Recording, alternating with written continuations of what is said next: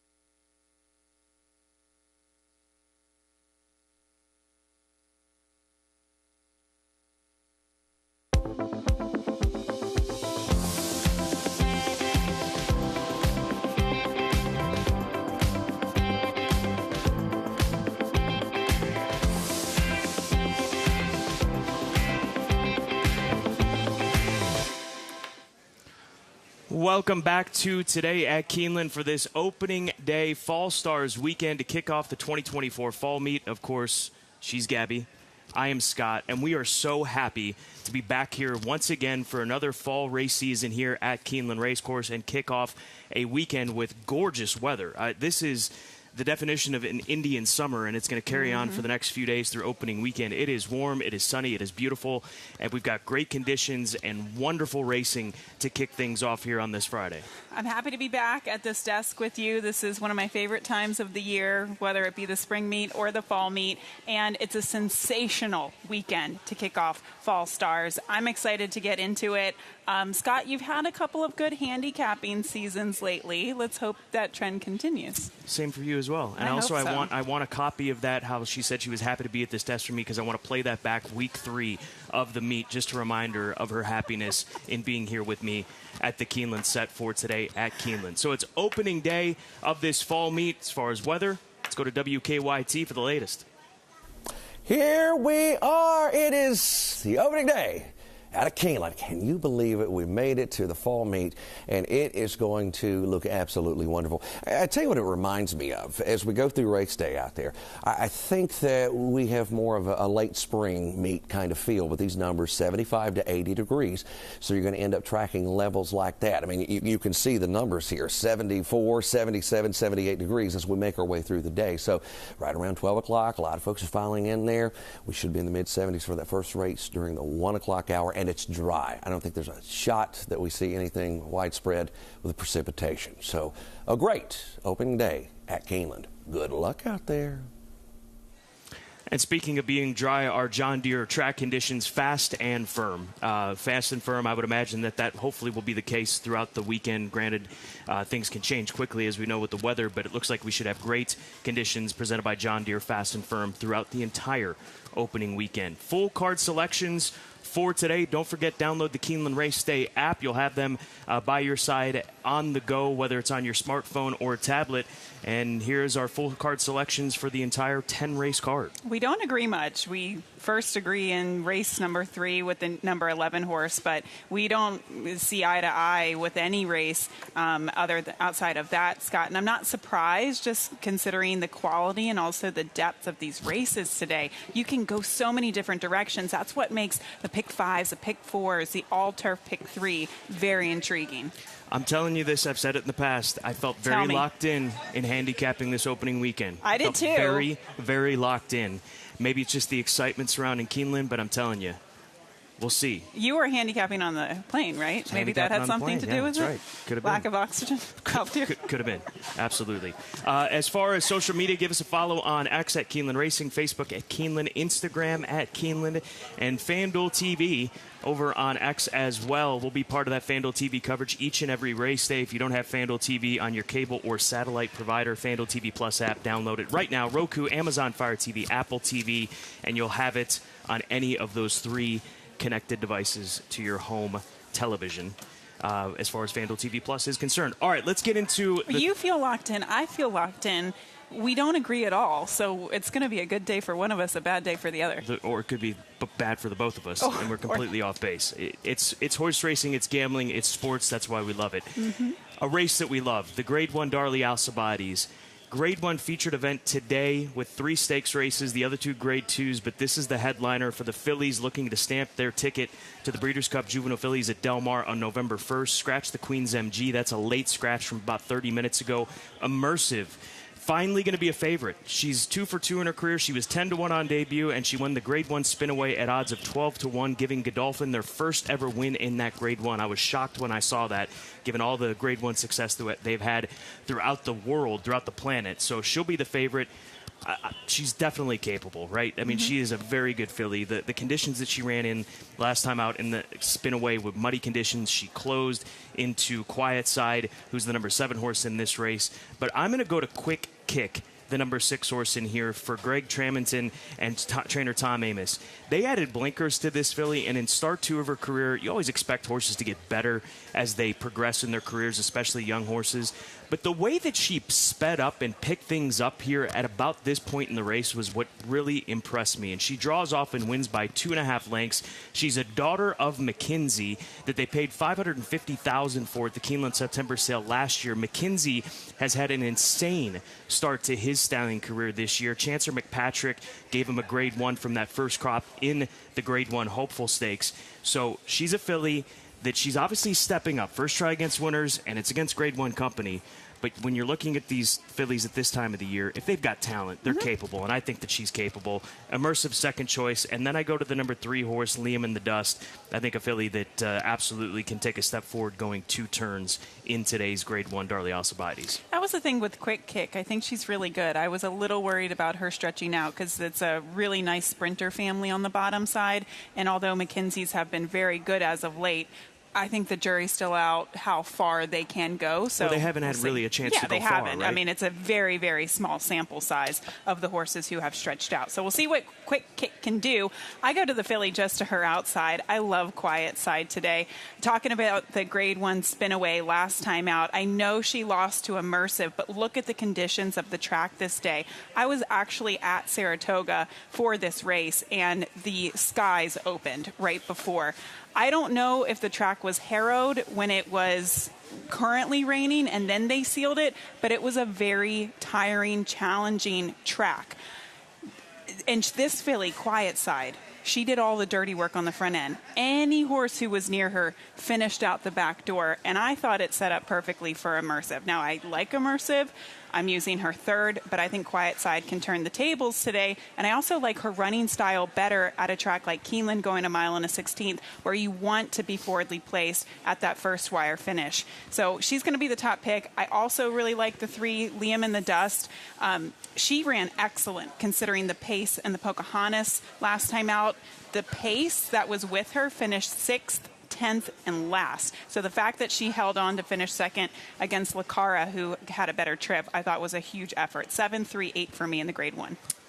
Are we foolish for just picking against Immersive? I mean, that was a pretty big effort for her to do that in those conditions. She's bred to handle a sloppy track. She got a good pace set up. It was a wickedly fast pace. And I do think you have to be the best horse in order to close and win at a mile and a 16th on the main track at Keeneland. Nyquist had 2 grade 1 winners this past summer, New York and Del Mar. For more on this, third member of the team, here's Tom Leach. Quiet Side broke her maiden on the 4th of August at Saratoga, came back 4 weeks later to finish second to Immersive in a grade 1. Trainer John Ortiz thinks his filly has really moved forward off that runner-up effort last time out. You know, I liked everything about it. You know, this filly showed she was game from gate to wire. You know, this is a filly that ran every single bit of the 7 furlongs, and she was up to the task, obviously. You know, she tried really hard. She just got a little tired at the end, which, you know, we had a little rain that day. Track got a little stickier, and maybe she wasn't ready for that. Any concern about the stretch out? No, not at all, actually. You know, I think she's bred to go 2 turns. Very happy to have the opportunity to, you know, be in the Alcibiades here. Once again, I think might be my 3rd time in here. You know, and I'm really live with this filly, and I'm really happy with her. Liam in the Dust comes off a runner-up effort in the grade 3 Pocahontas over at Churchill Downs. She's coming back on 20 days rest, but trainer Rudolph Brisset is very high on this filly and thinks she can handle a quick turnaround. It's not the easiest things to ask for a 2-year-old, but in the same time, we thought she came out the race in really good shape. She's moving well, carried good flush, and then obviously our race was very good. So that's why we decided to come. Liam in the Dust opened up a big lead turning for home, and Brisset told me he thinks she may have lost focus when that happened and that she could learn from it in this next outing. She certainly has the pedigree to handle the added distance. A lot of hopes for these fillies, and rightfully so, given what they've done in a very short period of time. So look forward to the Darley Alcibiades and who can separate themselves in this division, in this region. going towards the Breeders' Cup Juvenile Fillies on November 1st at Del Mar. Speaking of Breeders' Cup divisions, we go to race number 8. This is the Grade 2 Jasamine Stakes presented by Keeneland Sales. Don't forget, the November sale is just around the corner, and we're going to have that Breeders' Cup Championship sale at Del Mar on the Wednesday before Breeders' Cup weekend. So make sure you check that out and consider joining us out there for a big opportunity to be a part of that sale and buy into some key Breeders' Cup potential type horses. Some scratches, as you can see. Destino d'Oro is the morning line favorite. That is the number 6 horse for Brad Cox, a filly that's 1 for 1 in her career and got that 1 win at Kentucky Downs on debut at odds of 8-1 in a big 12-horse field. But this one is a challenge. The Darley Alcibiades is tough. This one is tough as well because right now you've got to lean on that and hope for these Kentucky-based horses that the Kentucky Downs form is going to work here at Keeneland with no turf racing at Churchill Downs. That is the most challenging thing, is figuring out which horse is going to move forward from Kentucky Downs, because it's such a quirky track. Sometimes they love it, sometimes they hate it, and that doesn't always replicate at a course like Keeneland, and you're dealing with 2-year-olds who are lightly raced, and that might have been their only start on the turf, so it does make it really tricky. I go to the 3-horse Sachet Away for Robbie Medina. This is a Curlin filly that they somehow got for just $150,000 at the Keeneland September sale last year. This was her debut effort. She sat close to the pace. This is obviously at Ellis Park, as you can see. She tracked off the pace under Adam Beschizza, and she's going to kick home. Once she angles out and gets that gap and finds that gap to work with, she's going to flash home and finish with a flurry. Now, her follow-up race after this maiden win was in the $1 million Juvenile Fillies stake at Kentucky Downs, and she was way far off the pace. The pace was insanely fast that day, and she couldn't keep up. She still came on, but I'll give her a pass on that. I like the draw. She gets another jockey change here. It's Christian Torres, which is fine. He's had a great year in 2024. So give me Sachet Away on top, and hoping that getting back to the conventional turf course is going to be more to her liking. Isle of Capri for the Coolmore connections and Brendan Walsh. She's 1 for 1 in her career. Very fast filly.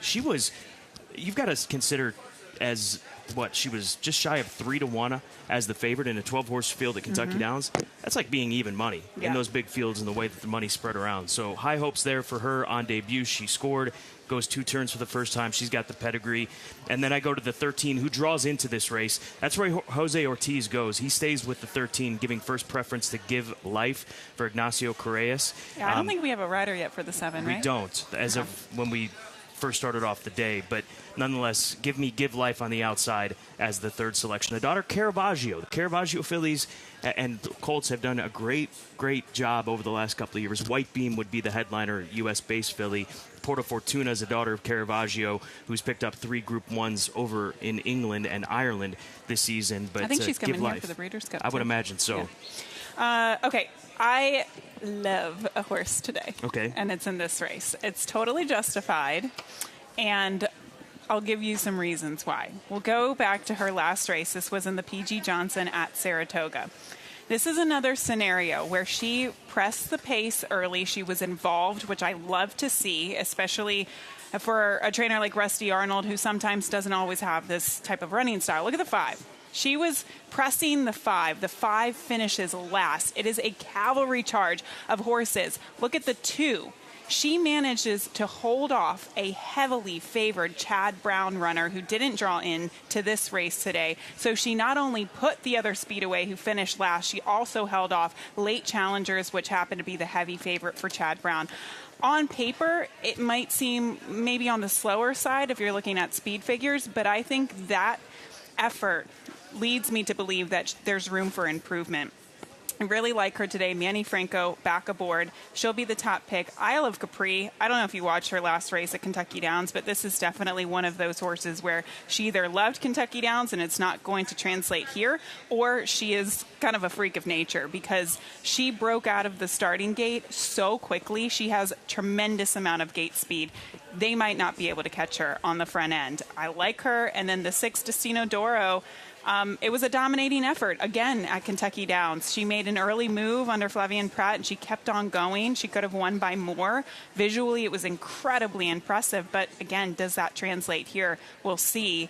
It's a very tricky race, but I just loved how Totally Justified won her last race. If we have any Houston Astros fans in the house here at Keeneland or watching at home, Totally Justified, the Philly you like, owned by Alex Bregman.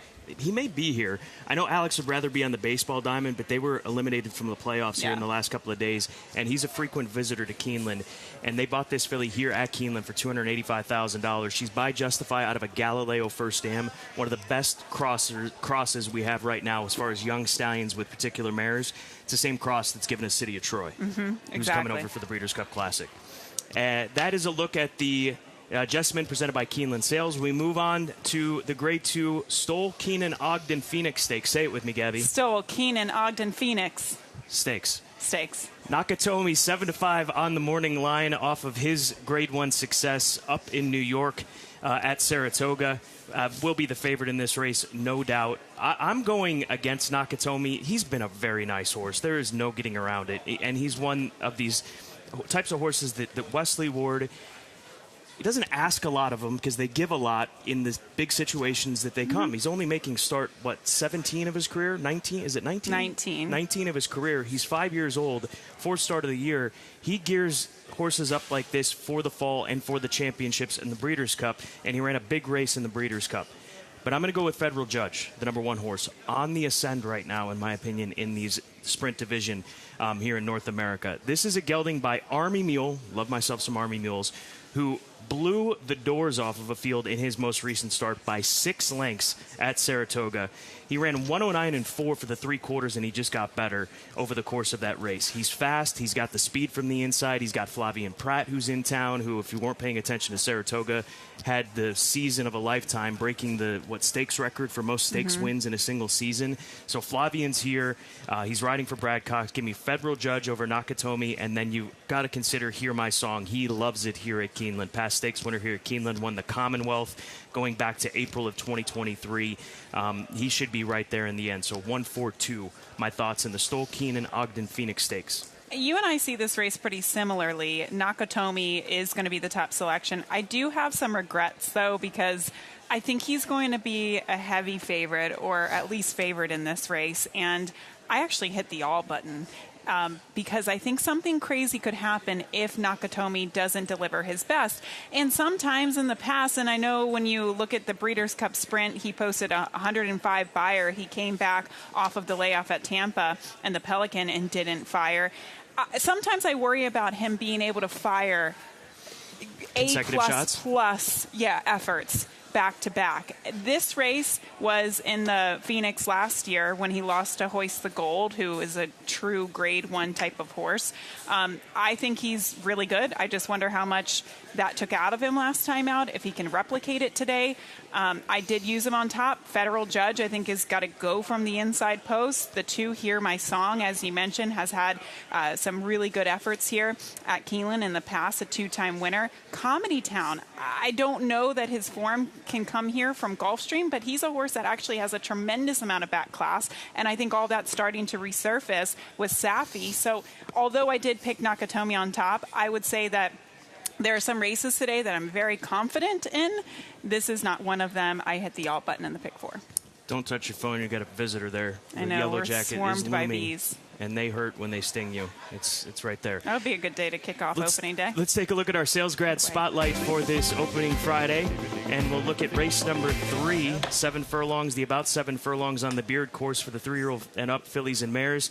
And Upon a Star, she was hip number 701 back at the Keeneland November sale in 2021, as Stone Street Stables went to $295,000 for this very young filly to acquire her. She ran a good race on debut 8 months back, and she's going to follow that up with a effort here today, and she should be stout. So Upon a Star for Stone Street, bred by F&M Syndicate here in Kentucky, daughter of Munnings out of the Verrazano First Dam in Timely. Sales Grad Spotlight from the Keeneland November sale in 2021, $295,000 purchase.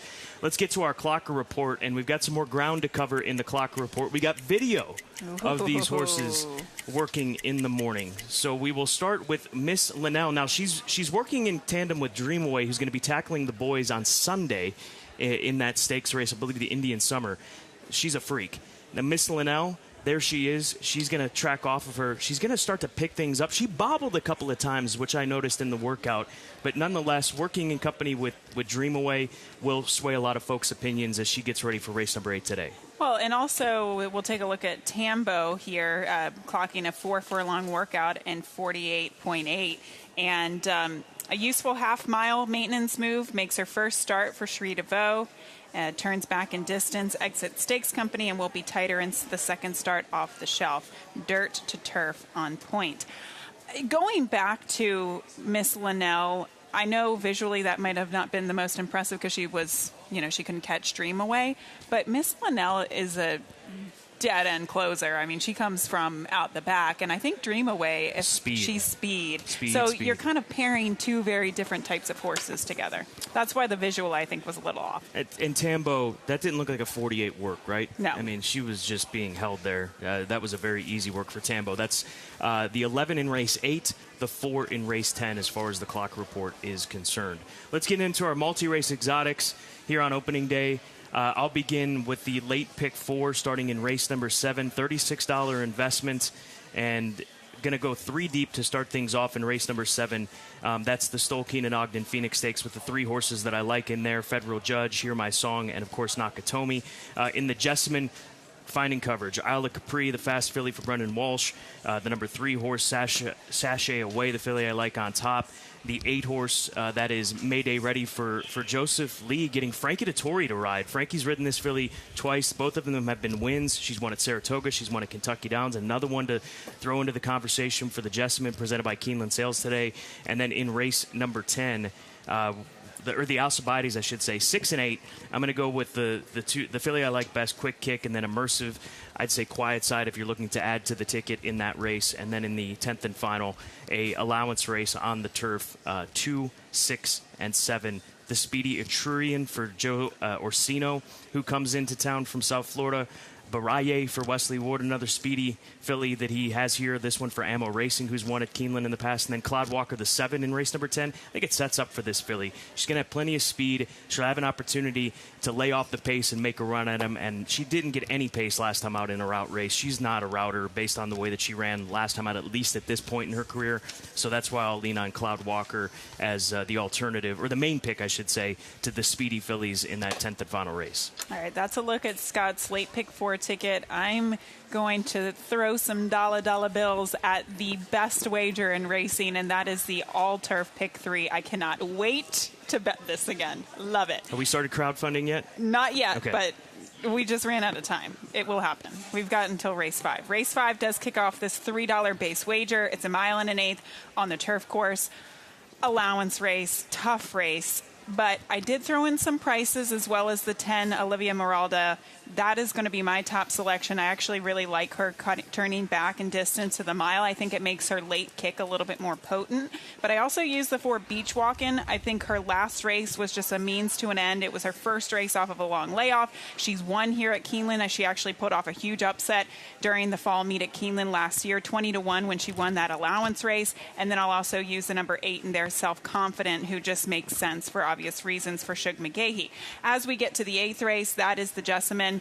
Although I do love the 9, again, they're lightly raced 2-year-olds, so I wanted to have some coverage here. The 2 Isle of Capri could be anything. Destino Doro, thought her race at Kentucky Downs was very visually impressive. And I also threw in the 13 Give Life, who draws in off the AE. She comes out of the Untappable Stakes at Kentucky Downs. I don't think she handled the course whatsoever. It was stop and go, stop and go, stop and go. And as we get to the last race, it's a tough one, but just going 6-11 there for the $72 ticket.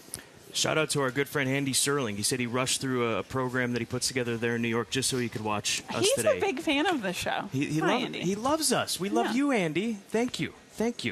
One of the best handicappers out there, by the way, up there learn a lot from in Andy. New York. Where are we off to next? For best better, angle. for worse. Race number 6. This is where my best angle comes. And I'm going to play a straight exacta, 9/2. The speed comes from the inside with Air of Defiance and Montalcino. Air of Defiance, the one, hasn't run in a while. I think that catches up with him. It's been 11 months. Montalcino, to me, wins that battle. And then I see it over the top coming Banned for Life, the 9. That is the Alstall Jr. colt by Maximus Mischief, who finally put it all together last time out. Caught a fast track at Saratoga, wins by 4 lengths. The outside draw, I think, forces Saez to come from off the pace. I don't see him rushing up to try to engage the speed down on the inside, but there's going to be plenty of it for him to extend himself late. So banned for life for Spendthrift Farm, a colt by their stallion Maximus Mischief on top, 9/2, $10 exacta. You can play it for $1. You can play it for $100. Gabby's probably going to play it for $500. That is the idea. That's the best angle of the day, race number 9. I visualized the race, and that's how it comes together. Okay, well, good luck with that. Race number 5. Thanks, Gabby. Very convincing. No, truly, from my heart. Sure. Good luck. Yeah. Good luck with that. Race number 5 does kick off that all-turf pick 3. I'm going to take it there for my best angle. Olivia Meralda, as I mentioned, I really like her cutting back to the mile distance. We'll take you to the Gamely, which was not at a mile. It was actually at a mile and an eighth, which I think speaks to her versatility. But this was also an incredible ride by Flavien Prat. So 2 reasons why I like this filly. 3, actually. I'll give you 3. I like her at the mile. I think it makes her late kick, a little bit more potent. She's run well here in the past. She finished 2nd in an allowance race at Keeneland, her first race in the States with Will Walden, also the first race off of a long layoff. And I just think that Flavien Prat is a difference-making rider. The 2 times that he was aboard her, he got the most out of her, and I love the fact that he's back aboard her today. And to be honest, I think this is a bit of a manageable field. So I'm going to key her in the exacta with the 1-8-9. Also, if you want, throw in the 4. I think the 4 is going to wake up today, second off the layoff. And that race that you showed back in the Gamely, she was beaten by Anisette, who's been one of the best fillies on the West Coast on the turf, and she is entered in the Keeneland November sale coming up in just about a month. And reminder, the Keeneland November sale catalog is available right now online. Let's go to Tom Leach for his long shot pick of the day.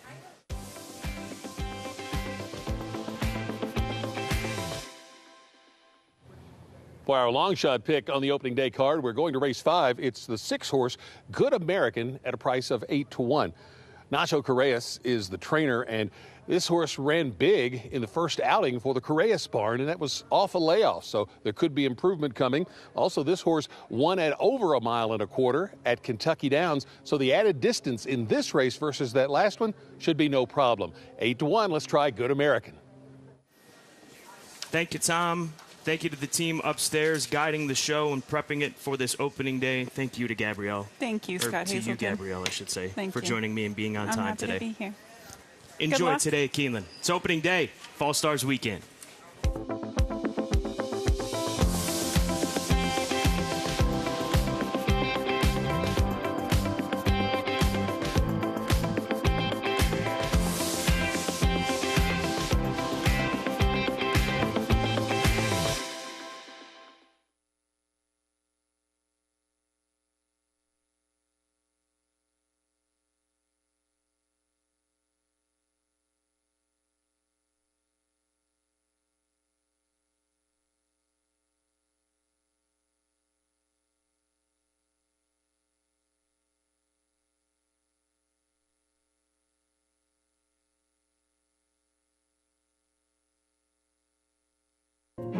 Looking for bloodstock that shapes the world?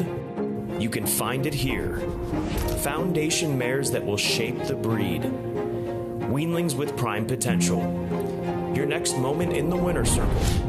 It's all waiting for you here at the world's marketplace. Keeneland November Breeding Stock Sale, where the future is found. Beginning Tuesday, November 5th.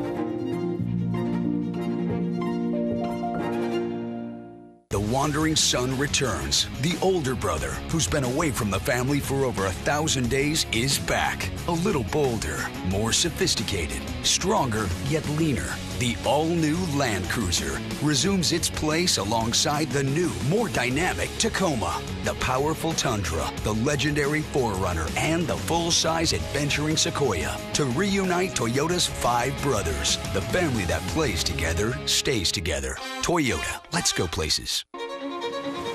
You have to be here to feel the rumble from 40,000 race fans mixed with the Pacific breeze. You have to be here to taste extravagance and witness greatness race after race after race. You have to be here to witness unforgettable and to believe the unbelievable. This November, be at Del Mar for an experience that's truly a breed apart.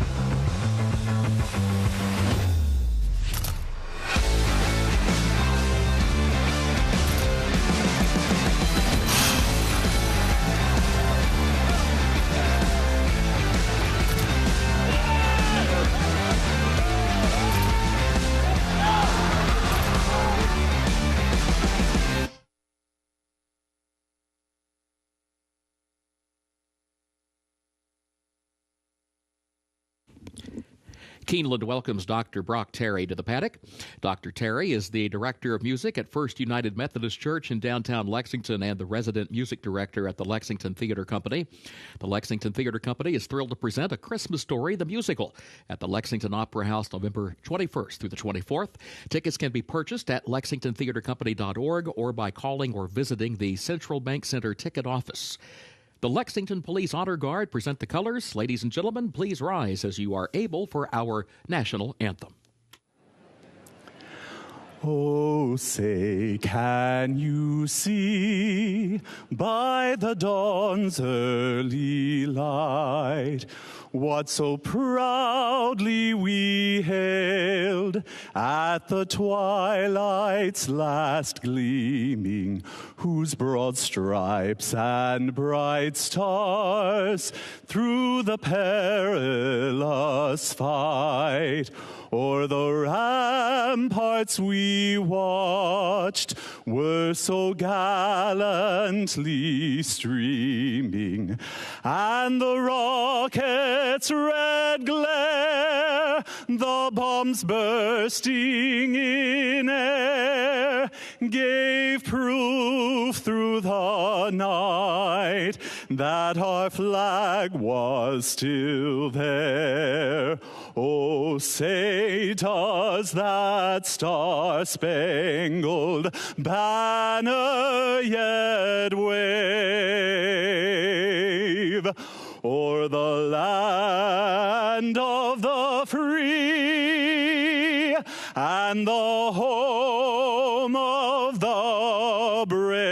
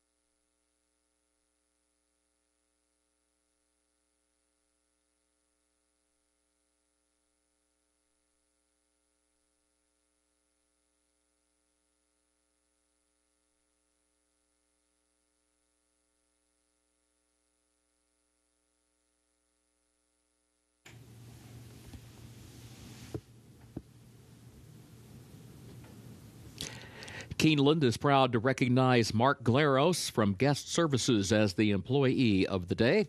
Congratulations, Mark.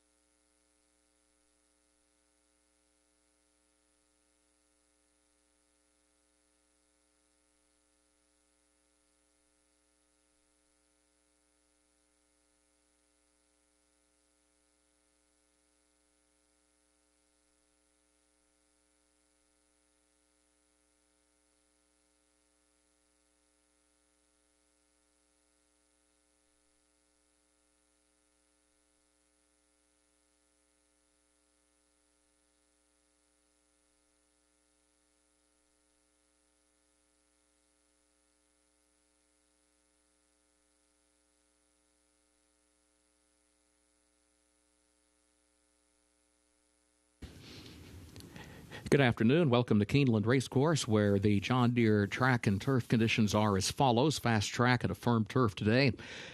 Temporary rail is down. Let's take a look at the program changes beginning in the first race. Race 1 is where the first of the day's rolling doubles and pick threes, and also the early pick 5 will begin. In that first race, the jockey for the 4, Flying Houdini, Ben Curtis. 4, Flying Houdini. The jockey is Ben Curtis. Weight is okay. Overweight, the 6 Gatlinburg, the jockey 1 pound over. 6 Gatlinburg, jockey +1. Second race, start of the early pick 4. Take out the also eligibles, 13 through 16. They did not draw into the race. Third race, scratch number 4, Protégé. Scratch the 4, Protégé. Jockey for the 5, $1 a day, Andres Calleja. 5, $1 a day, Andres Calleja is the jockey. Weight is okay. It remains at 119. Fourth race, scratch number 3, It's Witchcraft. Scratch the 10, Baytown Butterfly. That's the fourth race. Scratch 3, It's Witchcraft. Scratch 10, Baytown Butterfly. Race 5. Start of the pick 6, start of the Keeneland Turf pick 3, the latter made up of races 5, 8, and 10. No changes in race 5. Sixth race, start of the late pick 5. In that sixth race, scratch number 3, Linebacker, and scratch the 6, Born Flawless. Scratch 3, Linebacker, and scratch 6, Born Flawless. Seventh race, the stall Keenan Ogden Phoenix. A win and you're in for the Breeders' Cup Sprint Division. Scratch the 6, Banjo Chris. That's the 7th race. Scratch 6, Banjo Chris. That's also the start of that late pick 4. Moving on to the 8th race, the Jasamine, presented by Keeneland Sales. A win and you're in for the Breeders' Cup Juvenile Fillies Turf. And in that 8th race, scratch the 12, Coretto. Scratch 14, She's Got Will. Scratch 15, Virgin Colada, and 16, Daisy Flyer. That's in the 8th race. Scratch 12, Coretto. Scratch 14, She's Got Will. Also scratch 15, Virgin Colada, and 16, Daisy Flyer. Number 13 will run. 13, Give Life, draws into the race. The jockey will be Jose Ortiz, as shown in the program. But that means there will be a jockey change for the 7, Ballerina Doro. There will be a jockey change on the 7, Ballerina Doro, the jockey to be announced. 9th race, Grade 1, Darley Alcibiades, win and you're in, Breeders' Cup Juvenile Fillies. Scratch the 5, the Queen's MG. Featured 9th, scratch 5, the Queen's MG. 10th and final race, which features the Toyota Super High 5. Takeout number 13, Dorothy Crowfoot, did not draw into the race. 13, Dorothy Crowfoot is scratched. Those are the current program changes. Time now to check in with Scott Hazelton and Gabby Gaudet. Well, happy opening day to the Keeneland Fall Meet. Scott and Gabby back with you again. It is Fall Stars weekend, and the stars are here as they always are at this time of the year. Key prep races for the Breeders' Cup at Del Mar a month from now, Gabby. But as a whole, quality racing, phenomenal racing once again for this fall meet. Incredible racing today through Sunday. Honestly, it took me hours and hours and hours to get through these cards, but I was happy to do so. I have missed Keeneland, and I'm so happy to be back. Beautiful weather as well. We are treated to excellent weather this weekend for Fall Stars. It's warmer in the fall than it is in the spring here in Lexington. That's been the theme over the last couple of years. Big races today, 3 of them. The Phoenix Stakes, Grade 2, Stoll Keenan Ogden Phoenix Stakes featuring Nakatomi, a leading contender for the Breeders' Cup Sprint. The Jasamine Grade 2 event presented by Keeneland Select. For those looking to punch their ticket to that championship Friday at Breeders' Cup, and then the big one, the Grade 1 Darley Alcibiades and Godolphin represented with Immersive, a filly that gave them their first Grade 1 win in the Hopeful Stakes at Saratoga, and she's been an upset winner in both of those wins that she's put together so far. Yeah, last time out in the Spinaway, it was a really impressive performance. I don't know what to make of the Spinaway just because of the sloppy sealed conditions that was that day. We're not dealing with those conditions today, but she is regally bred. She obviously is one to consider. I love Quiet Side. I think Quiet Side can turn the tables on a fast main track, especially considering the configuration at Keeneland going a mile on a 16th, but it's your typical Grade 1 event at Keeneland. It's a tough one. It is a beautiful day, a wonderful race card. Enjoy it as we'll get it underway. The first of 10 races at the top of the hour.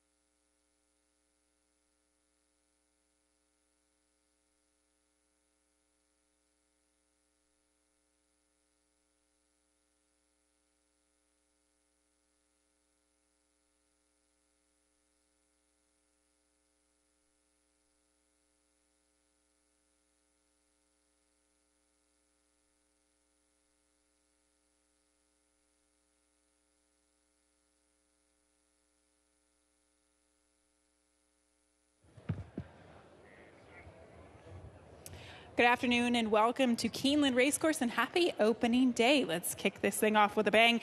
Race 1, horses are in the paddock getting saddled as we are 16 minutes out. A very competitive claiming event. And we'll start off with the number 5 here, Burnin' Hot. This horse is going to be my top selection for trainer Chris Davis. The distance of this race is a mile and a 16th. And I do think that that's an important thing to consider because the mile and a 16th on this track here at Keeneland is the first wire finish, and it tends to favor front runners. That is definitely the case with this horse in Burnin' Hot. He's been setting the tempo for the past couple of starts. He's even has sprinter type speed.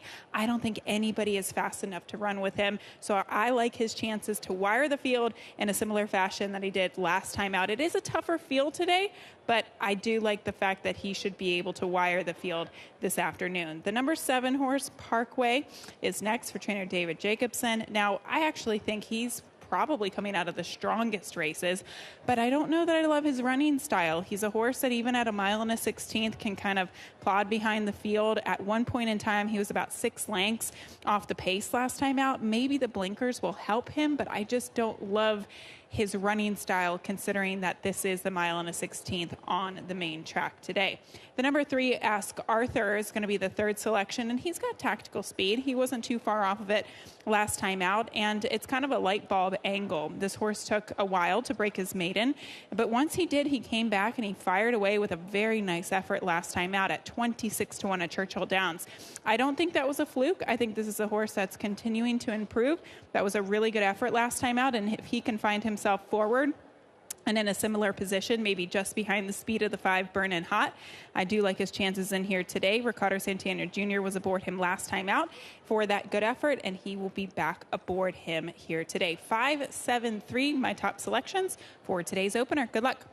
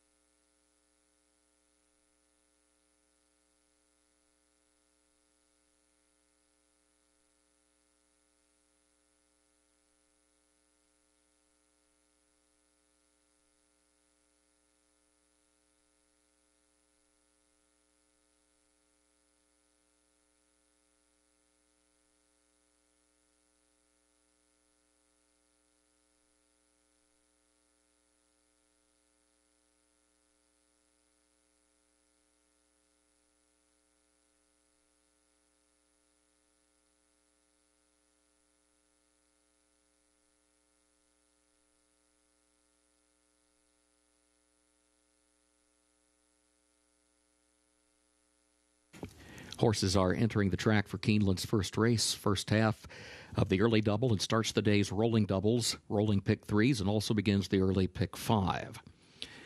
Track condition is fast. The turf is firm. Temporary rail down today. Mile and a 16th over the fast main track for this claiming race. 3-year-olds and up. Price of $62,500. Race will finish in the short stretch at the first wire. Jockey for the 4, Flying Houdini, Ben Curtis. Ben Curtis rides the 4. Weight is okay. Overweight the 6, Gatlinburg, the jockey, 1 pound over. That's number 6 +1. Post time in 5 minutes.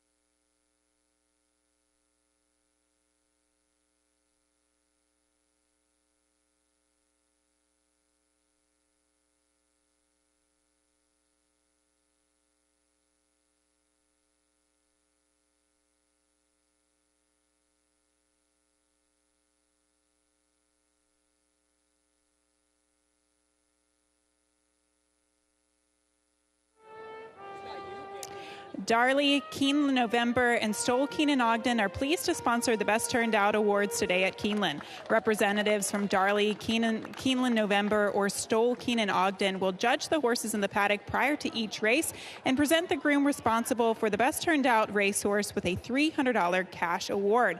The winner of the Darley Best Turned Out Award for the first race is number 7 Parkway. The groom for, the 7 Parkway, and the groom is Arturo Gonzalez. Congratulations to Arturo. As we get into the field here, the number 7 Parkway we kick things off with, and he looks like how he runs. He is just a very big-bodied horse. And that's the one thing he's going to have to overcome is overall the lack of pace in here. There seemingly is one pace setter in here, and also just the fact that he likes to close from off of the pace. Usually horses like this have a tough time being able to close and get up in time for the first wire finish at this mile and a 16th configuration. We'll see what he does. He does look good on the track today. As we take a look at some other contenders going postward, and the number 5 Burnin' Hot, I think, is a really good-looking horse. Honestly, the 5 and the 6 were physical standouts, in my opinion. Burnin' Hot, he's just held very good condition. He's kind of a larger-sized horse, which leads me to believe that he's perfectly capable of handling the mile and a 16th today. I know he's tried a distance of ground before in the past, but that was on the turf. His other route races were going the one-turn mile at Churchill Downs, but I think he should be able to navigate this just fine. And then the 6 Gatlinburg was a horse that was really sharp today, super on his toes. He was coming out of the horse path on his toes, really fresh, and maybe this is a horse that could run with the likes of the 5 Burnin' Hot, just judging by how he's behaving here this afternoon. We'll see how the pace plays out, but the 5 and the 6 definitely looked the part on the track today. Good luck in today's opener.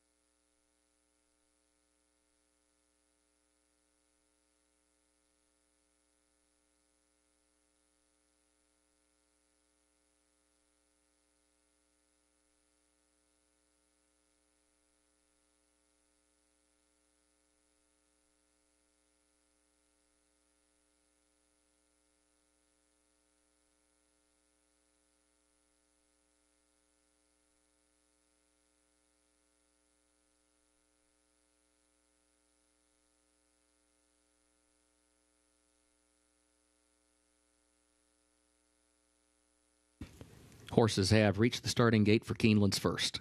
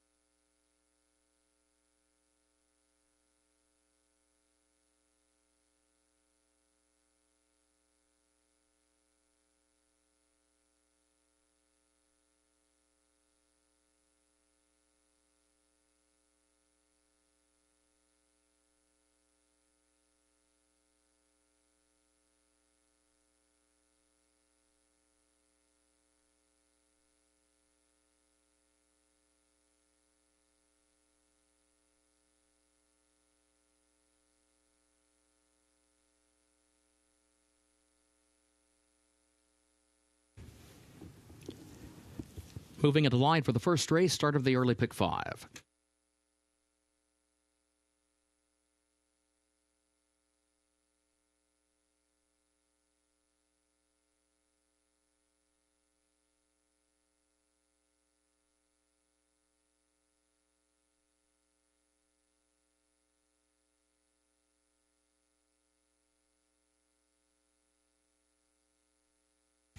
Flying Houdini comes forward. Burning Hot.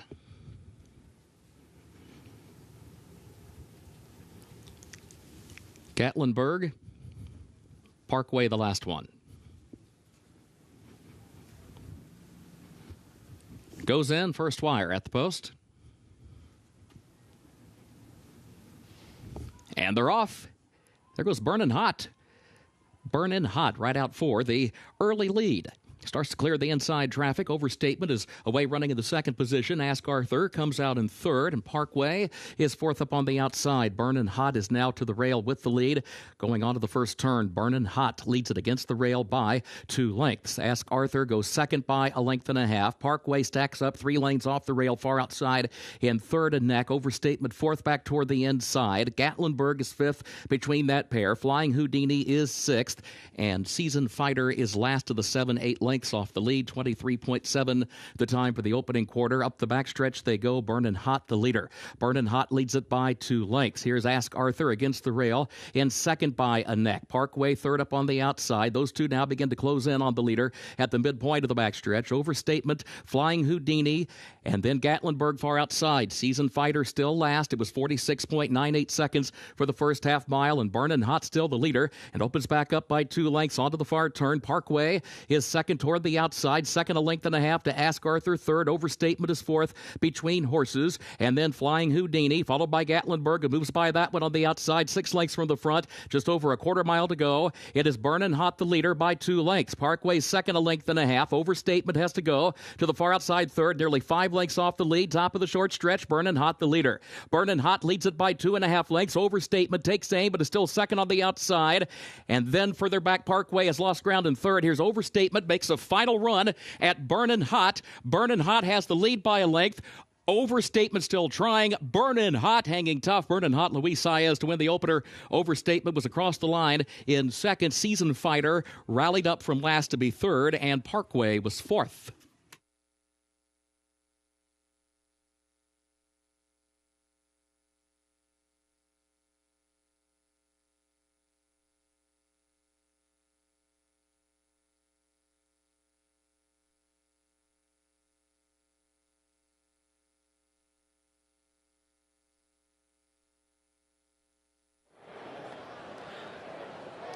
Well, we start off the fall meet with a wire-to-wire winner here at 4-1. It's the 5 Burnin' Hot. Great ride by Luis Saez, taking the initiative early, having to go a little bit quick, but establishing that front-running position, and it was just too much. He gets up for the victory, or stays on for the victory. Good runner-up effort from the number 1 Overstatement, who was picking up the pieces late, but couldn't get past this wire-to-wire winner, and Burnin' Hot. 5-1-2 unofficially across the finish line for today's opener.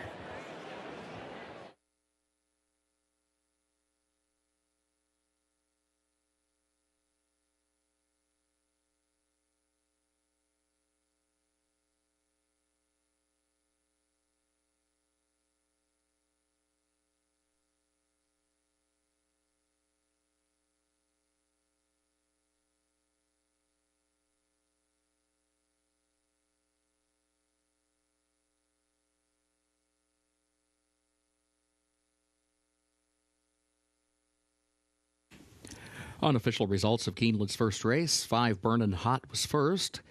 Number 1 Overstatement second. Number 2 Season Fighter third. The 7 Parkway fourth. 5-1-2-7 unofficial.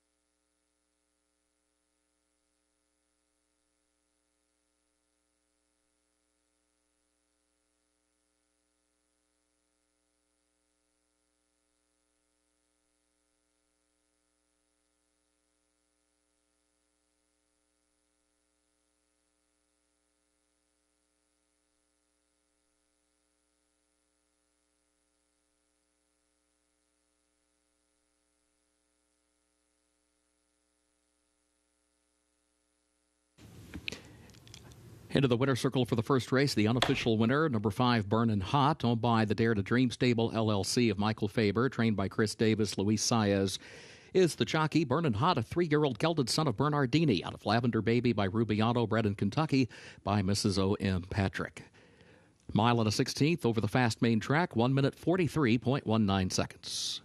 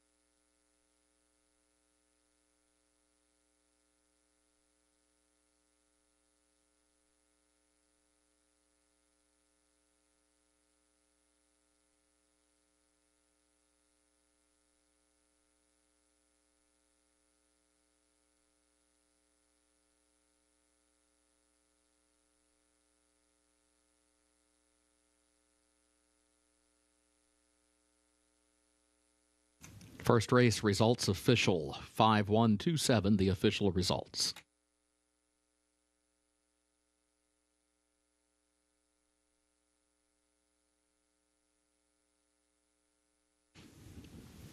Keeneland's second race upcoming. Double and pick 3 wagering start of the early pick 4. Turf is listed firm. The temporary rail is down today. Take out the also eligibles, 13 through 16. They did not draw into the race.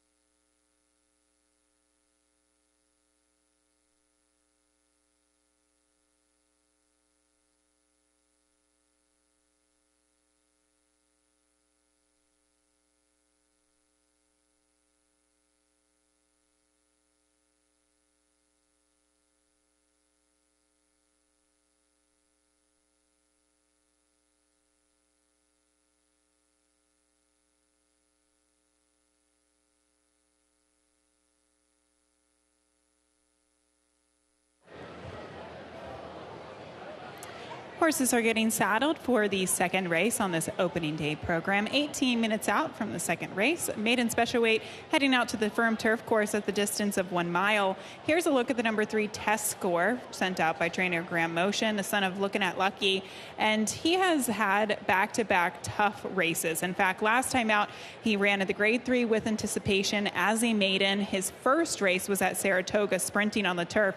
And he lost to a horse by the name of Governor Sam, who is now a 2-time stakes winner. He would come back in the grade 3 with anticipation, talking about test score, to lose to Zulu Kingdom, who would go on to win the Pilgrim. So this is a horse that has just faced some really, really tough competition. And I like the fact that he's splitting the distance today. I don't know that he's a 5-furlong sprinter. I think he's capable of handling a distance of ground, but at this point in time of his career, I like the fact that he's got a 1 1/16 race under the belt, and he has the opportunity to turn back to the mile. Some of these horses that he's facing today haven't quite gone this far. Some of them haven't even raced. That includes the number 1 Scorpius, who's going to be my second selection. This is a full brother to Mandaloon. So you obviously have to have some sort of expectations when you have a horse here that has this type of pedigree. Juddmonte Homebred, sent out by Brad Cox, Florent Giroux aboard. And I guess the only thing is, it is interesting to see him debut on the turf, considering the pedigree here. Obviously, Mandaloon, all dirt, Kentucky Derby winner. But this is a horse that they have decided to debut on the turf, and obviously Into Mischiefs can literally do anything. We have seen some of the other siblings be able to handle the turf as well.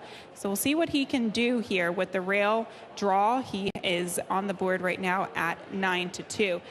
Then we'll take you to the outside, the number 8 West Beach for trainer Brendan Walsh. And this horse ran a really good effort last time out. He only lost to Tistastic. That was in the juvenile mile at Kentucky Downs. But even prior to that, really good efforts. My only issue with not picking him on top, thinking that he was going to be somewhat of a shorter price, was maybe his lack of follow-through. Sometimes when I see horses that are defeated with very narrow margins, you do wonder if they can finally get the job done. Maybe he's just gone against too tough of competition in those maiden special weight races. Maybe all of that will be setting him up for a success here today. That could very well be true, because he lost to Ferris Dynasty, Warlander, again, Tistastic last time out. Those horses you're going to be seeing running against graded stakes company throughout this weekend. He has held very strong company. So we'll see if he can finally get the job done in his 4th career start. This is a good group, very good group of 2-year-olds trying to win their first race. We'll see what happens as we are 16 minutes out from the second.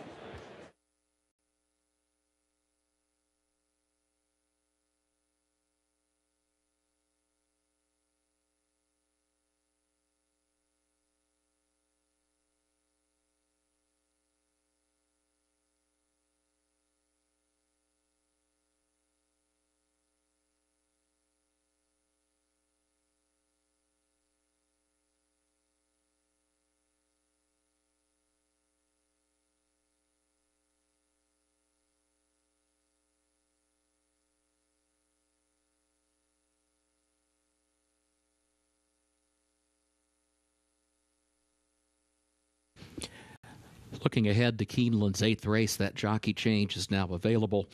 In race 8, number 7, Ballerina Doro, the jockey Dylan Davis. Keeneland's 8th race, number 7, Ballerina Doro, the jockey Dylan Davis.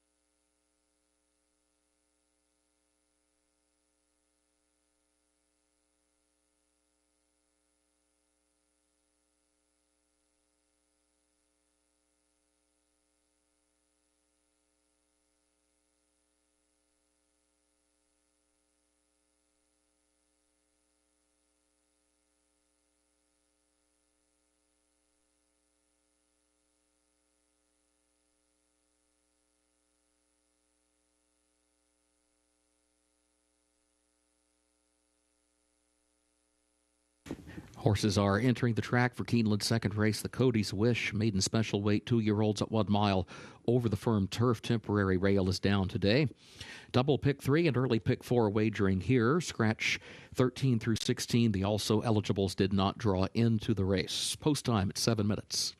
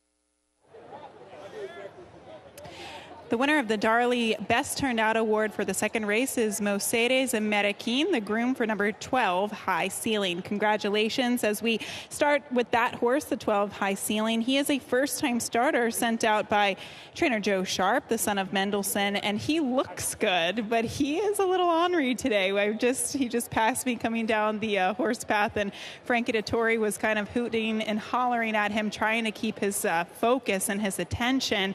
And he popped up on his back legs there for a minute. He definitely feels good. He's taking in his surroundings. You can see his ears going in every which direction.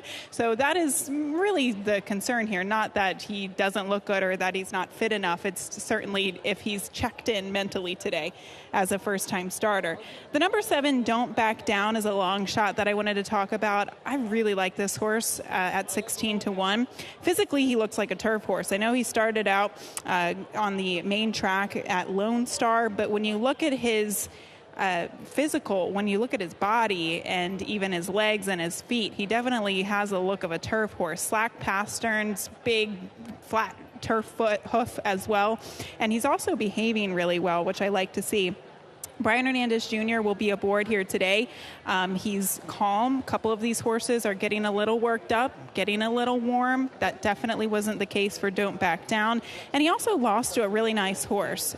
Golden Afternoon was a first-time starter for Carlo Vaccarezza at Kentucky Downs. I thought that was a productive race, and I do like this horse at a price. The number 4, Warren Majesty, also was another one that made a nice appearance. He was on his toes, definitely keyed up today, but I didn't think it was in a bad way. And also when you look at his last race at Kentucky Downs, he was very close and very wide throughout and a pace that completely collapsed. And I think Corey Lannery just kind of wrapped up on him late after that poor trip. But the 4, Warren Majesty, I look for an improved performance today. And then finally, the number 1, Scorpius. This is a big, good-looking horse. There's no doubt about it. I can understand why he's debuting at 2 turns on the turf. And again, a couple of other horses in here that are more lightly raced. We're getting a little warm, maybe a little lathered up. And that wasn't the case for this horse. He's actually showing a lot of class here for this first-time starter. Not surprised to see that, considering the connections and considering the pedigree, but the one Scorpius I thought made a very nice appearance as this first-time starter. Will head to post today for these connections. We're getting close to post time for race 2. Good luck.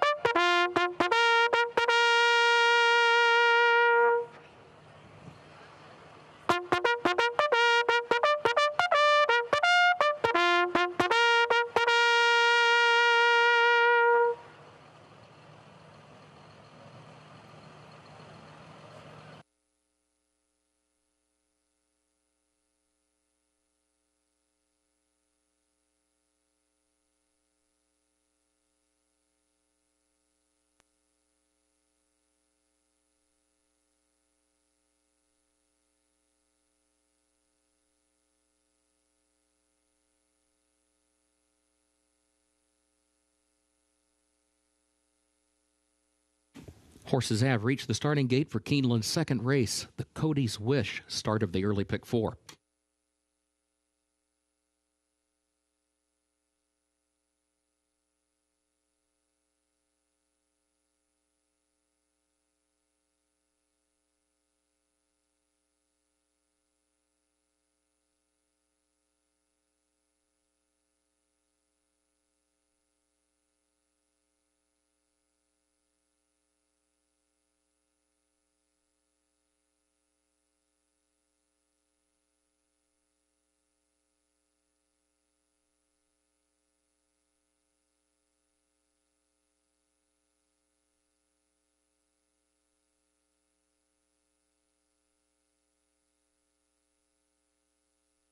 Moving into line, race 2.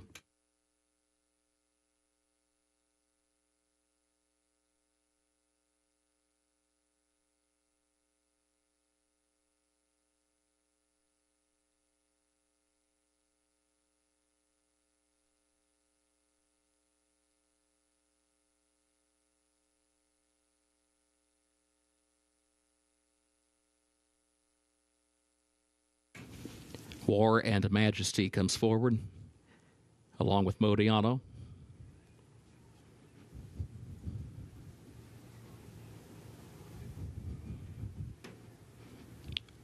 Cole Moon and Major Mischief into line. Gave Proof goes in. High Ceiling, the last one, comes forward.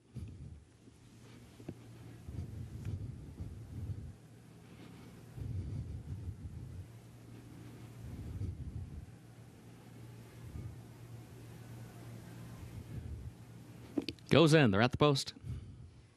They're off. There's Scorpius from the inside. Helicity is there out in the center of the course, and Sergeant Caps is in between that pair. Scorpius against the rail has the lead. Helicity goes second up on the outside. Sergeant Caps moves over against the rail into third into the first turn. High Ceiling, forwardly placed from that far outside starting spot, is in fourth. Test Score saved ground against the rail in fifth. West Beach is sixth between horses. Don't Back Down 3 wide around the first turn in seventh. War and Majesty is eighth. Then a gap of 2 more lengths back to Gave Proof in ninth. Major Mischief 10th up on the outside. A gap of 6 more lengths to Coal Moon next to last. 7 back of that one. Modiano trails for the move up the backstretch. 23.3 seconds was the time for the opening quarter. Scorpius, Helicity, 1-2 separated by a neck as they make the move off the end of the backstretch. They continue their tussle for the lead. Sergeant Caps is in third. High Ceiling fourth up on the outside. 47.5 seconds. The time for the opening half mile. Test Score fifth against the rail around the turn. 5 lengths off the lead. West Beach moves up on the outside of that one. Also within 5 lengths of the front. Has to angle a bit wide around the turn, though, as they move for the top of the stretch. Scorpius, Helicity, 1-2. Sergeant Caps is third to the inside. High Ceiling, Test Score, who's still fifth back toward the inside. West Beach on the far outside, still 5 lengths off the lead.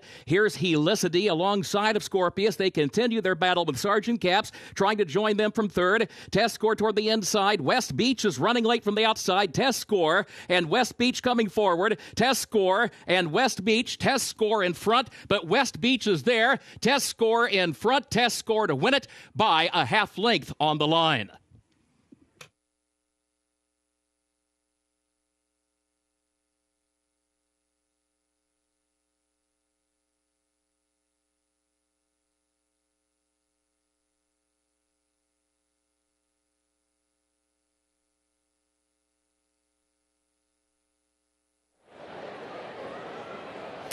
Well, there were several horses making their moves all at the same time. You can see the field certainly coming together right here. You see the number 8 West Beach making a move on the outside. The 3-horse Test Score splitting horses down on the inside under Manny Franco. What a phenomenal ride by Manny to get this horse up. Splitting horses in between. It was a difference-making ride as he does stay on here by about a half length in the end. West Beach, good performance, but has to finish second in the end. 3-8 unofficially.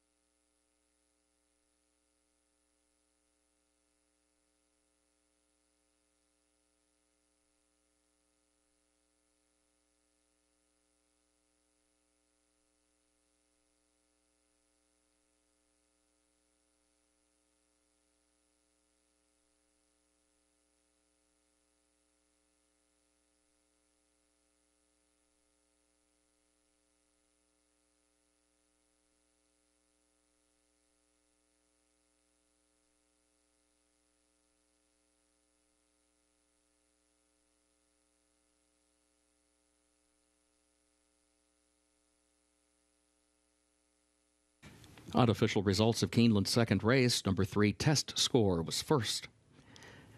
Number 8, West Beach, was second.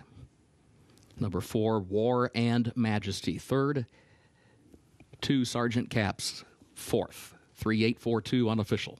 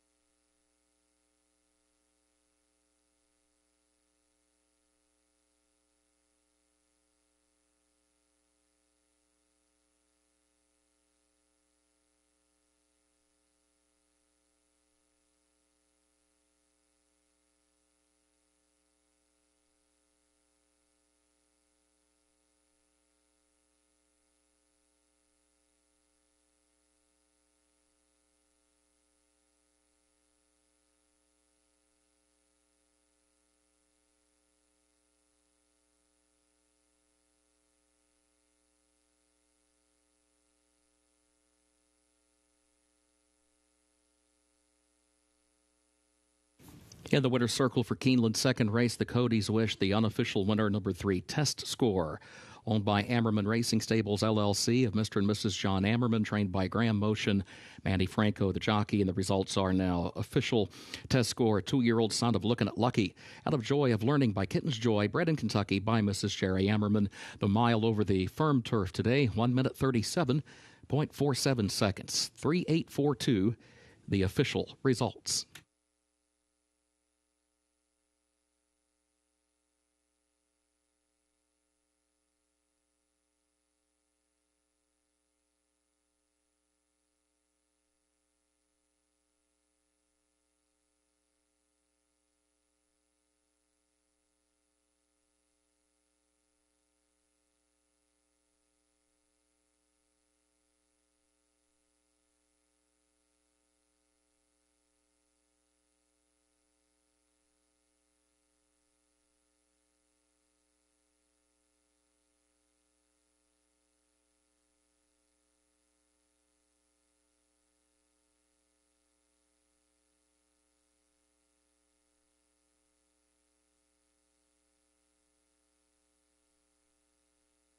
In the winner's circle, the Cody's Wish Trophy presentation to the connections of Test Score.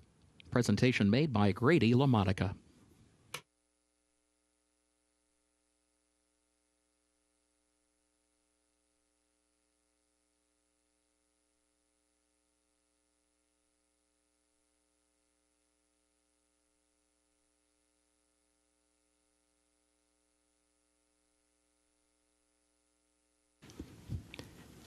Keeneland's third race upcoming starts the next of the day's rolling doubles and pick threes.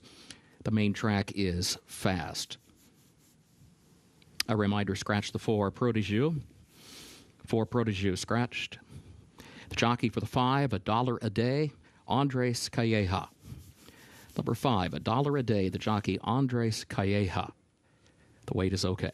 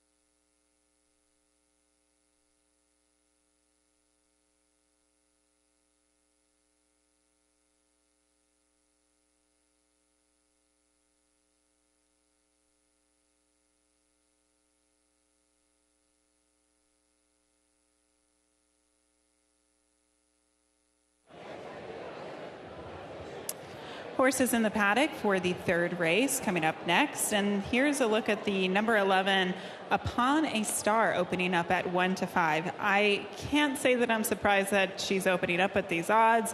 I figured she would be a very, very short price in this race. She ran really well first time out. I know it was a long time ago. It was the 1st of February earlier this year down at the fairgrounds, but she ran against a pretty decent group of horses, Tipsy Tammy being one of them. Tipsy Tammy is a very nice horse. Now, I guess playing devil's advocate, because we are talking about a 1-5 shot, I actually happened to see bubbling up the third place finisher out of that race come back to run yesterday at Delaware, and she did not run well at all. I think she might have finished last in that race. So something to consider. Obviously, you don't know how some of these horses will progress or not progress moving forward throughout the year, but she certainly was very impressive earlier this year as a 3-year-old. And generally speaking, Brad Cox, he has very strong statistics with these types of horses coming off of similar layoffs. 180 plus day layoffs, 35%. Take a look at some other horses that aren't a heavy favorite. The 6, Lord I Wonder, is one of them. And this filly for trainer Al Stahl, she was soundly defeated last time out. She lost by 15 lengths. It was a very spread out field in that event. But I do like that she has been able to go the mile. And sometimes when you get that foundation underneath of you, 7 furlongs, a mile, and you can cut back to the 7 furlong distance, it really goes a long way with these lightly raced 3-year-old fillies. Her first race was good, and if she can run back to that or even improve upon that whatsoever, I think she could definitely be a contender, top contender in this field. I'm going to talk about a big long shot up next, and really every horse outside of the 6 and the 11 right now are huge prices. The 3, Flight to Paris, is a horse that I think you can consider. They kind of tapped the brakes on her last time out after a disappointing performance at Ellis Park. It was a pretty good maiden special weight group, and prior to that, she's kind of been plugging along against the maiden special weight level. But I do like that sometimes you give a filly a little bit of a freshening, you bring them back here, and I think she'll be able to get the pace that she needs to close from off of it and hopefully perform well. But it's one of those races where obviously the 11, she stands out. She certainly does. I know she's coming in off of a long layoff, but her form is there. Brad Cox wins with these types of horses. But beyond that, if you think she's vulnerable, you're going to get paid, because the horses on the board outside of, again, the 11 and the 6 are huge prices. We'll have them come trackside in just a few moments after they get saddled, after riders are up. We'll take a closer look at some of these horses and see who physically stands out, as well as we're 15 minutes away from the third.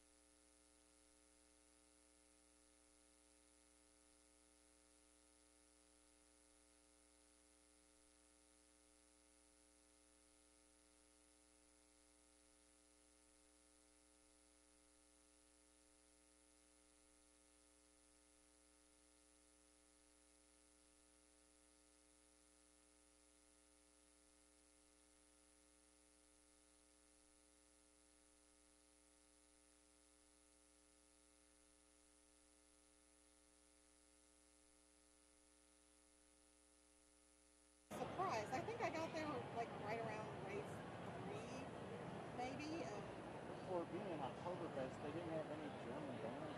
I know. I did see some people wearing like German clothing, but I didn't see the rest of the theme playing out. Right. I didn't either. I was going to play the duck dance, but I didn't.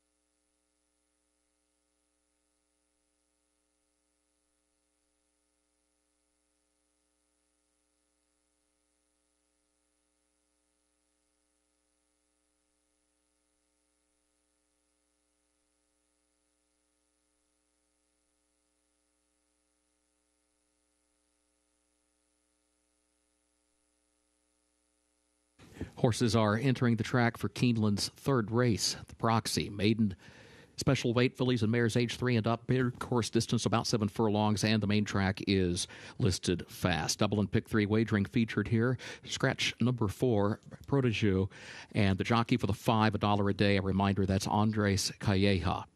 Weight is okay. Post time for the third race coming up just 5 minutes.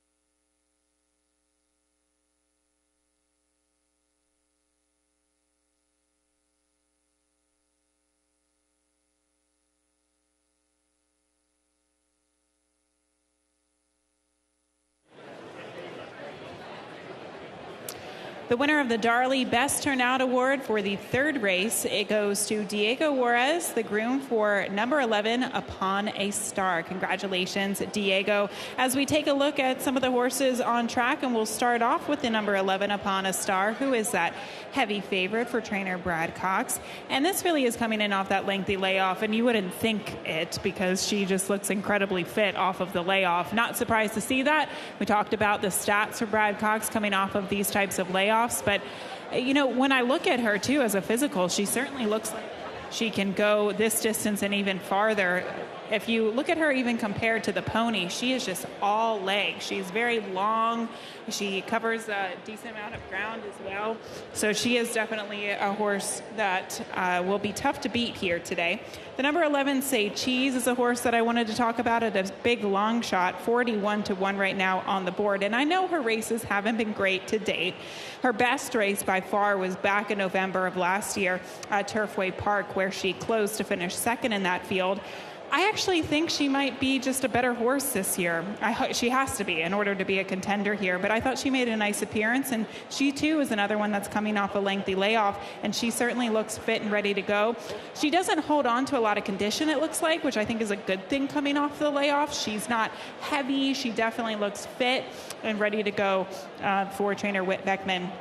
The number 6 horse, Lord I Wonder, she also made a lovely appearance. Now, Alstall horses, they tend to look really well in the afternoon, and that certainly was the case for her. From a physical standpoint, she looked great, but also from a behavioral standpoint. Her ears are forward. She just looks like a happy horse warming up on track, and that really does go a long way. She gets Fabienne Prat aboard for the first time, and I actually like the fact that she'll be into the race early. She does have some speed, and maybe that'll be the difference maker to try to upset the apple cart over the 2-5 favorite. Finally, the 12, Thanksgiving, a first-time starter by Uncle Mo out of the Unbridled Songs mare, Cara Marie. She's a first-time starter for trainer Brendan Walsh, and she also gets Tyler Gaffalione aboard. She looks fit. She looks ready to go. This outside post position, I don't know that is ideal, but at least she's been very professional in the warm-ups here.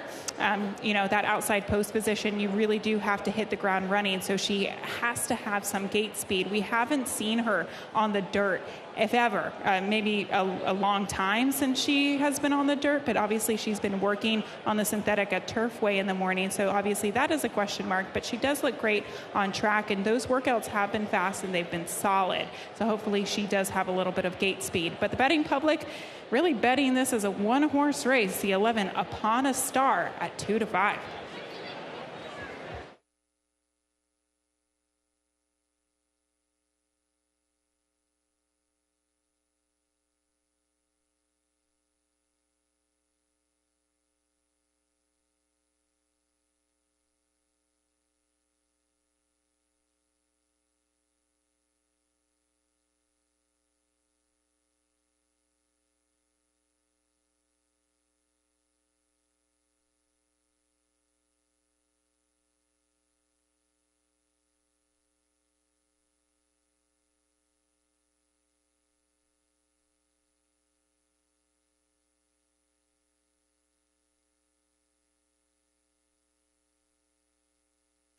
Horses have reached the starting gate for Keeneland's third race, the Proxy.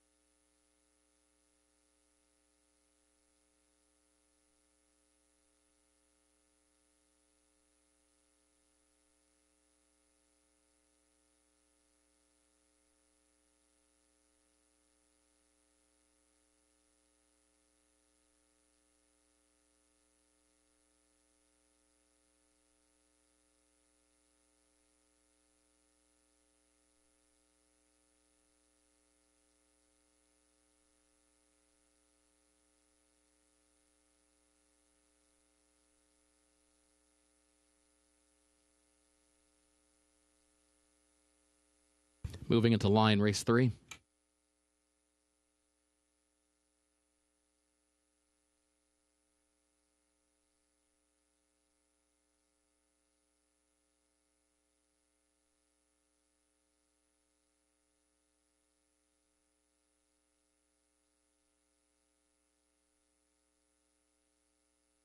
Flight to Paris comes forward.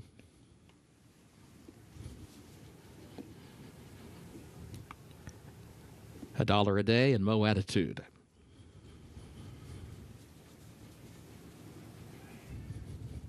Lord I Wonder moves in.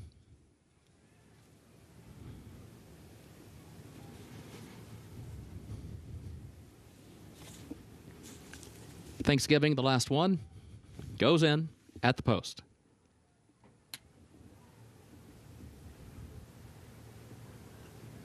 And they're off.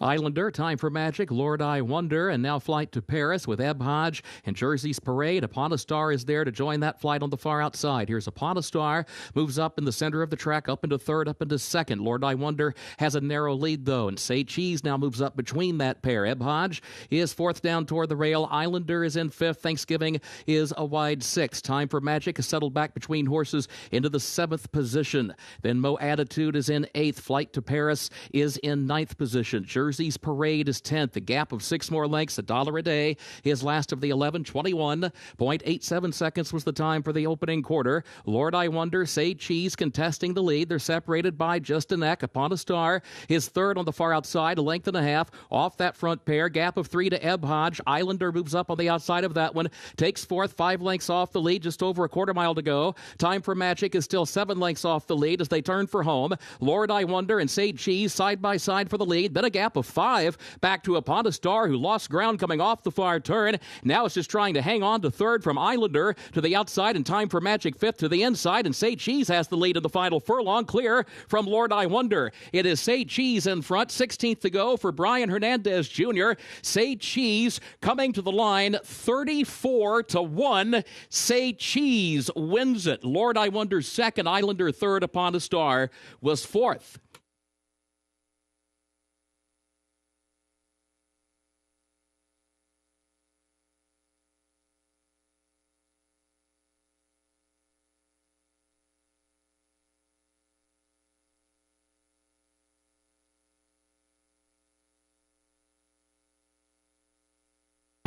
Taking another look at these two coming down the stretch, a big, long upset here with the 7, Say Cheese. She returned off of the bench for trainer Whit Beckman in fine form and in great shape and pulls off this victory at 34-1. In fact, your favorite finishing out of the trifecta make it 7-6-9 across the finish line.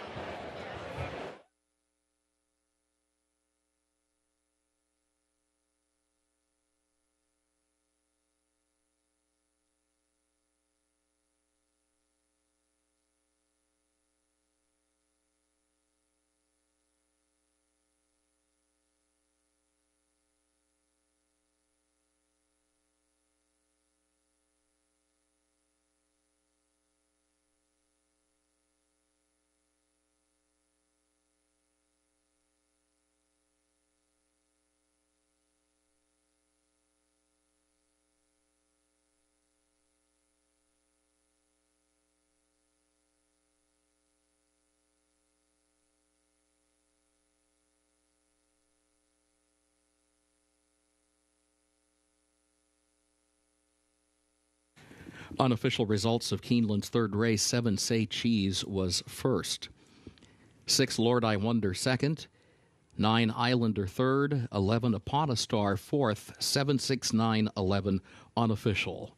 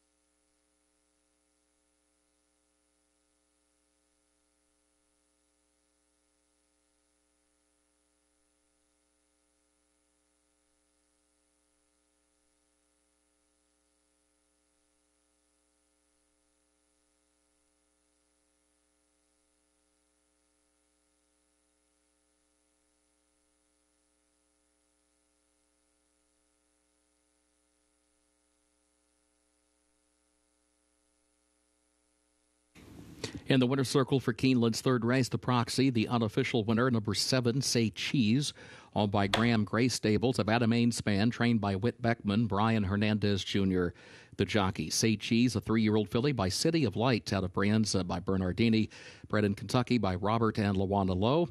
Keeneland sales graduate Say Cheese, 1 minute 26.17 seconds for the Beard course, about 7 furlongs over the fast main track.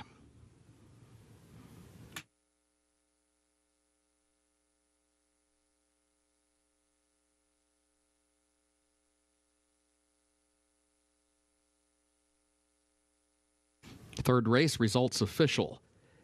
7-6-9-11, the official results.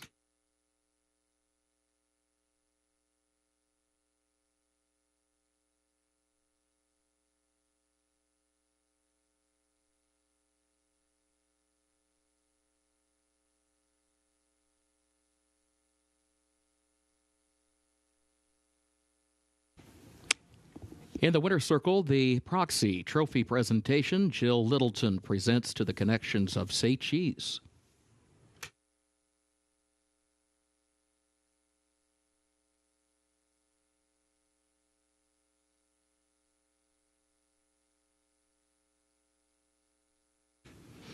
Keeneland's fourth race upcoming, including double and pick 3 wagering.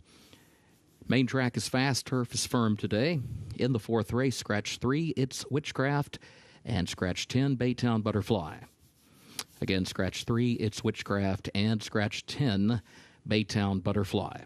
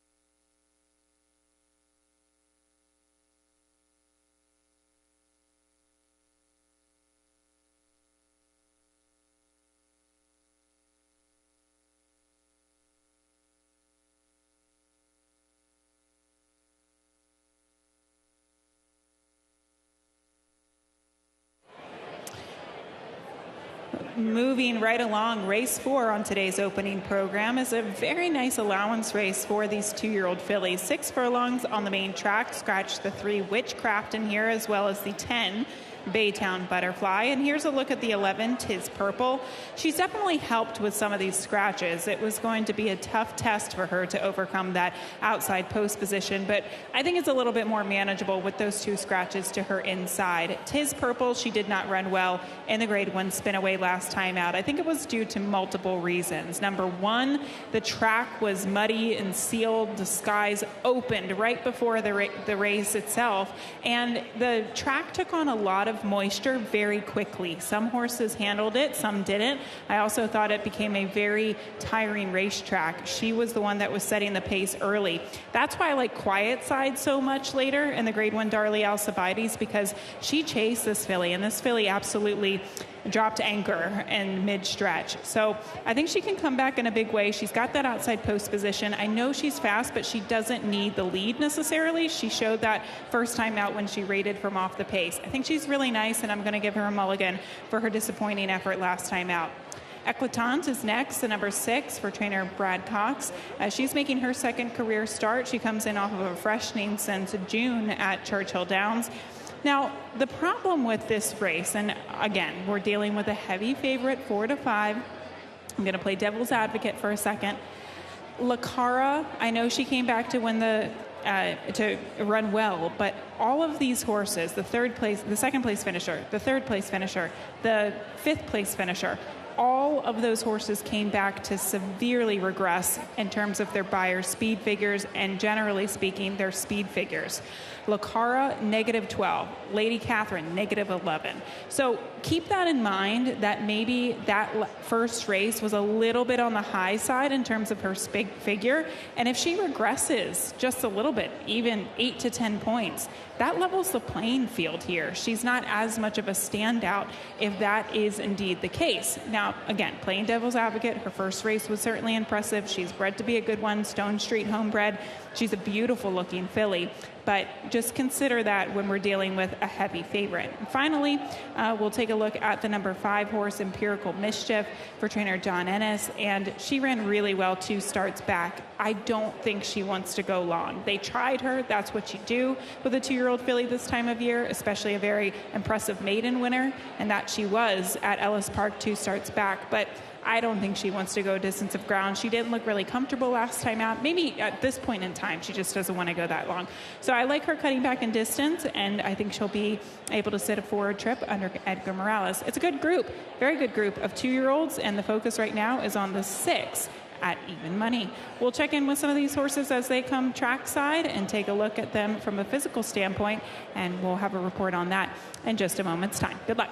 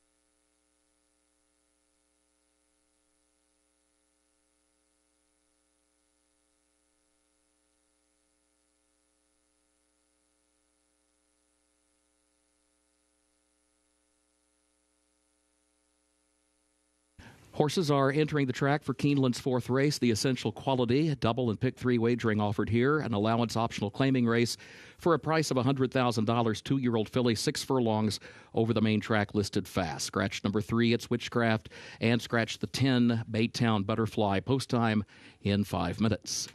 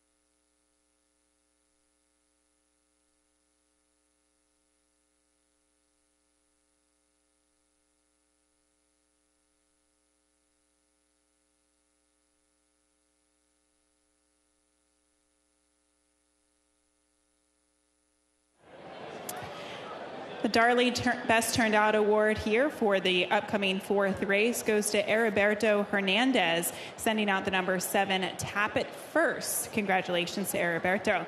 As we take a look at the number 7, Tap It First, I'm glad we can start off here because this 2-year-old filly, she is a looker, and she definitely looks fit here this afternoon for trainer Steve Asmussen. We haven't seen her since the spring meet, and a lot can change in 2-year-old fillies from the spring to the fall, but she actually looks like she's grown. You can see her bucking and kicking. She's really feeling good on the track. I love to see that with fillies. She's got a bit of an attitude, and she's not afraid to show it. She's swishing her tail, bucking and kicking, just feeling really good there. I like to see it. She clearly has some size to her as well. She looks fit. She looks like she's grown a bit. All positive signs for the number 7, Tap It First here. Certainly one to consider if you're looking to bet against the favorite. Waneka is next, the number 4 for trainer Brett Calhoun, and I was looking at this filly not knowing what to do with her because her 2 first races were good. She finished 2nd at Ellis sprinting on the turf. She came back to win at Horseshoe Indianapolis on the turf. But those 2 races were on the turf. What can she do on the main track? I don't know. She is a filly by a stern. She certainly has a turf-type pedigree, but she looks great. She is one of the more dappled horses in the post braid. She looks very fit. I think she can get the 6 furlongs. The biggest question is the surface, but from a physical standpoint and just how she's acting on track, I do really like what I'm seeing. The number 5, Empirical Mischief, I think she's a bit quirky because she was the first one to come out here. She led the post parade, or she led the field coming out the paddock here. So keep that in mind, but she seems like she's calmed down a little bit on track. You can see Edgar Morales kicking his feet out of the irons. A lot of this time that's a sign, or it gives the horse a cue to kind of settle down and calm down prior to the race. And I think it's working because she was really revved up and keyed up, but she still is very much the case. She is a filly that has speed, and she certainly looks like a sprinter to me. So I like the cutback in distance. I think she's going to be a forward type of runner as well at 15-1. But the betting public making the 6 Eclatante your heavy favorite at 3-5. We'll see what she can do as we are 2 minutes away from race 4. Good luck.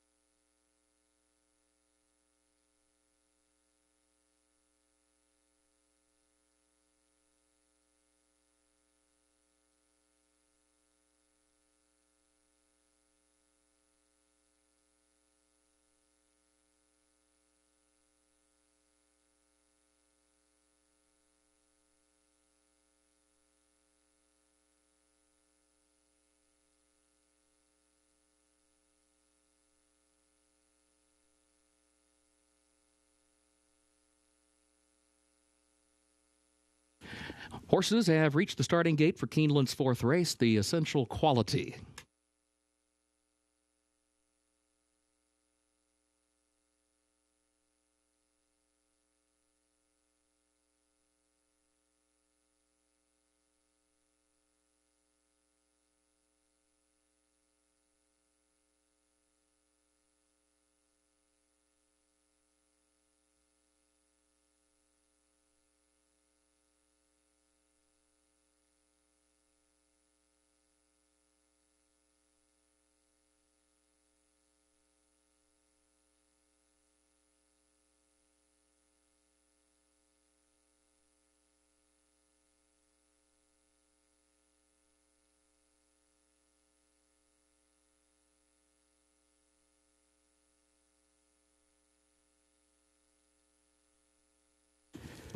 Moving into line, fourth race.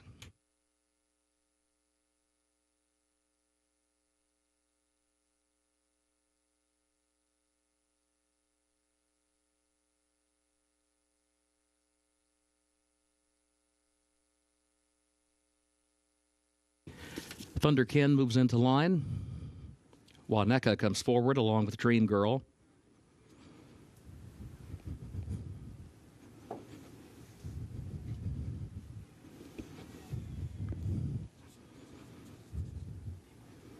Empirical Mischief.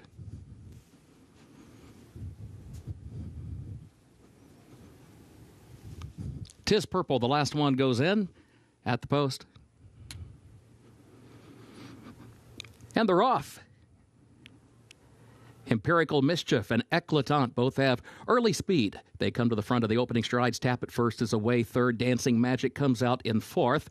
Run, Camilla Run, a lane off the rail in fifth. Dream Girl will go sixth in the opening strides. Waneka, seventh back toward the inside. Tis Purple is eighth up on the outside as they enter the far turn, and Thunderkin is last of the nine. Empirical Mischief leading Eclatant by a length. Opening quarter, 21.73 seconds.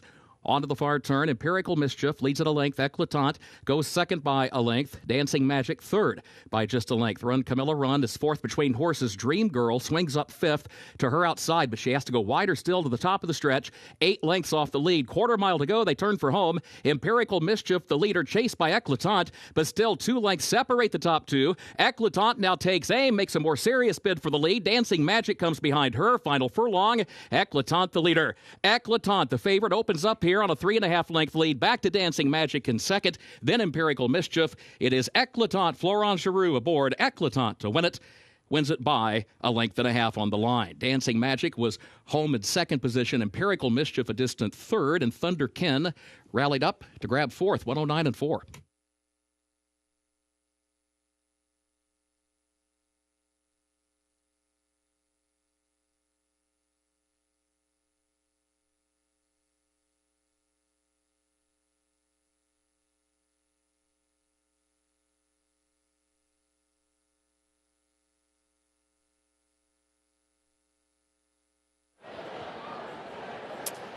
Taking another look at top stretch, the number 5, Empirical Mischief, setting the pace early, and she just got too tired after those early fractions. The number 6, Eclatant, getting that perfect stalking trip in the Stone Street Stables stakes in under Florent Giroux. This filly comes back off the freshening in a big way, holds off a late challenge by the number 1, Dancing Magic, who also really ran a great race, but it's your heavy favorite to get the job done at 1-2, the number 6, Eclatant, over the 1-5-8. Unofficially.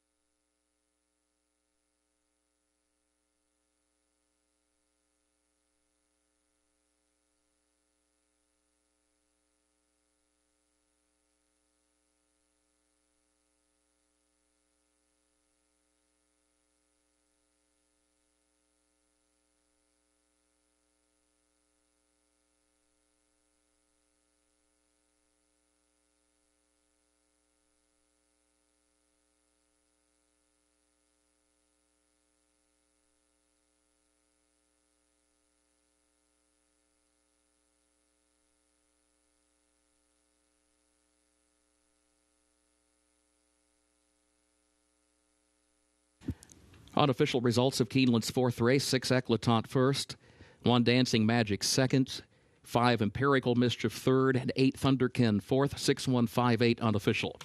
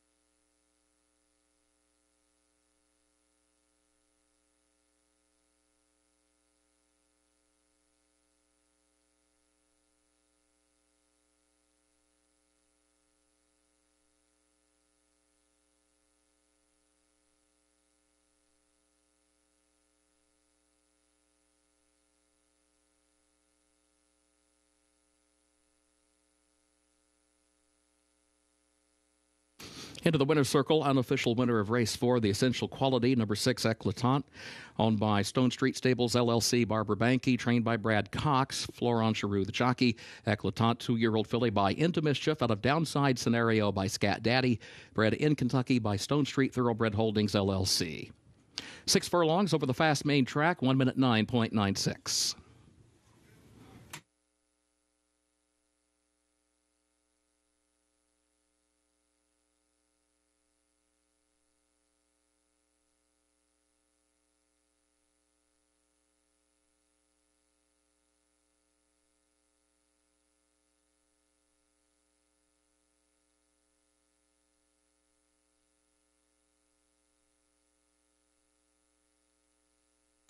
Fourth race results official, 6158, the official results.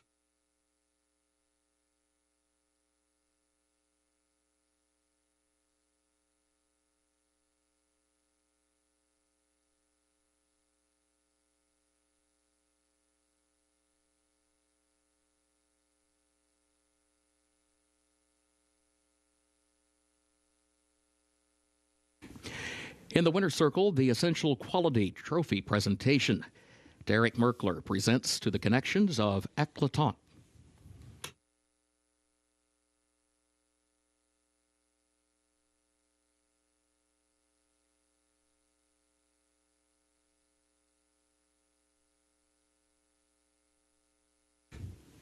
Keeneland's 5th race upcoming. The turf listed firm today. Temporary rail is down. Double and pick 3 wagering also start of the pick 6 and start of that Keeneland turf pick 3 made up of races 5, 8, and 10. No changes in race 5.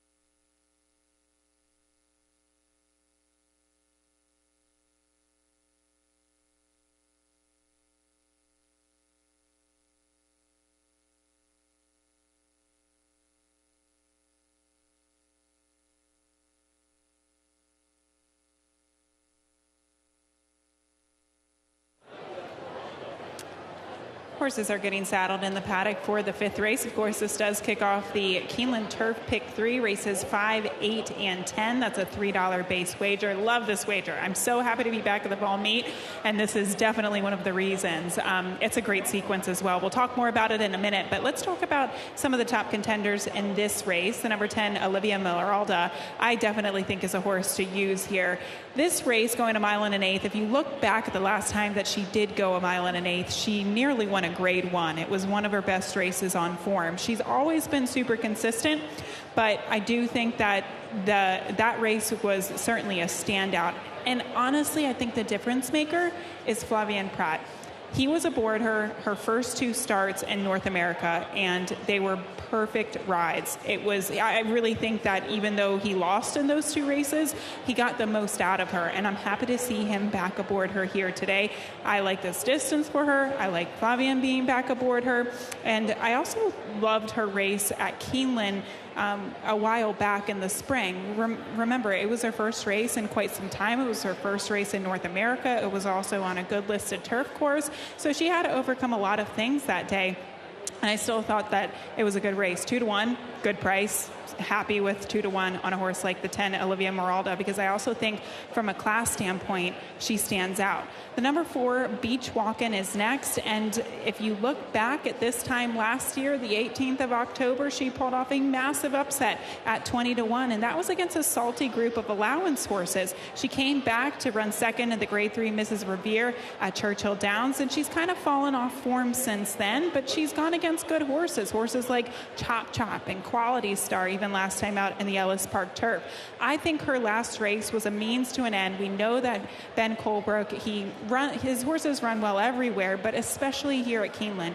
During the spring meet and the fall meet, he points to meets like this. So I think he wanted to give her a bit of a prep race last time out, bring her back for the fall meet, and get the paycheck here today. So the 4, Beach Walkin', is going to be the price horse, in my opinion. The number 8, Self Confident, I'm on the fence with her. I think she's a horse that you kind of have to use in the Turf Pick 3. Also, if you're playing other wagers like the Pick 6, it's certainly a horse that you have to consider just because of her overall consistency. Her race last time out, she outran her odds at 23-1 against Allowance Company at Saratoga. Prior to that, I thought she maybe faced easier competition at Laurel and Monmouth, but she's one of those horses that's handy, can sit a really good trip. Manny Franco can kind of save ground, get the pocket trip, and go on from there. So I don't love her, but I'm definitely fearful of her in this Turf Pick 3. So those are the top 3 selections for me. But speaking of the Turf Pick 3, that $3 base wager, I'm using 3 horses to kick things off: the 4, the 8, and the 10. Of course, my top selection is the 10, Olivia Meralda. As we take a look at the 8th race, that is a very challenging race. It's the grade 2 Jasamine, presented by Keeneland Sales, a mile and a 16th on the turf course. I use the 2, 6, 9, and the 13. My strongest opinion is the 9, Totally Justified. I thought she ran a great race in winning the PG Johnson last time out. And then in the final race, just using 2 horses to cap things off. The number 6, Boraye, for trainer Wesley Ward. She's won here in the past. I like her getting back to the turf. She's very fast. I don't know that she gets the lead by herself today, but she certainly is fast, and she's posted to the outside of the other speed horses. And then the 11, Amidst Waves, is going to be the long shot. I think she'll be picking up the pieces late. That is a look at the Turf Pick 3 ticket for me. Definitely get your wagers in. It's a great bet. It's a great sequence as well today, and we're dealing with beautiful firm conditions and big fields. So best of luck if you're playing. Take a closer look at the field as they come trackside in just a few moments. We're 16 minutes away from race 5. Good luck.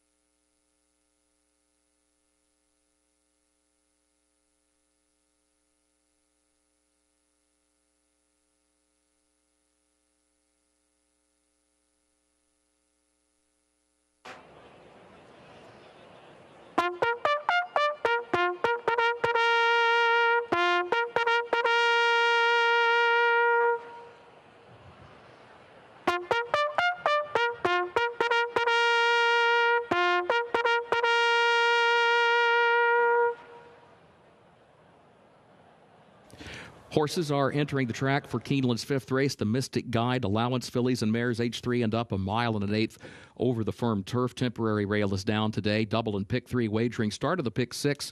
Start of the Keeneland turf pick 3 made up of races 5, 8, and 10. No changes in race 5. Post time in 7 minutes.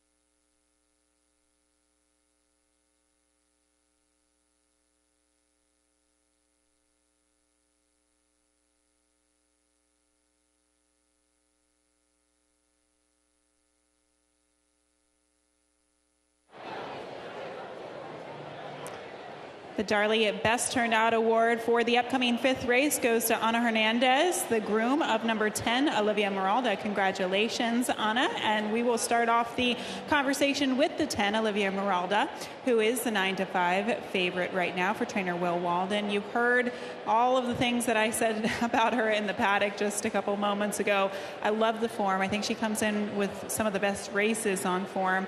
Love the fact that Flavia Pat is back aboard her here today, and she should be able to get adequate pace at 1 1/8 as well. She looks good. She is warm, I will say that, but it is a warm day. It definitely feels like a summer day instead of a fall day, so keep that in mind. But she does really make a lovely appearance here this afternoon for the connection. She's my top selection. The 6, Good American, I also thought looked really well on the track today. She came back off of a little bit of a layoff last time out at Horseshoe, Indianapolis. First time for Nacho Correas.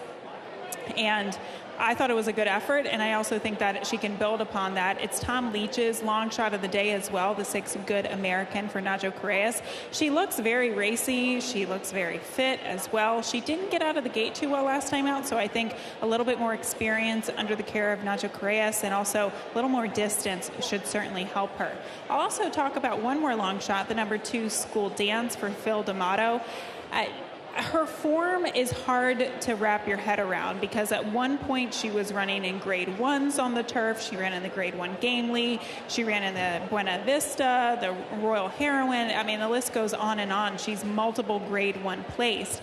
She almost won the grade 1 American Oaks a couple years ago as well. She's 5 years old. She's lightly raced. It's been a while since she's been on the turf, but I will say I like how she looks today. And on her best day, she could pull off a big upset or at least hit the board at a big price at 20-1. So maybe consider the number 2 School Dance if you're looking to play some exotic wagers in this race, say the trifecta, or of course that Keeneland Turf Pick 3, which does kick off in this race, races 5, 8, and 10, the Keeneland Turf Pick 3. We're just 3 minutes out from the 5th race. Good luck.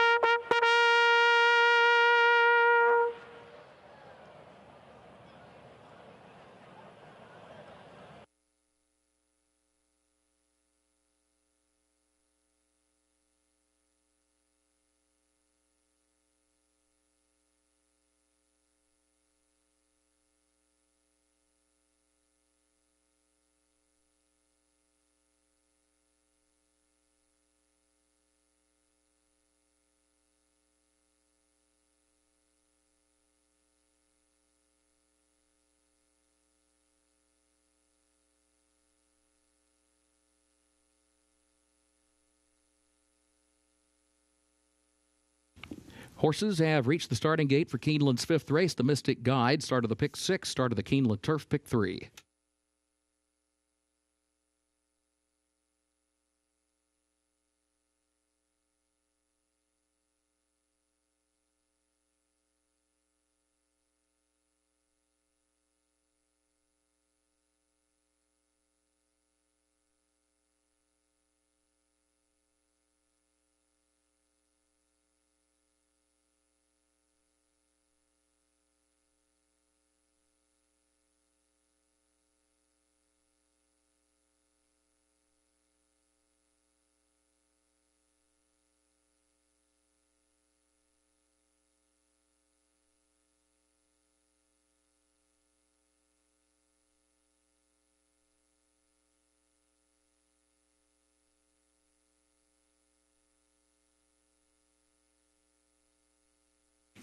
Moving into line race 5.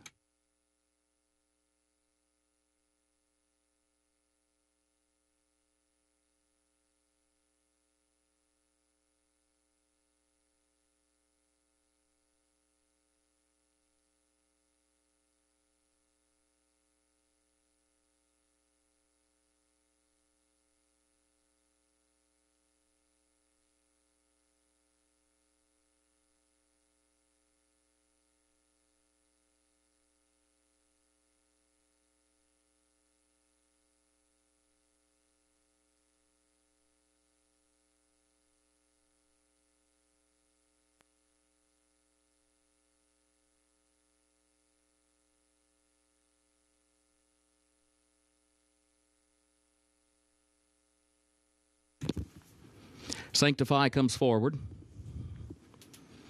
Olivia Miralda goes in. Here's Good American, joined by Yarborough.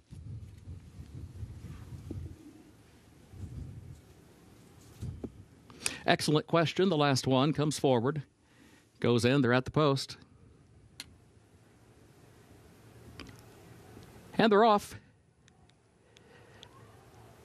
Dreaming of Mo comes out for the lead from the inside, but Stylish Sue is a step quicker. Stylish Sue to the front now, past Dreaming of Mo as they move under the line the first time. And then Olivia Maralda moves up from third to second just off the leader's flank. So Stylish Sue gets over to the rail, leads at 3/4 of a length. Olivia Maralda second up on the outside. Dreaming of Mo is third back toward the inside. For the Biscuit moves wide into the fifth position, into the first turn. Good American sixth. Excellent Question is a wide seventh. Beach Walking back to the inside is eighth around the first turn. And then Self-Confident, a lane off the rail, is ninth. Paint Me Perfect is 10th. Sanctify had an awkward beginning, moves up one spot from last into 11th, and Yarborough is last of the 12. The opening quarter went in 24.08 seconds. Stylish Sue, the leader. Stylish Sue against the rail leads it by 3/4 of a length. Olivia Maralda is second, 3/4 of a length.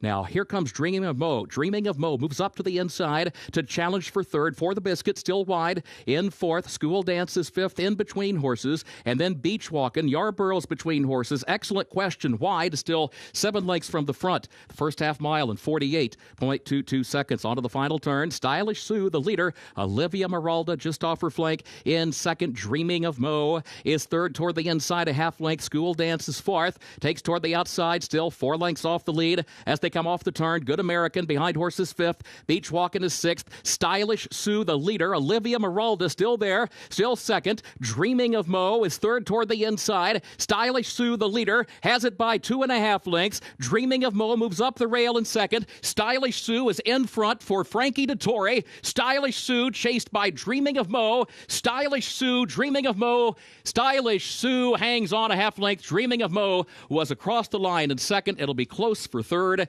in 1 minute 49.47 seconds.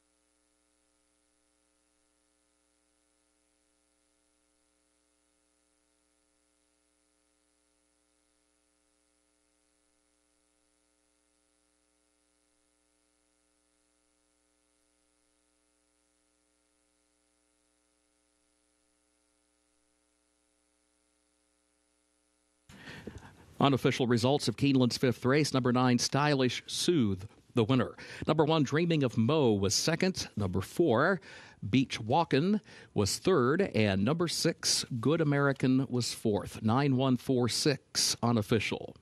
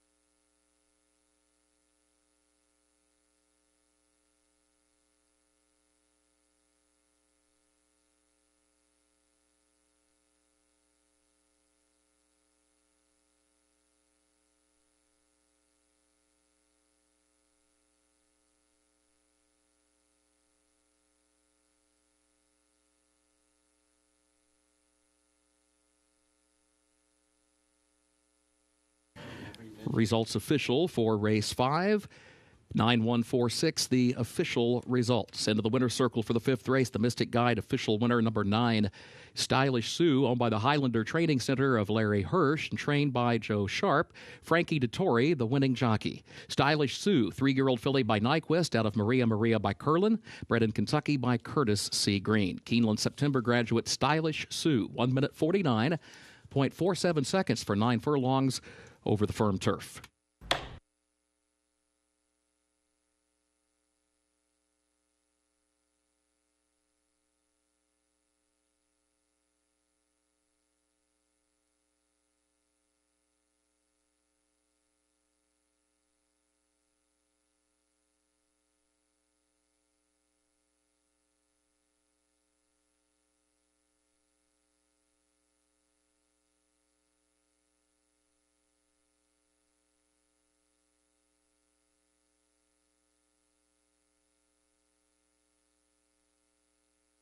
Trophy presentation in the winner's circle for race number 5, the Mystic Guide.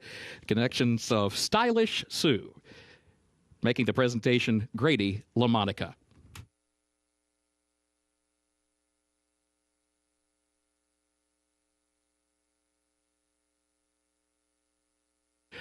Early pick 5 pays on 5 of 5 with a consolation 4 of 5. 6th race on the way. Double and pick 3 wagering start of the late pick 5.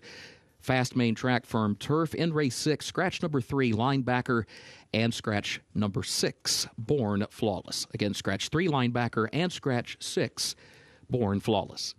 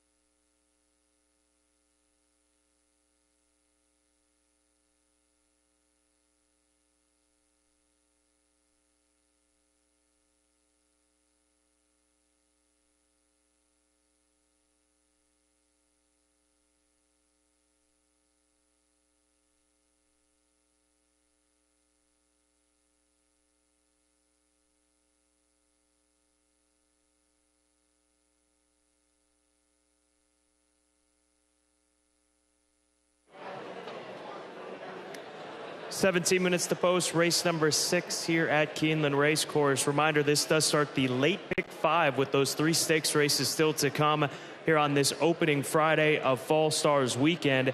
I've got the 9 on top at odds of 5-2. Banned for life for Spendthrift Farm and Alstall Jr. This is a colt that had shown some promise throughout his career going back to the beginning of last season, or this season, I should say, in 2024, when he got things underway as far as his racing career in February at Fairgrounds. He ran some decent races going long, but he's cut back in distance in his last 2 starts and run 2 good efforts, including that victory up at Saratoga, where he ran a very fast 6.5 furlongs, and especially the 3/4 time in 109.1. The way that I see this race shaping up is that I think the outside draw is going to force Luis Saez to come from off the pace, and I don't think that that is a bad thing in this scenario. And he gets this set up because my second and third choices will be the ones to set the table for him. Air of Defiance and the 2-horse Montalcino, the number 2, is my second choice.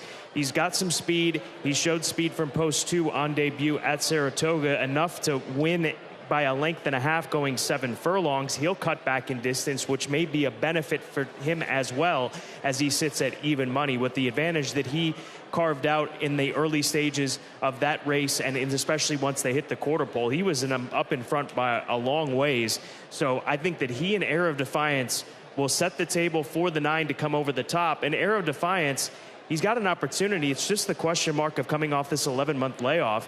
He's a nice colt for Gold Square and trainer Chad Summers. Second on debut in the mud. He blew the doors off of a field here at Keeneland going back a year ago to the 2023 fall meet. So the worry for me with him, and I think that the reason he's sitting at 9-2, is the lack of recency for the 1 horse in here. But Chad Summers, his fame coming in this sport with Mind Your Biscuits, a top sprinter and a 2-time Grade 1 winner in Dubai of the Golden Shaheen. So he knows how to get a good horse ready to go. This is a good horse. It's just a matter of whether the 1 is ready to go here today off the 11-month layoff against the likes of Montalcino and the number 9 horse. But I think that both the 1 and 2 will go in this race. They have to go from that inside draw, and I think Saez comes from over the top with Banned for Life. It's a big opportunity ahead.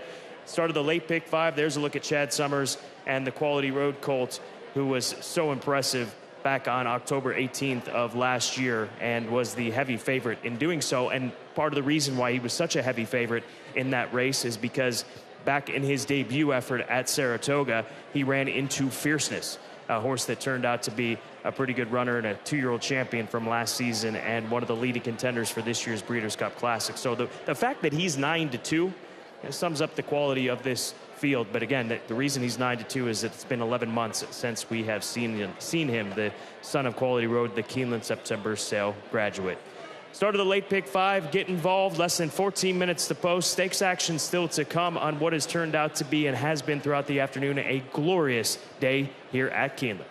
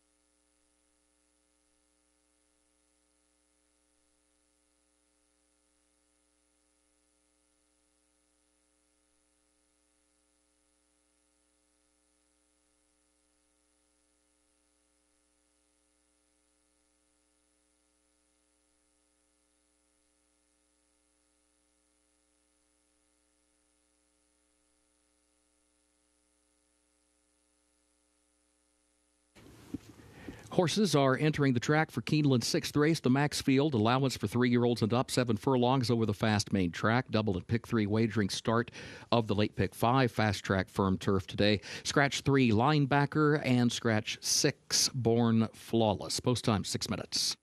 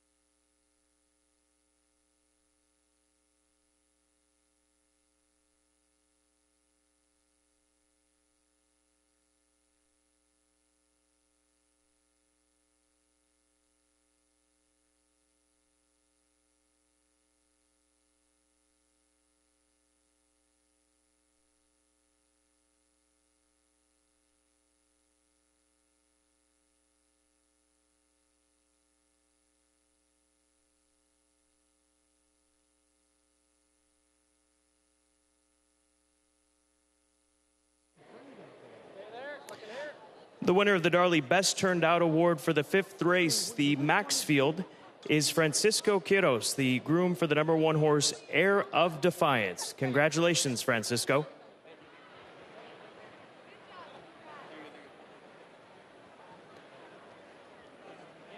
And we go back right to the number 1 horse, the Darley Best Turned Out, Heir of Defiance. He looks pretty fit off this layoff. 4-1 may turn out to be a situation where you look back and wonder how in the world were you getting that kind of a price on a horse that has shown so much ability in 2 starts. But that's where it lies right now as he sits at 4-1. The 2 horse has been on his toes, and he looks keyed up. And you look at this warm-up on Montelesino, he looks ready to roll here today. 6-5 on the board.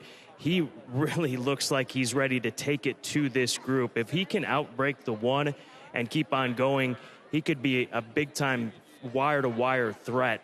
And I'm not trying to change my mind here in this idea that the 1 is going to go as well, but he looks as good as a horse could possibly be out of the Cherie de Vaux barn with Jose Ortiz in the saddle. The 9 is coming down in price a little bit. That's the top play for me as he sits at 2-1 on the board. We'll see how he does coming off that maiden score, but he's going to have to close into a quick pace that, in my opinion, is going to come from the inside. And we've seen this main track play to the early speed so far here today in these dirt races. The pick 5 poll quickly approaching $500,000 in this late pick 5, with those stakes races still to come, including the Phoenix Stakes as well as the Jasamine and the Grade 1 featured Darley Alcibiades. Good luck. 4 minutes to post. Race 6 here at Keeneland.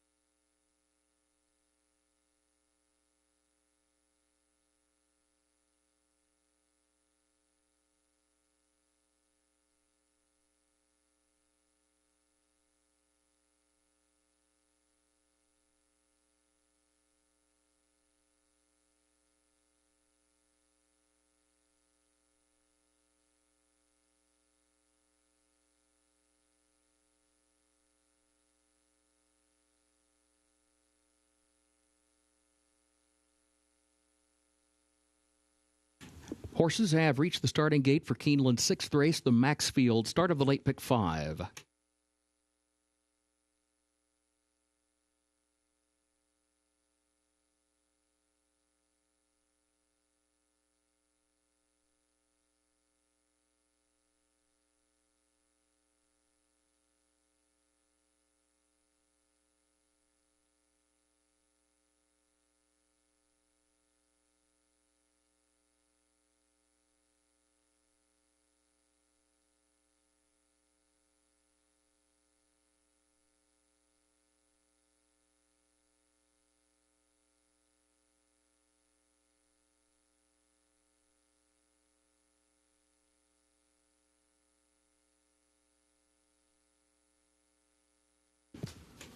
Moving into the line, race 6.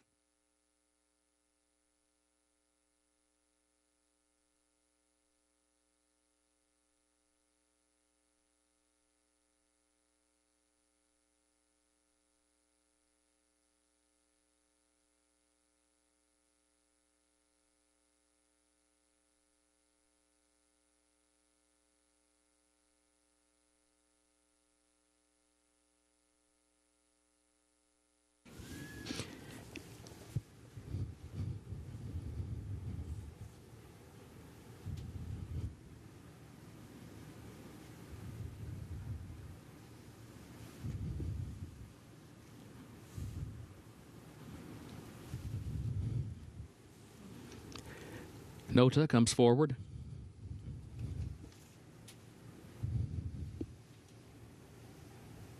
Great Richie M.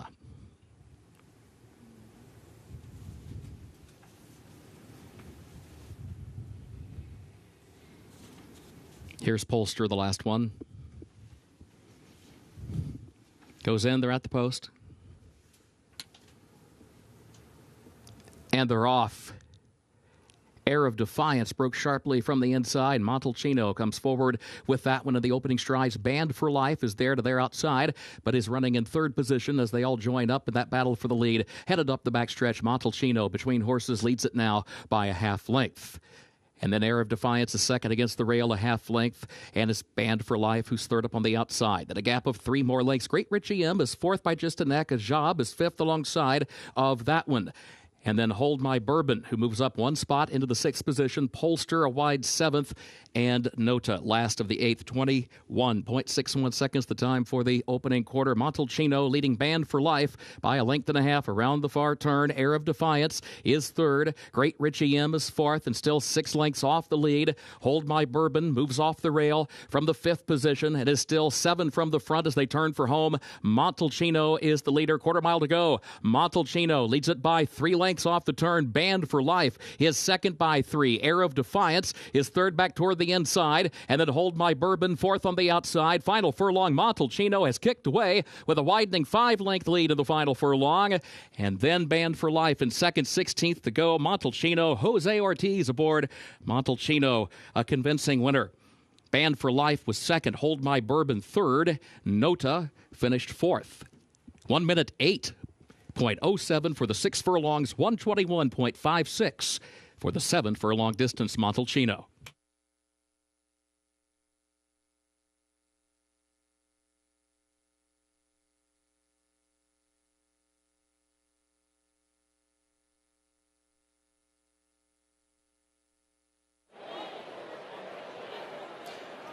That was a freaky type performance from Montalcino. The fractions that he set, and I'm glad that Kurt went to the 3/4 split and the final time because he was going ultra fast and he was not slowing down at any point in this race. Montalcino, he tipped his hand when he came out onto the track, the way that he warmed up, and he brought it today. There's one other horse that I've seen run this impressively at Keeneland in a dirt sprint. That was Nashville a few years back. Montalcino has the likes of a horse that looks of grade 1 quality. You will not be the last time that you hear that name. Impressive performance and well done to the Cherie DeVaux team and having this colt ready to roll in that fast of a time.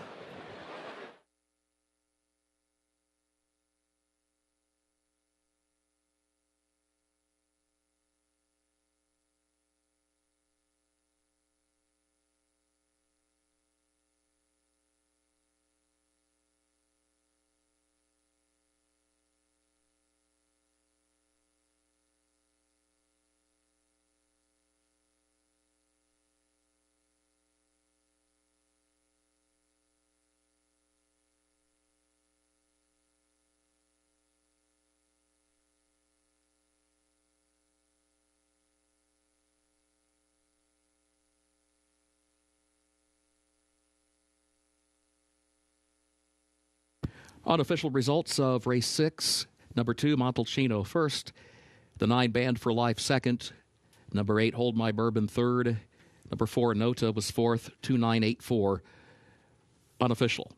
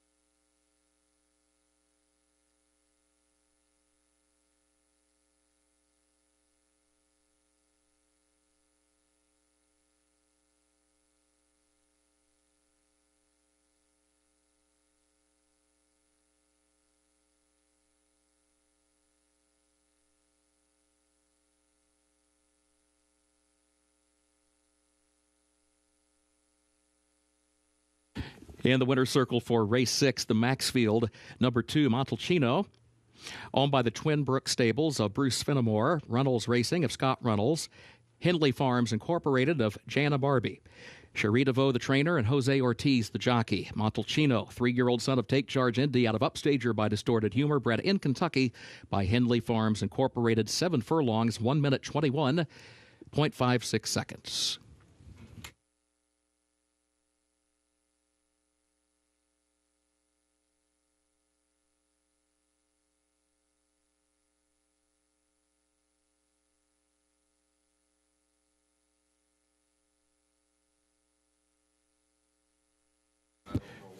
Race 6 results official, 2984, the official results.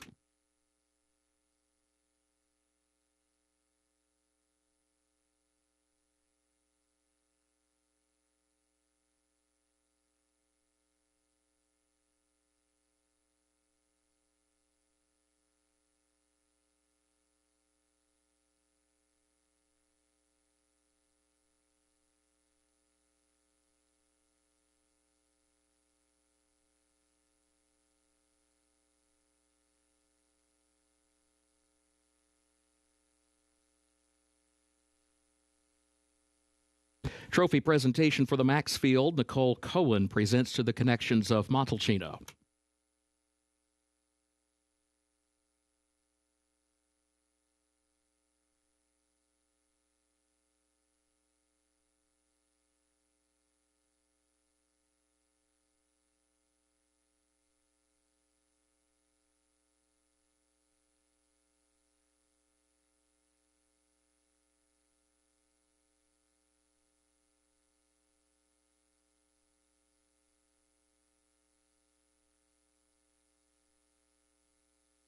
Keeneland 7th race upcoming.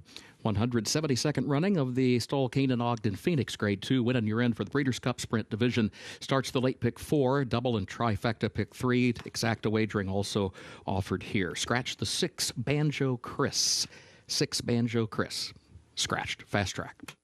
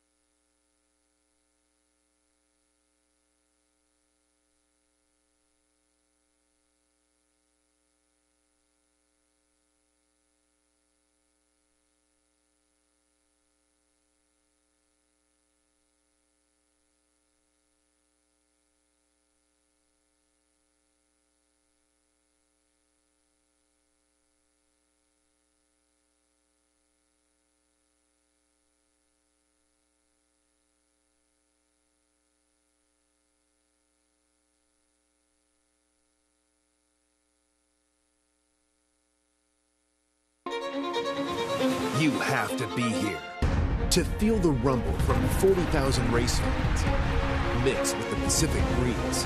You have to be here to taste extravagance and witness greatness race after race after race.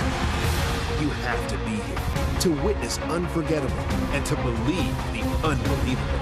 This November, be at Del Mar for an experience that's truly a breed apart.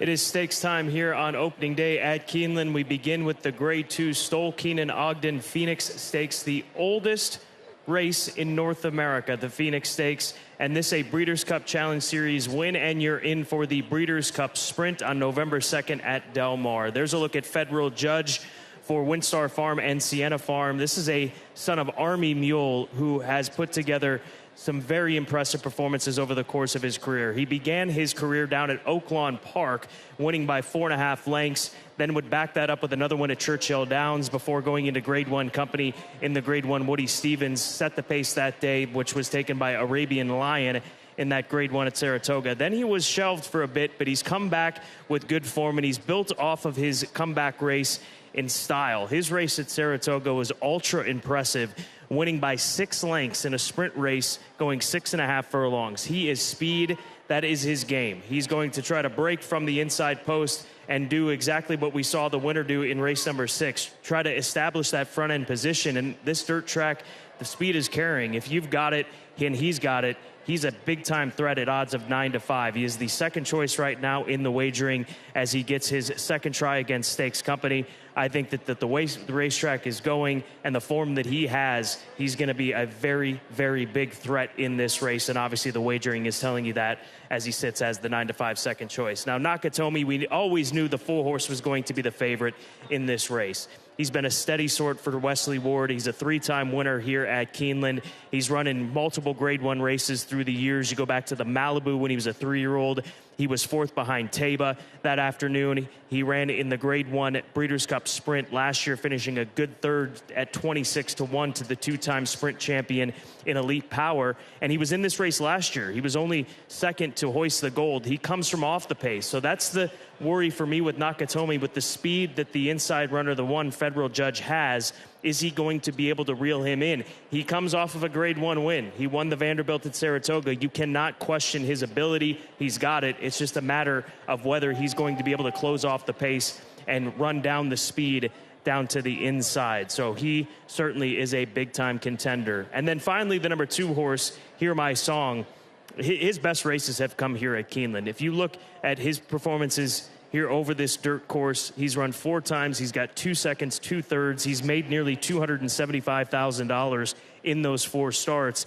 And his biggest triumph coming in the Grade 3 Commonwealth, if you go back to April of 2023, where he was 11-1, he beat Hoist the Gold, the horse that won this race last year, in that renewal for what it's worth. But he's kept good company. He's won recently at Ellis Park going back to July in a stakes race, $125,000 stake. And then in his most recent start, he was a bigger price in the Louisville Thoroughbred Society, which was a race taken by Happy Is a Choice. And that was a race in which he laid right off the pace. But he's going to have to try to keep up with federal judge, in my opinion, and he may be able to do so, but it's a matter of whether or not he can keep on going with him and reel in the number 1 horse. But you've got to respect this horse's form, the course form that he maintains here at Keeneland, sitting as another long shot opportunity here, and a horse that always shows up at Keeneland. 7-1, to me, doesn't speak to his true ability here at Keeneland, but it's just a matter of the race shaping up for him, or him being able to stay in touch with federal judge from post position number 1. It's a great race. Grade 2 Stoll Keenan Ogden Phoenix Stakes, a key prep for the Breeders' Cup Sprint, this being a Breeders' Cup Challenge Series win, and you're in. 14 minutes to post, and the race begins a pick 4, which includes 3 stakes races. The first 3 legs, all stakes action, before we close it out with a very competitive allowance race with turf sprinters in race number 10. Get involved. 14 minutes to get those wagers in for the Grade 2 Stoll Keenan Ogden Phoenix Stakes.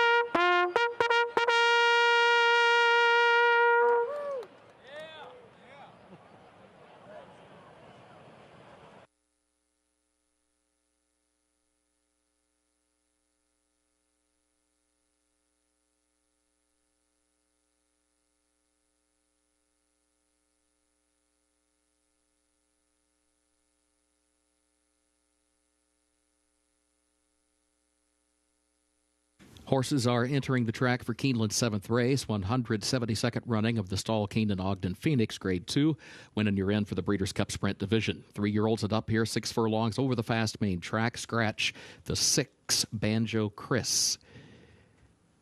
Double and pick 3 wagering offered, and the start of the late pick 4. Track condition is fast, the turf is firm. As we get set for the late pick 4, post time at 6 minutes.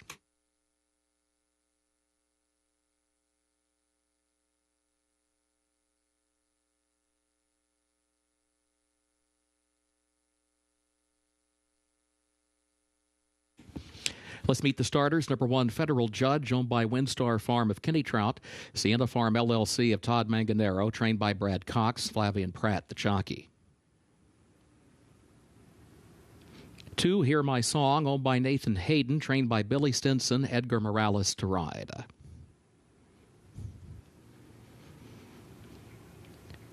3, My Buddy B, owned and trained by Krista Hetrick, the jockey Jan Avilas. 4, Nakatomi, owned by Qatar Racing LLC of Sheikh Fahad Al Thani, owned also by Mrs. Fitri Hay, the trainer Wesley Ward, the jockey Tyler Gaffaleone. 5, Comedy Town, owned by 1020 Racing of Peter Douglas, Safi Joseph Jr. The trainer also owns an interest in Comedy Town with the jockey Drayden Van Dyke. 6 is scratched. 7, Swervin.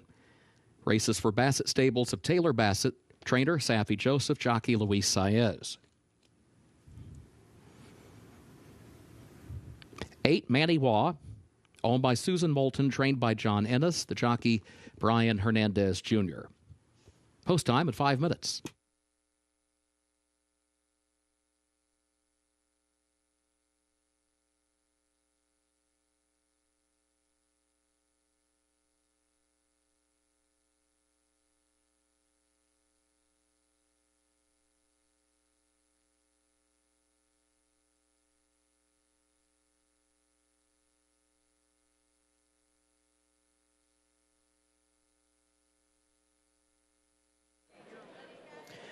The winner of the Stoll Keeneland Ogden Phoenix Best Turned Out, presented by Darley Best Turned Out Award for the 7th race. The number 1 horse, Federal Judge, and his groom, Cesar Martinez. Congratulations, Cesar.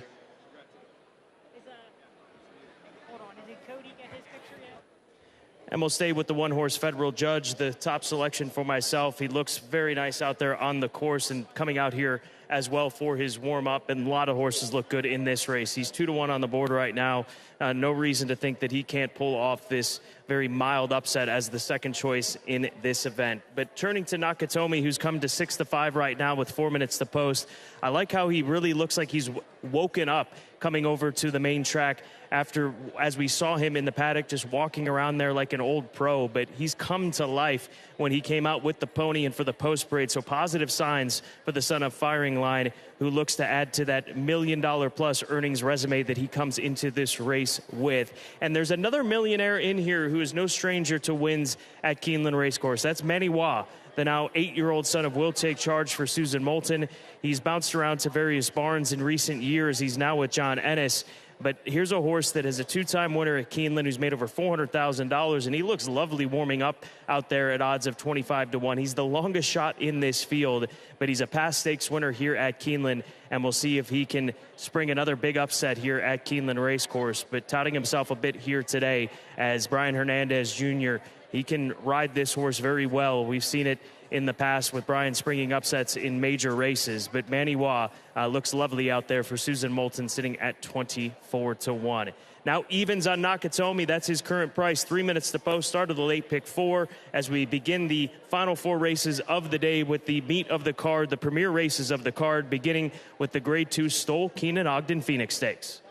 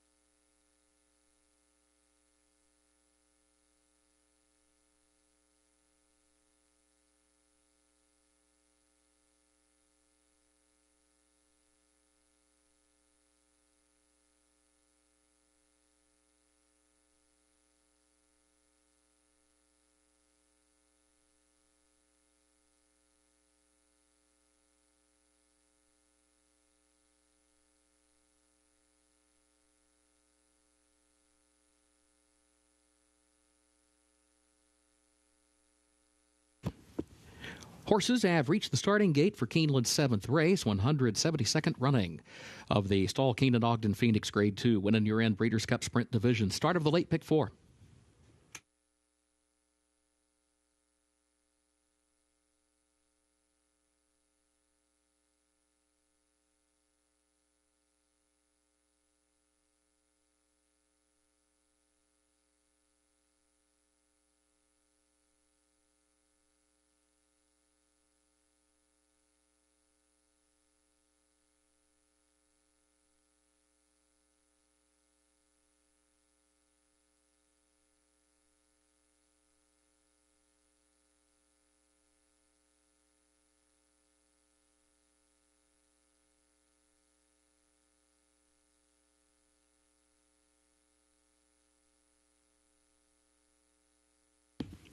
Moving into line, race 7.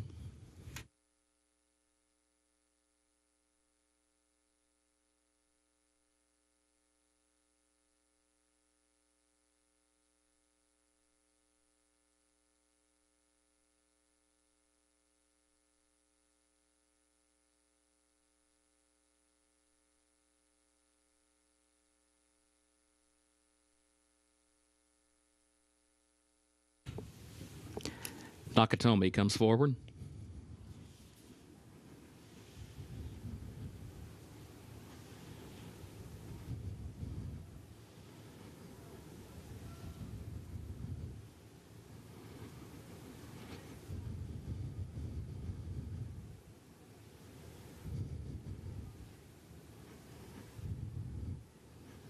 Comedy Town.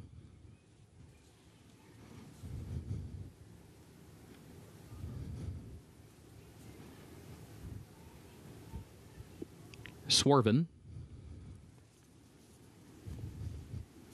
Manny Wall, the last one. Goes in, they're at the post. And they're off in the stall, Keenan Ogden Phoenix. And there goes Federal Judge for the early lead. Federal Judge kicks in the opening strides, moves up for the advantage as Swervin is there up on the far outside. And Comedy Town is up close in between that pair. Then a gap of 3 lengths more as they head to the turn to Hear My Song. Moves up the rail into the 4th position. My Buddy B, 5th alongside of that one. Nakatomi to the far outside is in 7th, running nearly 7 lengths from the front. Gap of 3 more back to Manny Waugh, who is last. 21.62 seconds was the time for the opening quarter. Federal Judge, the leader, around the turn by a length. Comedy Town goes second, and then Swervin is struggling to keep up. In fact, drops back between horses. Hear My Song moves by to the inside to take 3rd, and then My Buddy B, who swings out to the center of the track for clear running, in 4th, but still 6 lengths off the lead. Federal Judge, the leader. Federal Judge into the final furlong, has the lead by 3 lengths. Then Comedy Town is in 2nd position. My Buddy B 3rd, and Nakatomi is still far back to the inside in 4th. And the leaders past the 16th pole. Federal Judge Flavian Pratt to win the stall, Keenan Ogden Phoenix. Win and you're in, Federal Judge. Nakatomi did come up the inside to grab 2nd on the line. 1 minute, 8.2 seconds.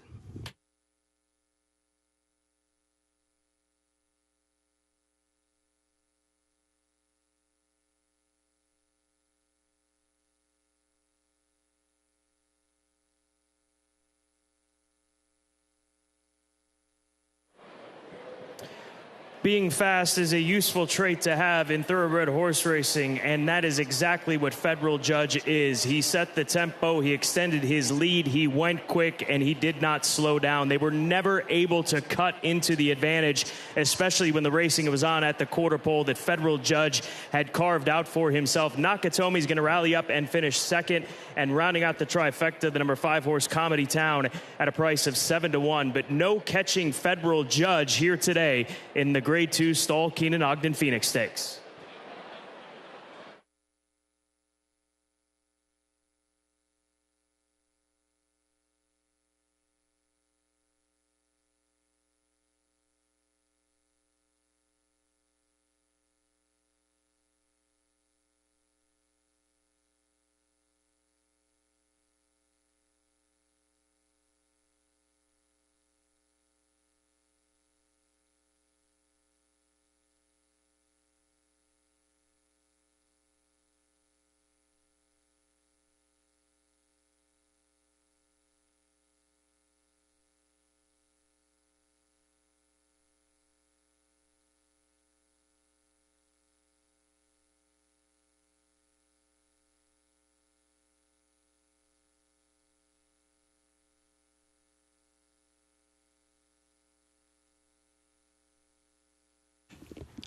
Unofficial results of race 7.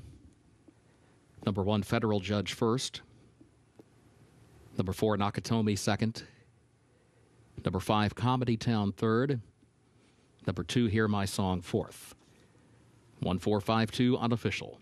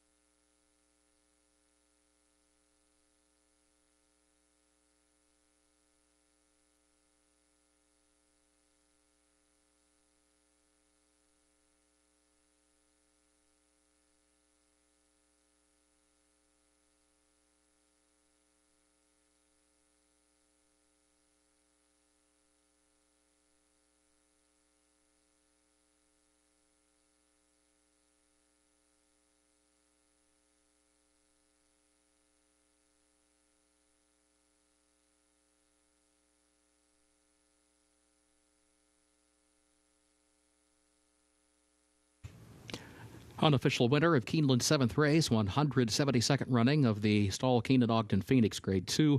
Number 1, Federal Judge, owned by the Windstar Farm LLC of Kenny Trout, Sienna Farm LLC of Todd Manganero. 2 wins today for trainer Brad Cox and the jockey Flavian Pratt. Army Mule, 4-year-old gelded son of Army Mule, is Federal Judge out of Congarette by Congaree, bred in Florida by the Caper Lane Farm. 1 minute 8.2. Results official. Race 7. 1452, the official results.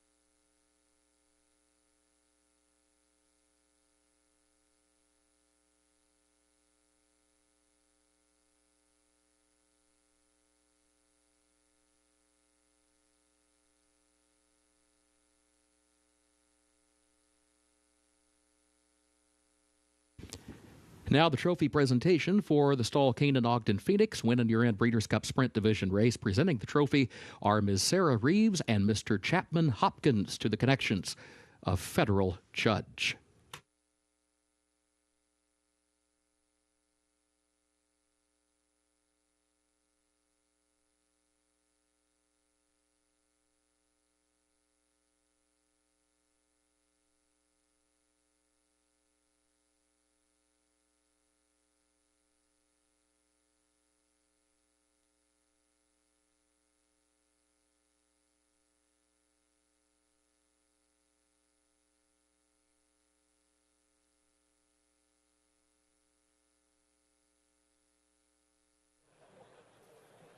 Well, Federal Judge earning a spot in the Breeders' Cup Sprint after his win in the Grade 2 Stall Keenan Ogden Phoenix. Elliott Walden of Windstar and Flavian Pratt joins me, who was aboard. Looked pretty straightforward. Get to the lead, get him to settle, and finish. Was it as simple as that for you, Flavian? Yeah, he made it look simple. He broke very well today. I was a bit, worried with the one, but he broke sharp and got himself into the race and did the rest.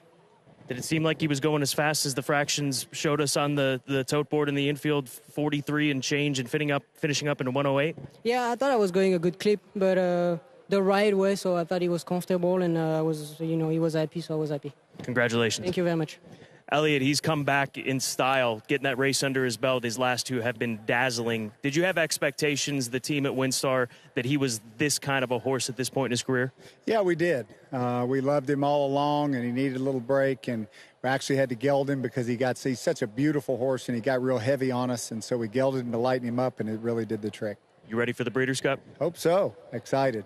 Look forward to it. Federal Judge, too much for him here today on the front end in today's Grade 2 Stall Keeneland Ogden Phoenix Stakes.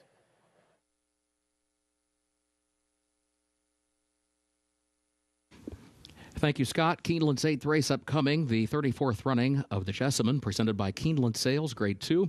Win in your end Breeders' Cup Juvenile Fillies Turf Division. Starts the last of the day's rolling pick threes. Double wagering also is featured here. Scratch the 12, Coretto.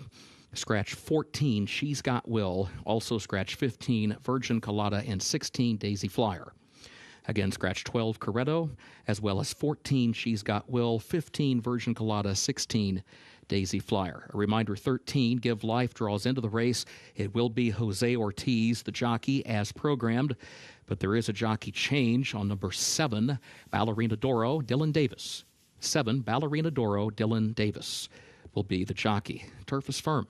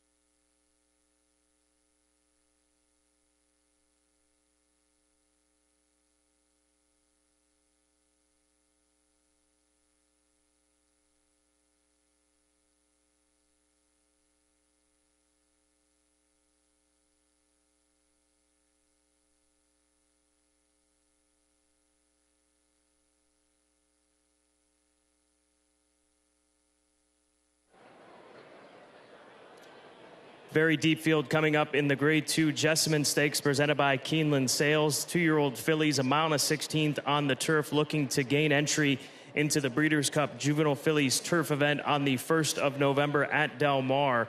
And there's so much depth to this field and so many fillies that are at big prices that have, in my opinion, big opportunities to spring upsets according to the way that they're being played. And I go with Sashay Away on top. I'm going back to her debut effort at Ellis Park where she was 17-1. She sat close to the pace, but the way that she finished, that last bit of her race at Ellis was very impressive to me. She's a filly by Keeneland out of a Giants Causeway First Dam, bred here in Kentucky, owned in part by Bradley Thoroughbreds and Gregory Finder and Cameron Equine.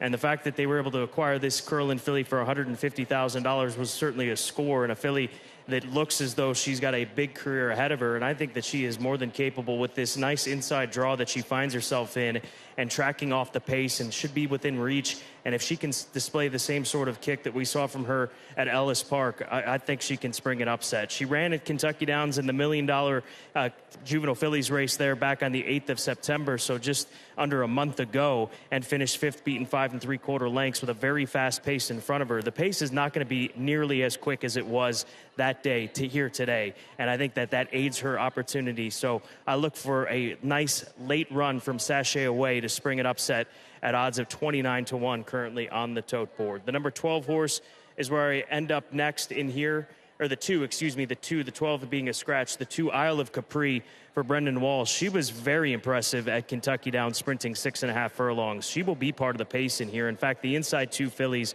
will likely set the pace. Now, it cannot be as quick as what we saw from them at Kentucky Downs, but she was just way too much for them. And the fact, too, when you look at the way that she was wagered on debut to be that kind of a price, and I know just shy of 3-1 isn't an overwhelming favorite, but when you see the wagering and the money spread out at Kentucky Downs in those big fields, that's a pretty short favorite. And she won by 4 lengths that day, blitzing that group. She's a daughter of Munnings, who's going to have to switch off a bit, going 2 turns for the first time in her career. But Brendan Walsh and these connections, the Coolmore connections of Magner, Tabor, and Smith, have to have high hopes for this filly that they purchased for $250,000 back in 2022 at the Keeneland November sale when she was a weanling. So Isle of Capri, a strong contender here at odds of 6-1. Then I go to the number 13.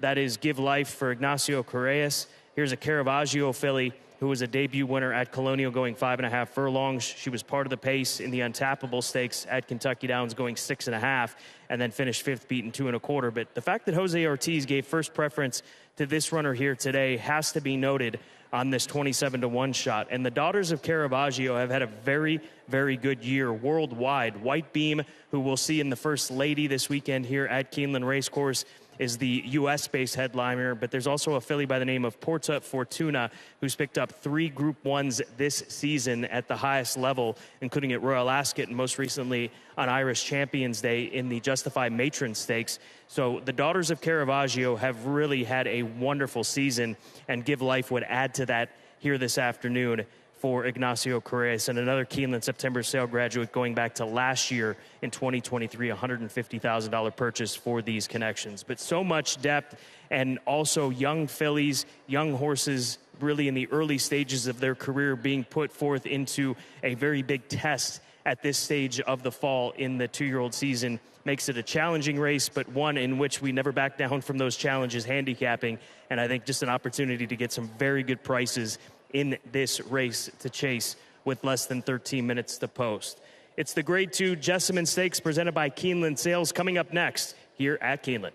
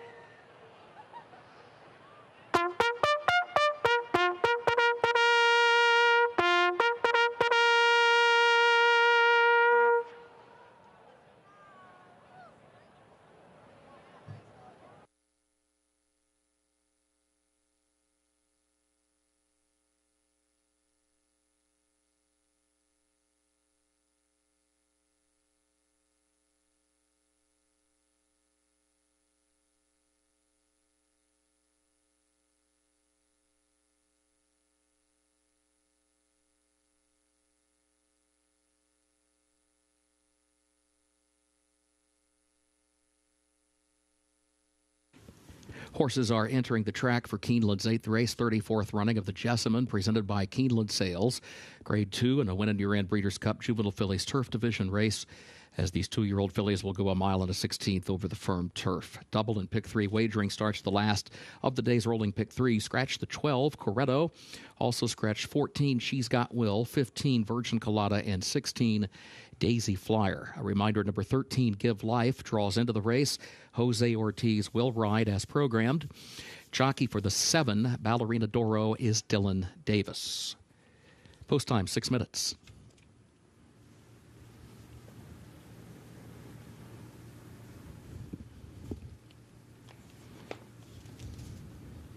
Now the post parade, number 1, She's a Funky Drummer, owned by Patricia's Hope LLC of Vince Folia, trained by Larry Ravelli, Gerardo Corrales, the jockey. 2, Isle of Capri, owned by Mrs. John Magner, owned also by Michael Tabor and Derek Smith, trained by Brendan Walsh. Tyler Gaffalione is up.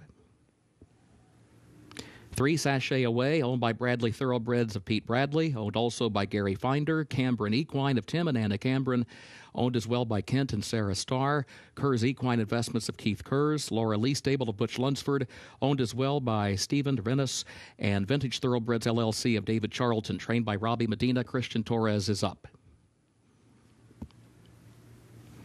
4, Something About Her, owned by X-Men Racing 4 of Donato Lani, Madaket Stables LLC of Saul Kuman, SF Racing LLC Gavin Murphy, trained by Brendan Walsh, Luan Machado, the jockey.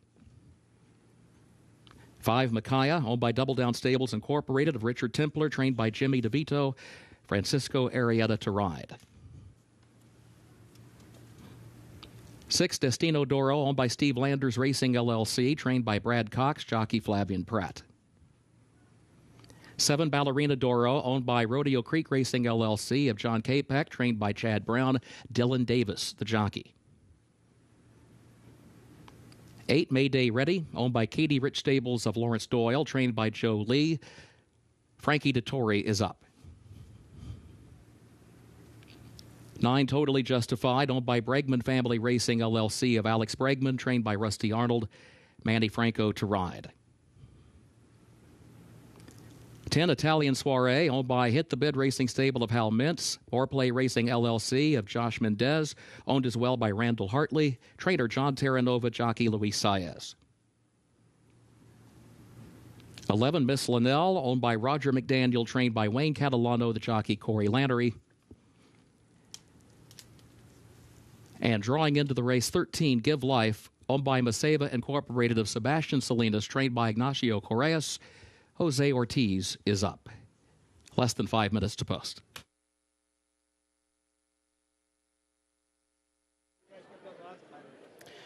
Winner of the Keeneland Sales Jessamine Best Turned Out Award for race number 8, Adrian Prieto, the groom for the number 5 horse, Micaiah. Well done, Adrian.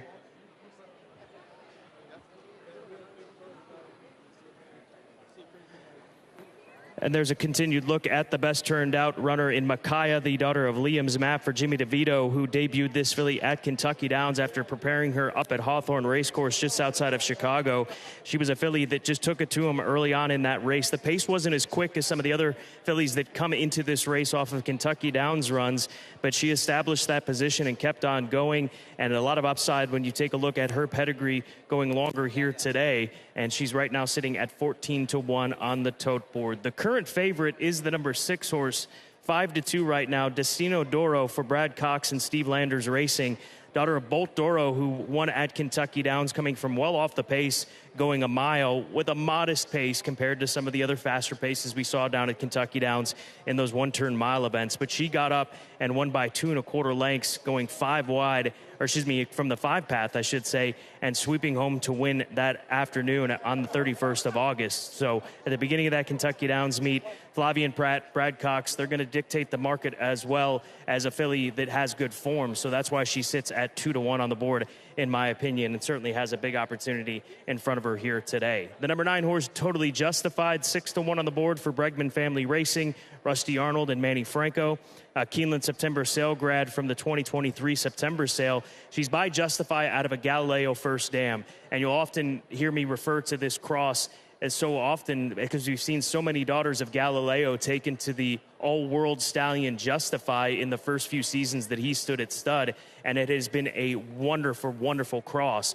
Justify with Galileo First Dams has produced the likes of City of Troy, that multiple Group 1 winner, best 2-year-old last year, a horse that won the Epsom Derby, that's getting ready for the Breeders' Cup Classic in just a few weeks. So you've got to respect Totally Justified, and she showed improvement off of 2 dirt races when she moved over to grass for the first time in her career. And then finally, we'll wrap up the conversation for the Jasamine presented by Keeneland Sales with Miss Linnell for trainer Wayne Catalano. She was part of Today at Keeneland this morning and the Clocker Report. She worked in company here on the grass course on the 21st of September, going 6 furlongs and 113. And that company was with a filly by the name of Dream Away, who's going to be one of the favorites for the Indian Summer on Sunday. She laid off the pace. She showed a good finish, but caught the Clocker's eyes just a few workouts back in that morning. So Clocker pick Miss Linnell right now 24-1, a daughter of Flame Away, who's going to get an opportunity to stretch out for the first time in her career. And the way that she worked that day, it looks like she's definitely suited for the longer run here to settle and make a run at them in this very, very competitive Grade 2 event. It is the Jasamine Stakes Grade 2 presented by Keeneland Sales, coming up in less than a minute.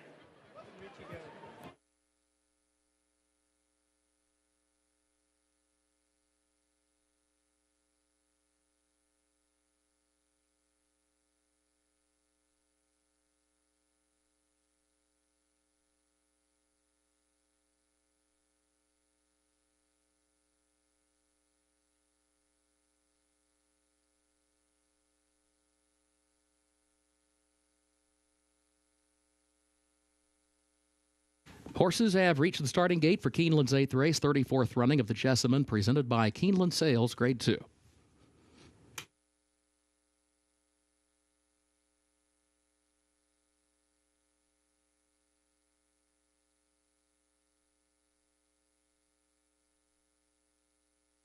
Moving into line for the 8th.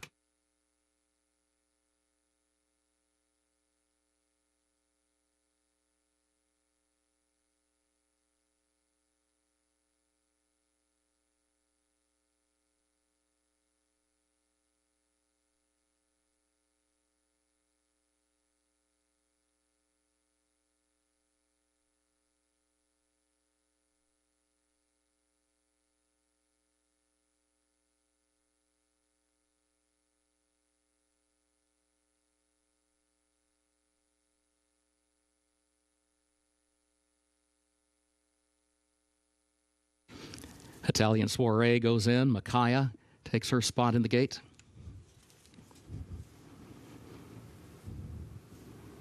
Destino Doro, along with Miss Linnell.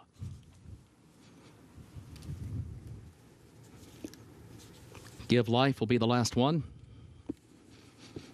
Goes in, they're at the post.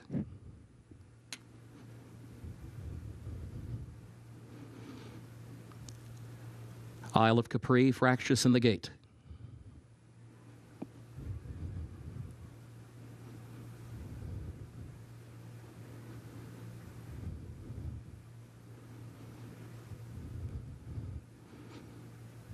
Isle of Capri backed out of the gate for examination.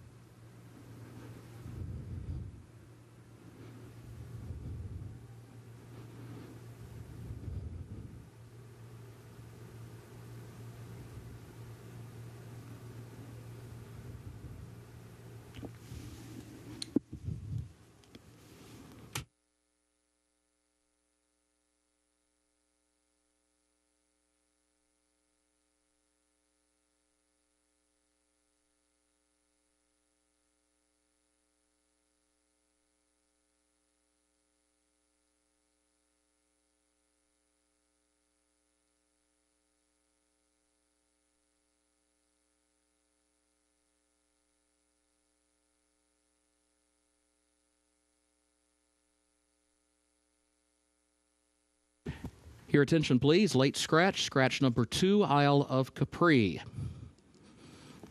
Keeneland's 8th race, late scratch. Scratch number 2, Isle of Capri, injured in the starting gate. Windows remain open.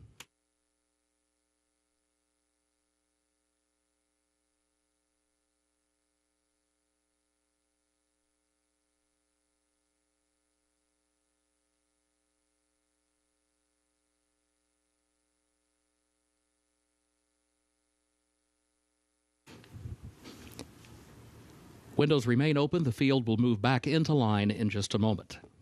Again, late scratch. Number 2, Isle of Capri.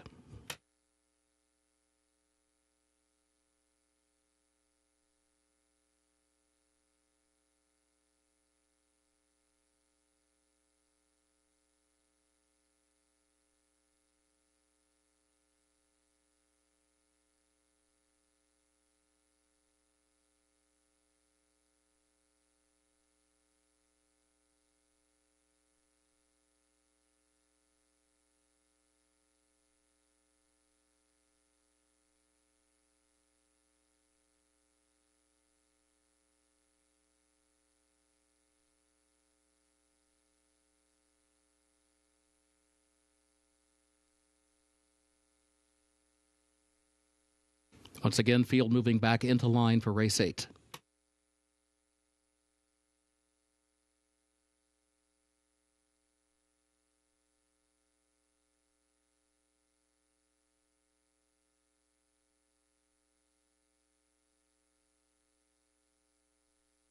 Here's Micaiah moving in.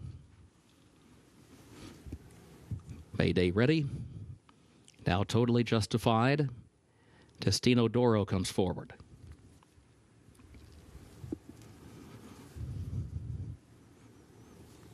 Italian Soiree. A win and you're in for the Breeders' Cup Juvenile Fillies Turf Division. Miss Linnell comes forward.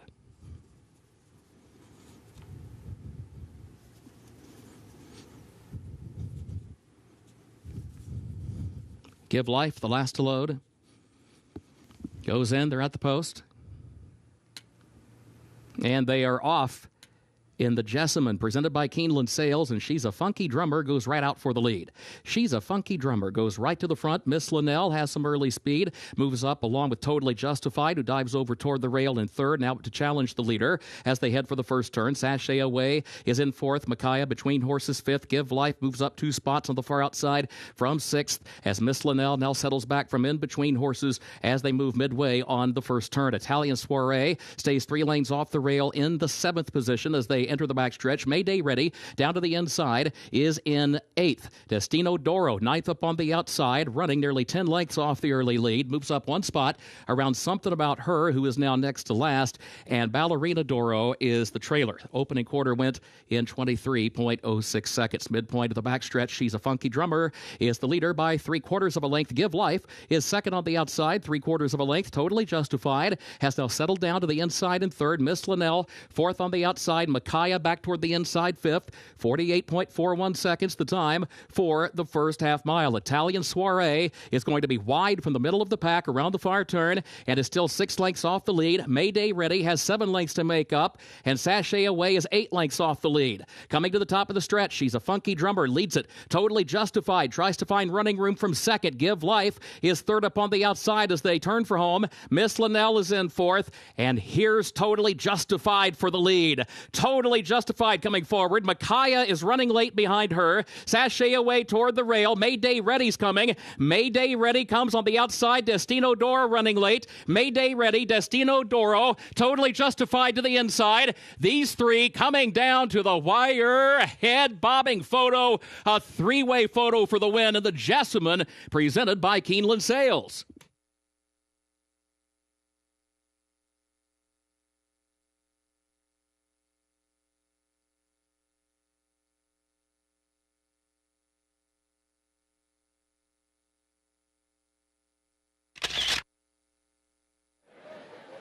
A tight photo in the Grade 2 Jasamine presented by Keeneland Sales, and Totally Justified makes the lead at this stage of the race, but there were fillies coming to her, and they get to her, and most notably on the outside, the 6, having to make up the most ground in the last eighth of a mile.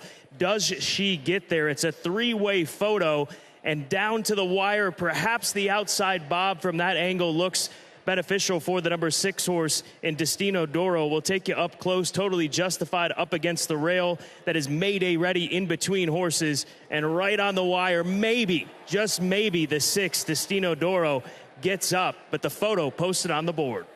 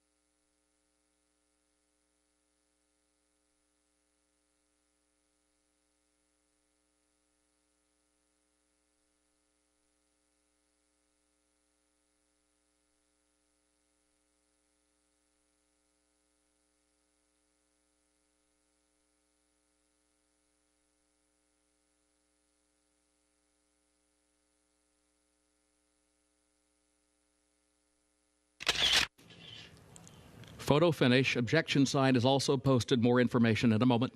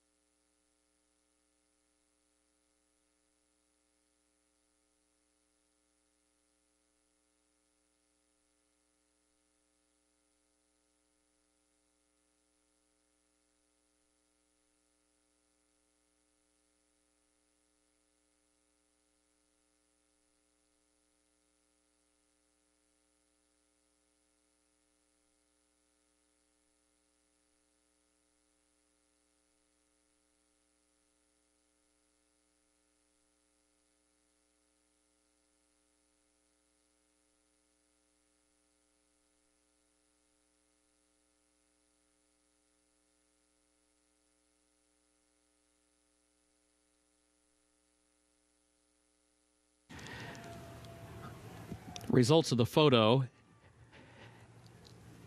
8965. A claim of foul has been lodged by the rider of number 5, Micaiah, against the unofficial runner-up, number 9, Totally Justified, alleging interference in the stretch in the vicinity of the 8th pole. Hold all tickets.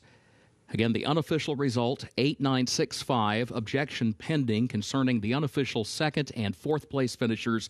Split screen right now on the television monitors and video boards showing the program feed and the head-on view of the stretch run of today's 8th race.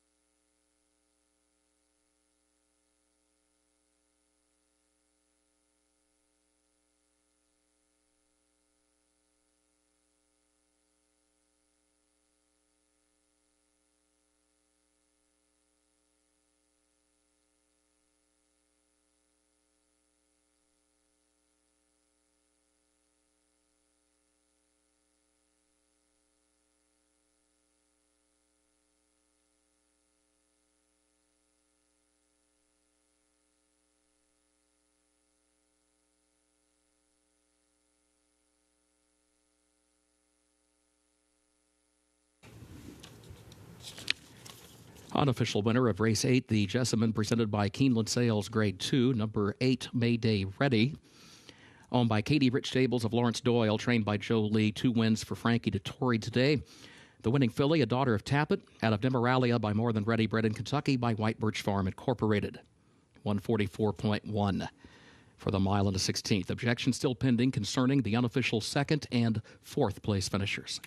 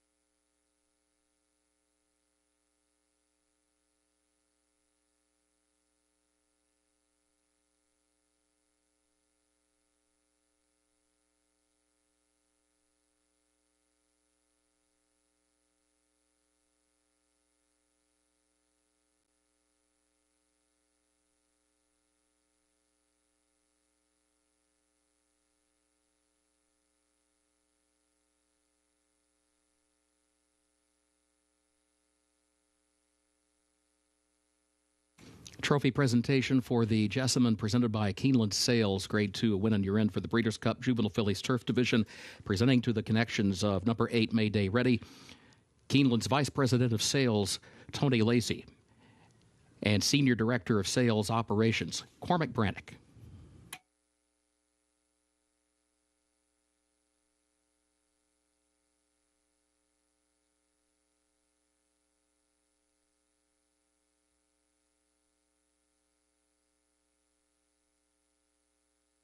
No change.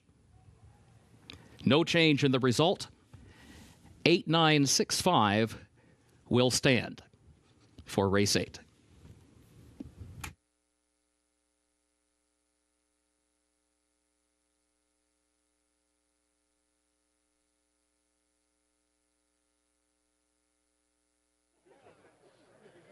Mayday Ready showing some heart to pick up a Grade 2 win in the Jasamine, presented by Keeneland Sales. Joseph Lee, the conditioner, and Frankie Dettori aboard once again, keeping this filly undefeated. How much heart does this filly have? The dam was superb, and Joe did done a tremendous job. She's a very talented filly. She dared to do it the hard way. She got a bit restless at the gate. She was a bit keen at the first turn, and then I had to go the brave man route. Gaps were a lot smaller than anticipated, but she skid through it. And to be honest with you, I thought Flavian pipped me on the line, so I was a little bit frustrated. But when the result came out, I'm super delighted. She's a Tweedle filly, but she's almost gone over the $2 million barrier in 3 runs. What a superb job Joe's done. And even if she would have got beaten today in the photograph, I would have loved to ride her in the Phillies turf at Del Mar. So now we don't have to worry about, because she's in. So we are going. And you're open, right? You're open in that race? I'm on it. Not even a crowbar can get me out of her. Well done, Frankie. Thank you. Thank you. Joe, to win your first race at Keeneland, for it to be in a stake and in that fashion, how will you sum this up to your friends and family moving forward? Yeah, I mean, it's great. I mean, look at everybody there. They're so happy. They're delighted. I mean, it's, I've been around some nice horses over the years, and one's helped, with getting horses to there, whether it was with Godolphin or who it was. But it's great to see, everybody else get to enjoy races like this. So I'm happy for them. How difficult is it for a young filly in between horses to stay in there and do what she did in the Jasamine? Yeah, I mean, even if you watch the race at Kentucky Downs, she kind of got squeezed when they got to the bottom over there, and Frankie just held his position. So she has a lot of heart, I've got to say. Even her first race, the moves that she made down the backside around the turn, and then, was fortunate to hold off Brendan's horse coming at the end there. So yeah, she's definitely talented, and she's and she's the reason why I'm standing here today, to be honest with you. She just has a lot of ability, so I'm just going to try and stay out of her way. So. And she's now in the Breeders' Cup. Well done. We can't wait to see you at Del Mar. Well, thank you very much. Thank you. Mayday ready, staying perfect, 3 for 3 in dramatic fashion here in today's Grade 2 Jasamine, presented by Keeneland Sales.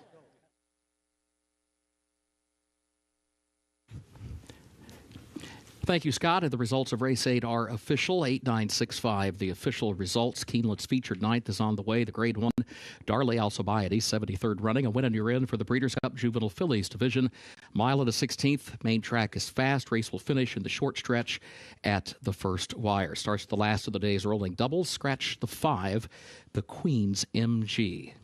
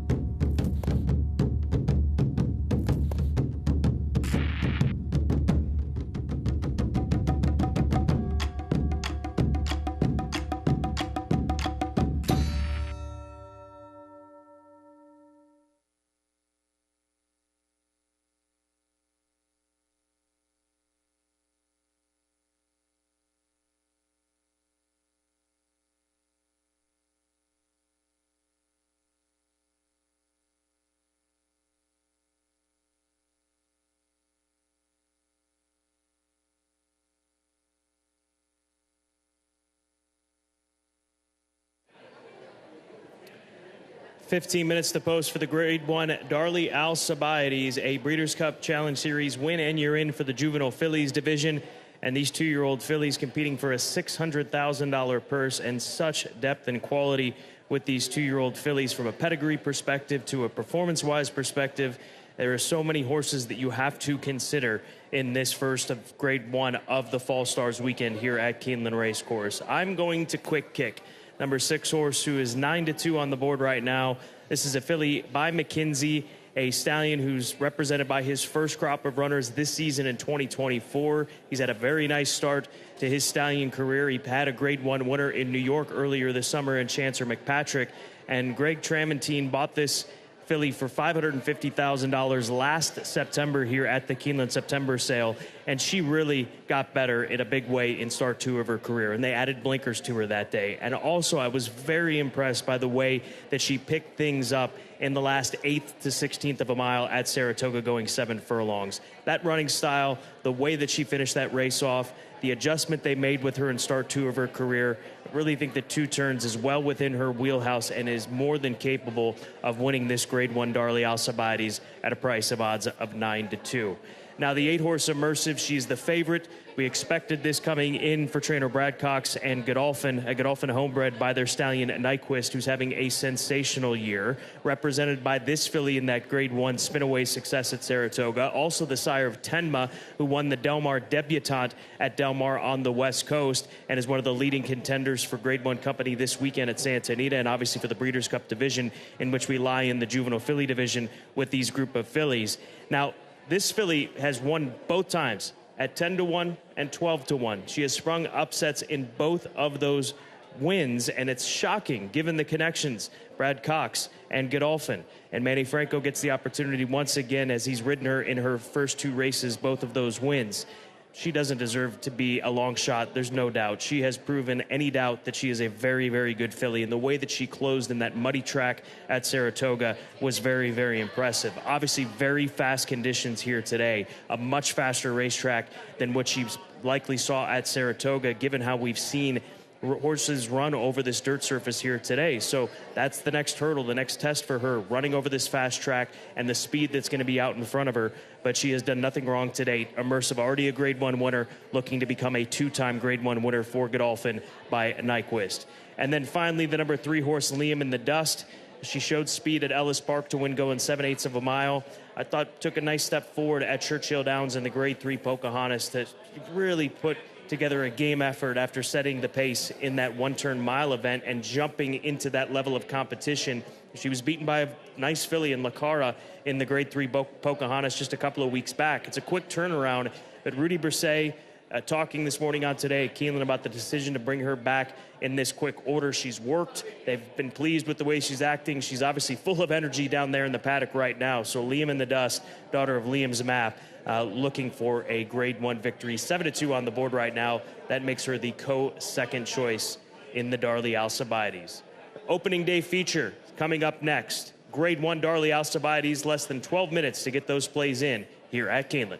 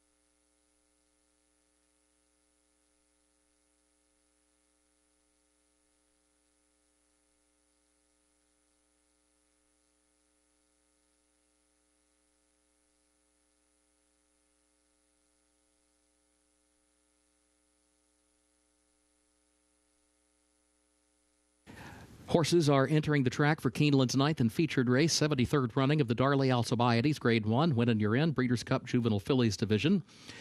These 2-year-old fillies, a mile and a 16th over the fast main track. Race will finish in the short stretch at the first wire. Scratch the 5, the Queen's MG. Race starts the last of the day's rolling doubles. Post time is 6 minutes.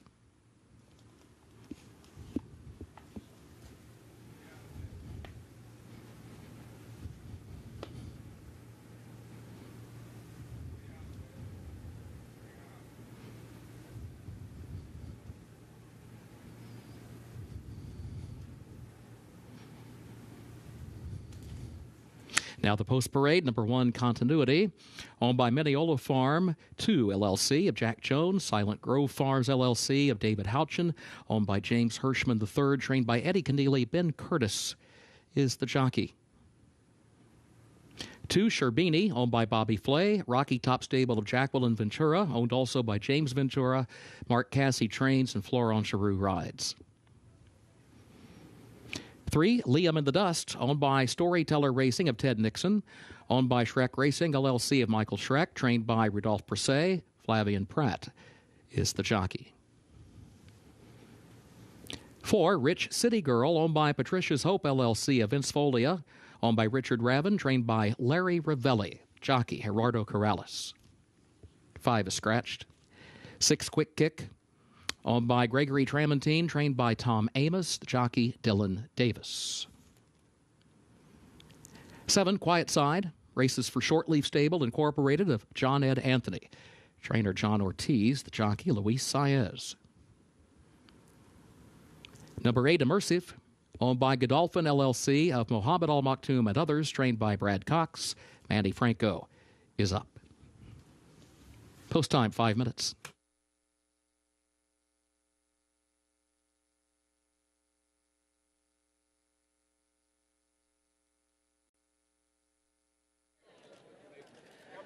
Best turned out for the Grade 1 Darley Alcibiades goes to the groom of Immersive number 8, Ospi Aguilar. Congratulations.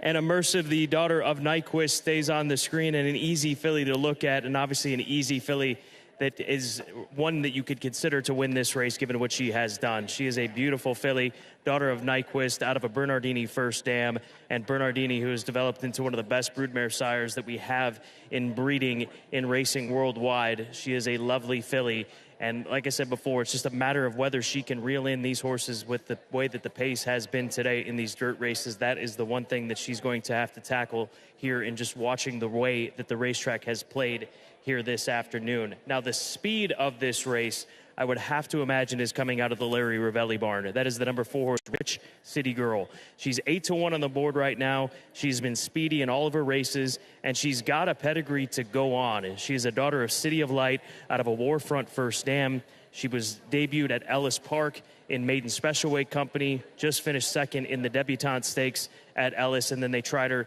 in that Keeneland grad restricted allowance race at Kentucky Downs, and she was able to win. She's very good, and she could control this race. Larry Ravelli runners have a lot of speed, and I would imagine that that is going to be the game plan in here today. 19-1 on the board right now for Rich City Girl. She's a big-time threat in this event. And then Quiet Side, the number 7 horse, 3-1 on the board for Shortleaf Stable. She might be able to be up there close as well. She might be the one to lay right off of the speed set by the 4 if in fact it develops that way. But she set the pace in the Grade 1 spin away over a muddy track. Immersive was able to reel her in. This racetrack is going to be better suited for her, the fast nature of it here this afternoon. So Saez gets the opportunity once again for Johnny Ortiz. Quiet Side, a legit contender, obviously, in the Grade 1 Darley Alcibiades. A wonderful group of fillies looking to march forward towards the Breeders' Cup Juvenile Fillies on the 1st of November. But first, the Grade 1 Darley Alcibiades coming up next right here at Keeneland.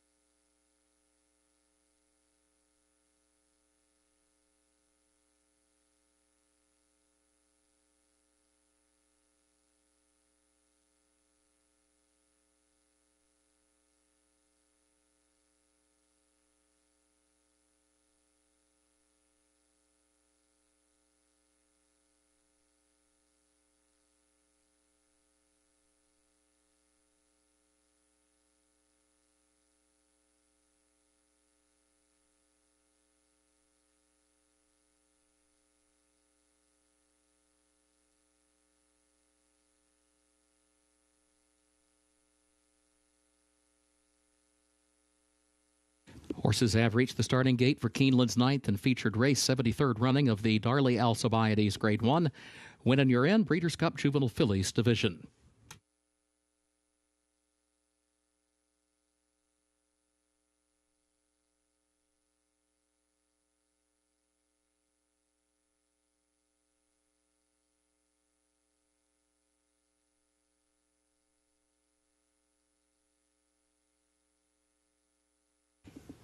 Moving into line for the 9th.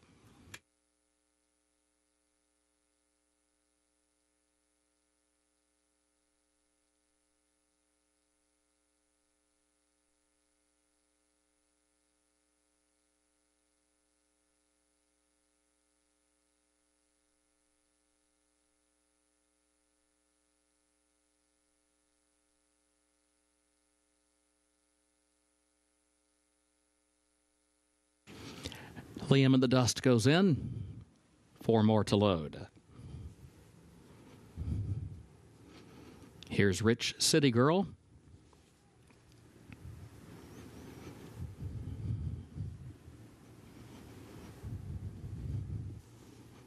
Quick Kick. 2 more. Quiet Side comes forward. Immersive, the last one. Goes in, first wire, at the post. And they're off in the Darley Alcibiades. There goes Liam in the Dust. She'll have company, though. Rich City Girl right alongside of Liam in the Dust as they head to the first turn. Continuity off just a step slowly. Now scoots up down to the inside. Immersive is there toward her outside. They contest the 3rd spot heading on to the first turn. Quiet Side stays a lane off the rail, moves up into 5th, 5 lengths off the lead. Sherbini is 6th to the inside. Quick Kick moves up 1 spot from last around her. Opening quarter in 23.01 seconds. On to the backstretch they go.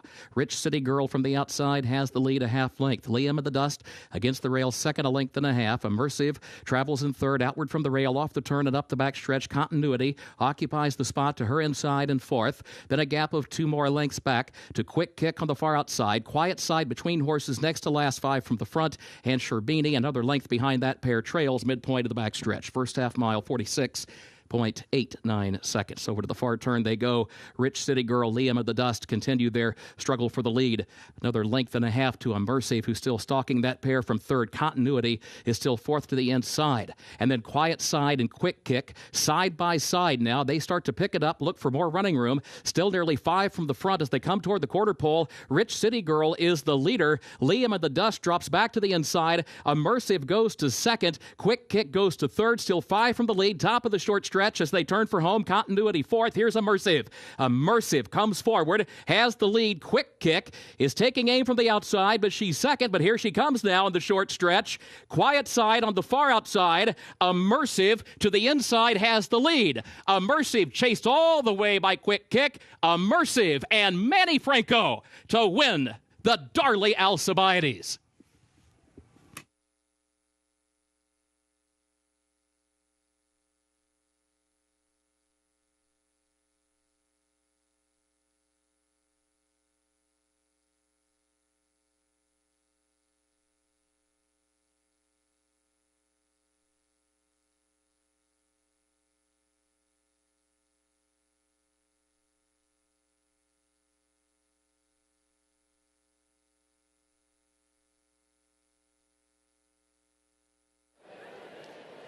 She has passed every test with flying colors. This her first 2-turn test, and she laid close enough to the pace that was set by the number 4 horse as well as the 3, and laying off that pace and having that first jump on Quick Kick was the difference. Immersive, undefeated, now a 2-time Grade 1 winner, daughter of Nyquist, winning the Grade 1 Darley Alcibiades, and will be one of the favorites, if not the favorite, for the upcoming Breeders' Cup Juvenile Fillies on November 1st at Del Mar.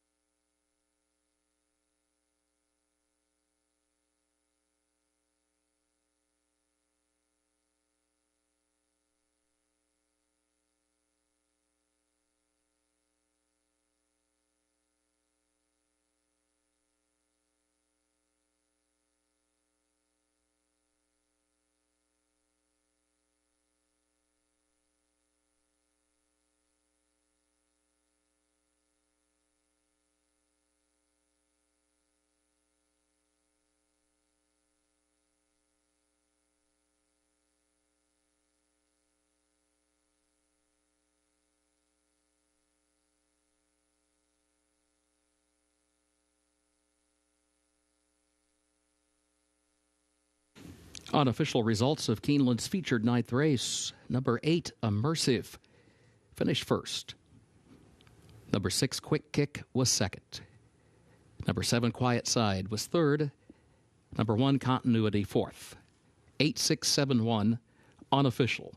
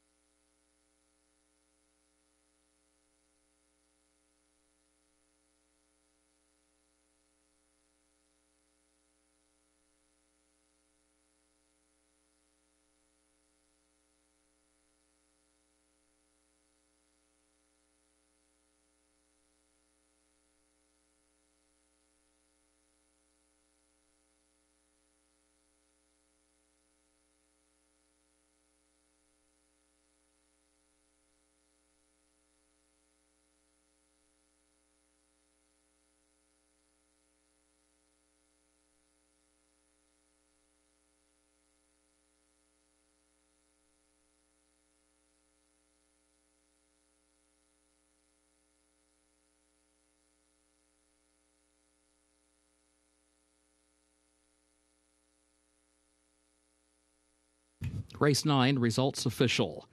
8-6-7-1, the official results.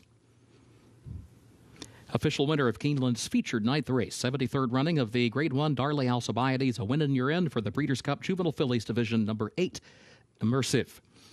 Immersive races for Godolphin LLC of Mohammed Al Maktoum and others. Godolphin bred the winner in Kentucky. 3 wins today for trainer Brad Cox, 2 for jockey Mandy Franco. Immersive, a 2-year-old daughter of Nyquist out of Gap Year by Bernardini. 2 winners on the card today from Bernardini mares. 1 minute 44.64 seconds the time for the mile and a 16th over a fast track.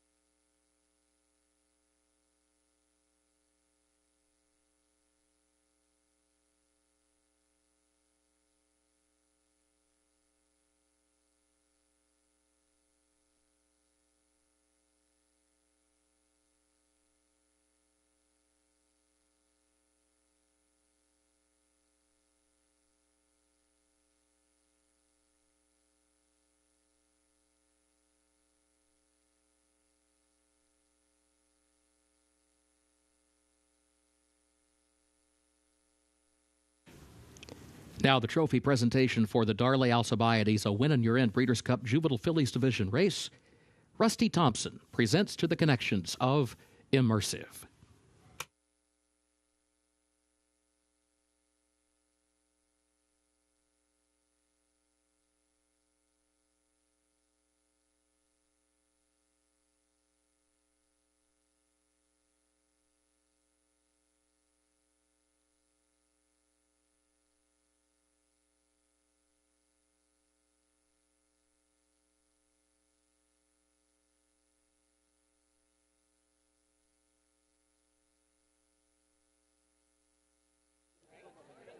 Immersive picking up another Grade 1, this time in the Grade 1 Darley Alcibiades for Godolphin, Brad Cox, and once again Manny Franco. Her first time going 2 turns off of those 1-turn successes. How did you approach this race, if at all, any differently from the previous 2 runs? I mean, we kind of want to go further with her since she won first time out.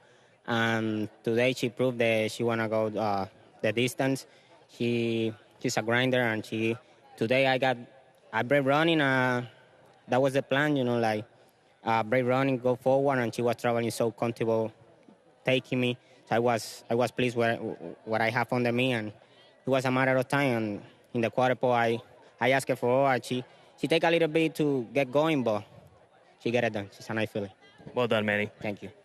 Brad, you've given Godolphin some firsts with this filly up in New York, and now giving them their first Grade 1 Darley Alcibiades. Coming into the year with this filly, did you expect to be standing here on this turf course in the Darley Alcibiades Winners Enclosure? We thought she was very good. I want to start by thanking Sheikh Mohammed and the whole Godolphin team. But, she stamped herself as a very good filly from day one. When she arrived here at Keeneland in the spring. Now a big win for her. We always act like she would, carry talent around 2 turns. She did today, and I want to, thank Manny Franco for being aggressive and putting her in the race, and she finished up well. Was that the key, getting her to sit close to the early pace? I think so. I mean, just looking at the race, it felt like there was a lot of fillies in here that kind of wanted to do the same thing based off pace figures, and I can't take speed out of a horse, and she broke, and he did a good job of tracking the leaders, and she finished up well. Congratulations. Thank you. Immersive 3 for 3 and a 2-time Grade 1 winner following her Grade 1 win in the Darley Alcibiades.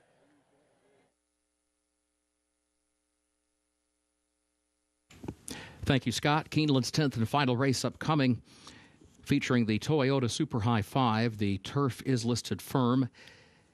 A reminder, in race 10, take out the also eligible number 13, Dorothy Crowfoot, did not draw into the race. 10th race coming up.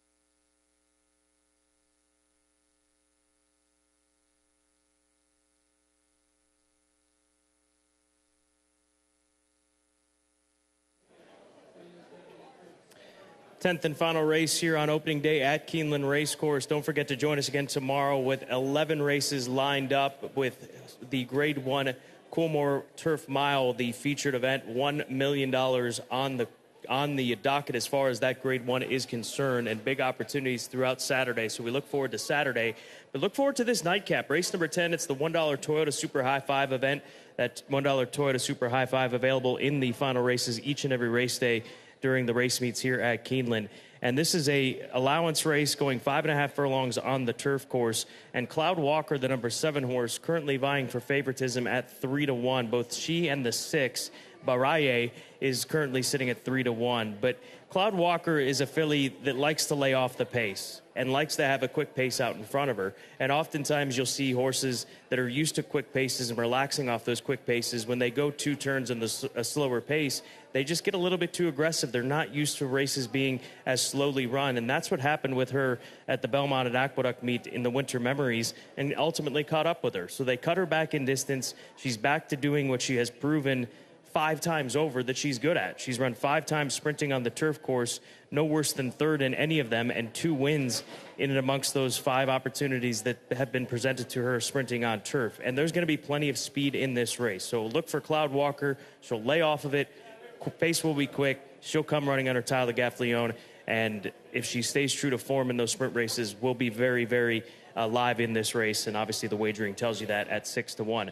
Now, part of that pace is the number 6 horse, the filly on the screen right now, Baraye, for Ammo Racing and trainer Wesley Ward. This is a midshipman filly who's got form here at Keeneland. She basically went wire to wire back in the springtime, winning a first-level allowance condition, won on a sloppy track at Churchill Downs, came close to winning the Galway Stakes and off the turf event at Saratoga. Turf, dirt, doesn't matter, synthetic. She's run big every single time. She's forward. She likes to engage these races. She's quick. They're not going to take that away from her.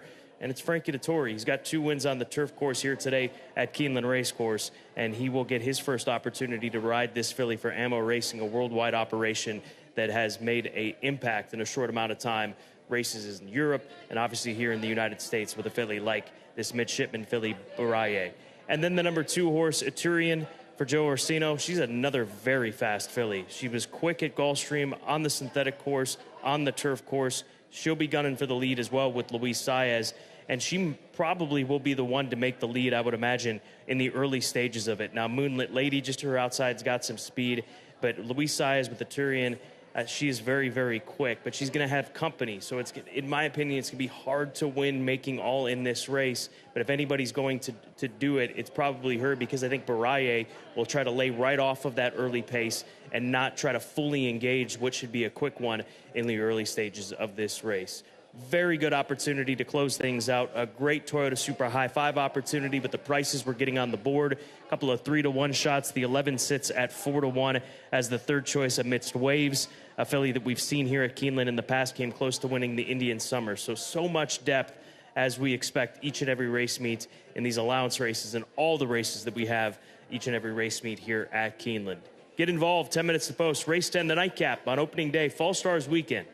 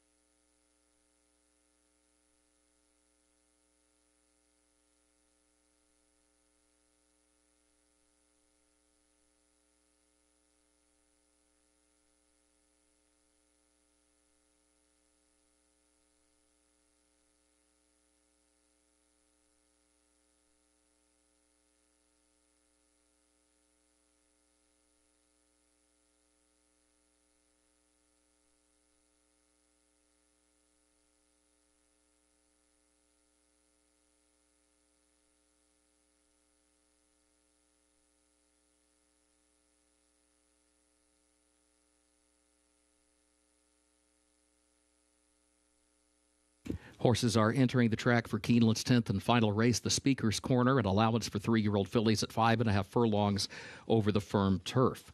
Take out number 13, Dorothy Crowfoot. She did not draw into the race. This race features the Toyota Super High 5, post time in just 5 minutes.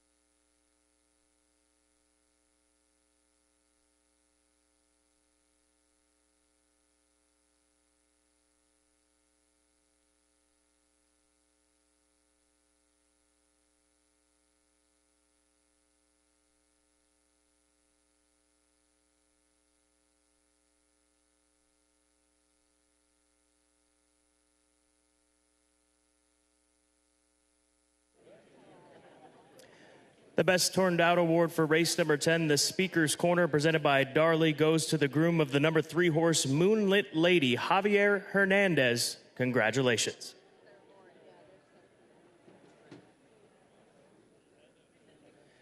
And Moonlit Lady, the number 3 horse, part of that speed that we talked about in this race, a filly that certainly has the ability to mix it up with a Trurian, who we talked about earlier here, the number 2 horse who comes up from South Florida, and being the best turned out, the daughter of Malibu Moon for Cypress Creek Equine,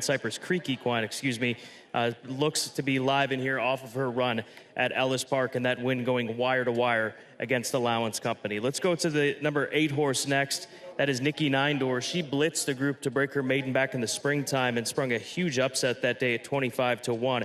She's had a mixed bag of performances. She didn't really run well at Churchill Downs. I think you can give her a pass for that. There were plenty of horses that just didn't handle that turf course during the summer and spring over the last couple of seasons. But she's bounced back with 2 good runs in her races at Ellis Park, one in the P Patch, which she picked up a stakes win at odds of 8-1. She is more than capable at odds of 6-1 right now for Chris Davis, who started today with a win in race number 1, and the Chicago connections of Ridiculous Gasmanian Stables represented with this filly that gave them such a thrill, that big price back in the spring. She's definitely a contender if you're looking for a live long shot.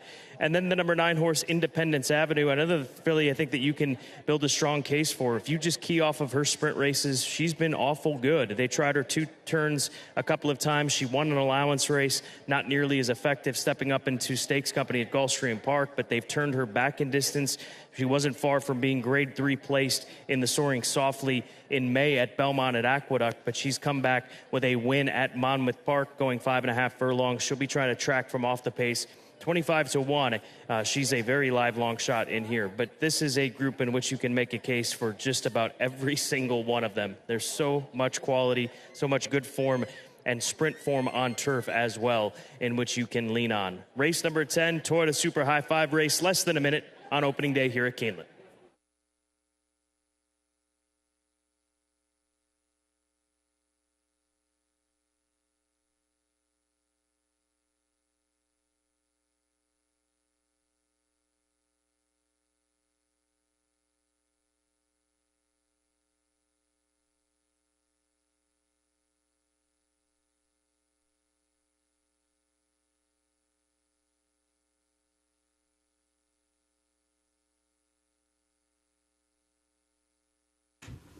Horses have reached the starting gate for Keeneland's 10th and final race, the Speaker's Corner.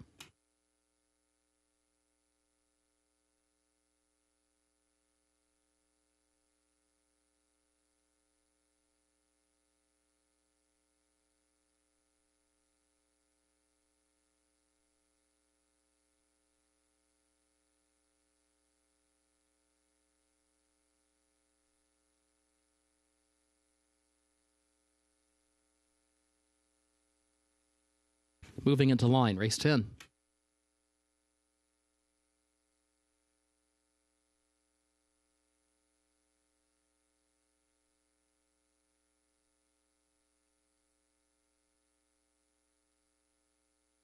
Moonlit Lady comes forward.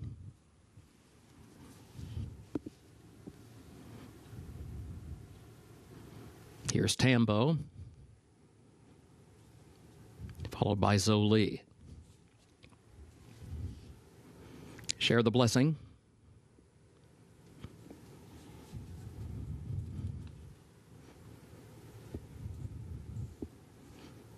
Baroyer takes her spot in line.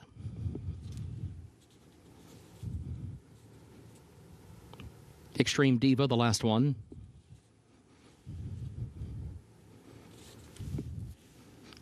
Comes forward. They're at the post.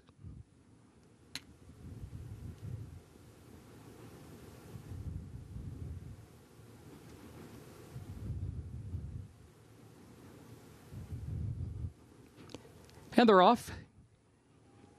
Dicky Nine Doors, Baroyer have speed, and there goes Moonlit Lady past them. Best Cupcake away fourth, Etrurian fifth, Independence Avenue sixth, Share the Blessing comes away seventh. Tambo is in eighth. Cloudwalker alongside that one is ninth. Extreme Diva is 10th. Zoli is 11th. Amidst Waves is last of the 12. They head on to the far turn. Moonlit Lady is the leader. She leads Baroyer by a length and a half. Here's Etrurian to the inside to challenge for third. Nikki Nine Doors is fourth on her outside, and Share the Blessing is fifth, and she's running 7 lengths off the lead. Best Cupcake another 2 lengths behind her as they round the far turn. Moonlit Lady 2-length lead. Etrurian up the inside in second. Baroyer third. Nikki Nine Doors has clear running, still fourth though on the far outside. They're all chasing Moonlit Lady into the final furlong. Here's Etrurian trying to squeeze through on the rail. Moonlit Lady's got the lead. Baroyer's there contesting second. Nikki Nine Doors comes late from the outside. Moonlit Lady has the lead. Chased through the stretch by Nikki Nine Doors. Moonlit Lady, Nikki Nine Doors runs second, and then Cloudwalker from far back is coming fast but coming late. Cloudwalker gets there. Cloudwalker under Tyler Gaffalione with a tremendous stretch rally to nail them on the line.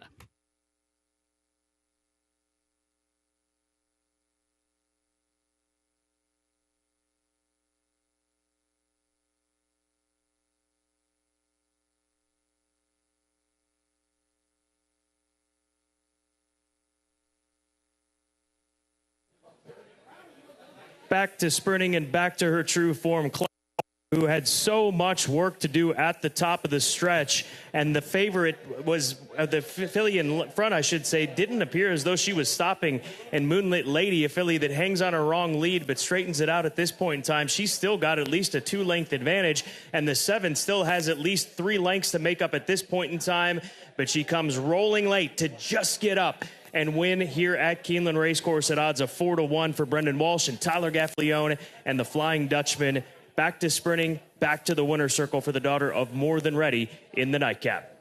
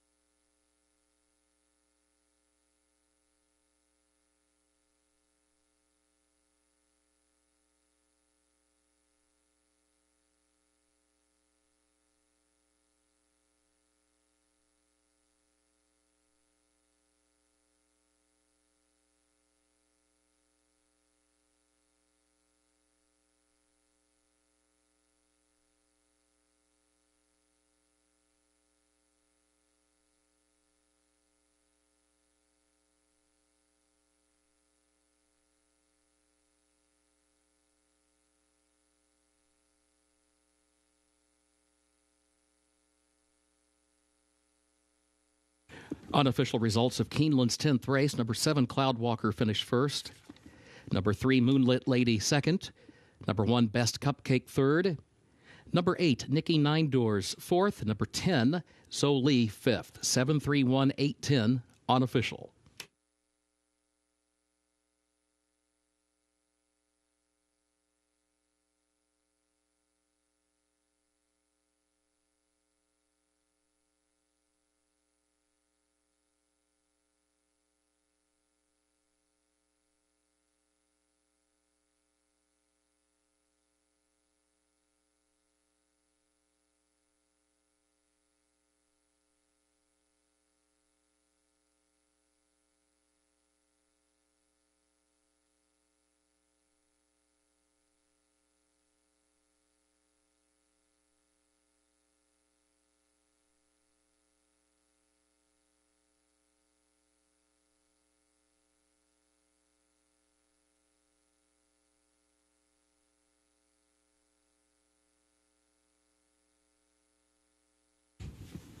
In the winner's circle for Keeneland's 10th race, the Speaker's Corner, unofficial winner, number 7, Cloudwalker, owned by Flying Dutchman of Travis Boersma, trained by Brendan Walsh, Tyler Gaffaleone, the jockey. Cloudwalker, 3-year-old filly by More Than Ready, out of Tale of Class by Tale of Icati, bred in Kentucky by Charles Fitke. 5.5 furlongs over the firm turf, 1 minute 3.26 seconds.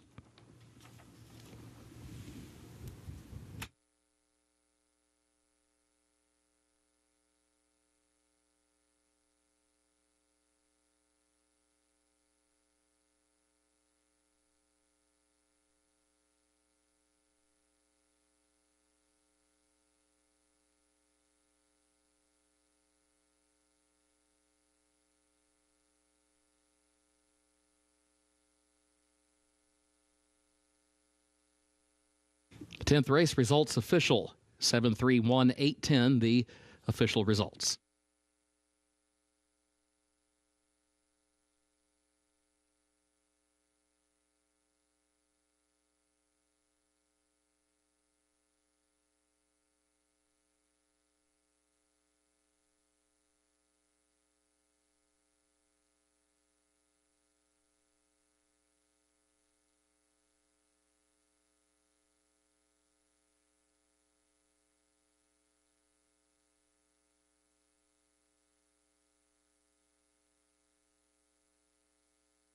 In the winner's circle, the Speaker's Corner trophy presentation, Grady and Clay LaMonica present the trophy to the connections of Cloudwalker.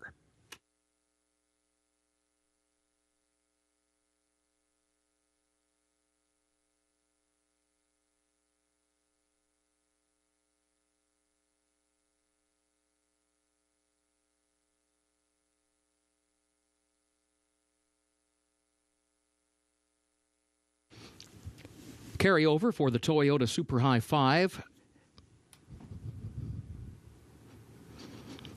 Turn to that in just a moment. 6 of 6 for the pick 6, consolation 5 of 6 as well. And the pick 5 pays on 5 of 5 with a consolation 4 of 5. And regarding that Toyota Super High 5, that carryover $9,156 when live racing resumes here tomorrow, post time 1 p.m. Eastern.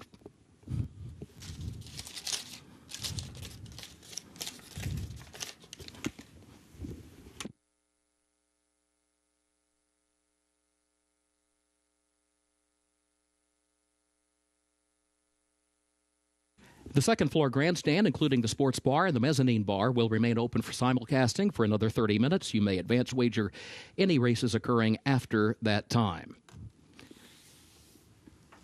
For now, on behalf of Keeneland, thank you and good evening.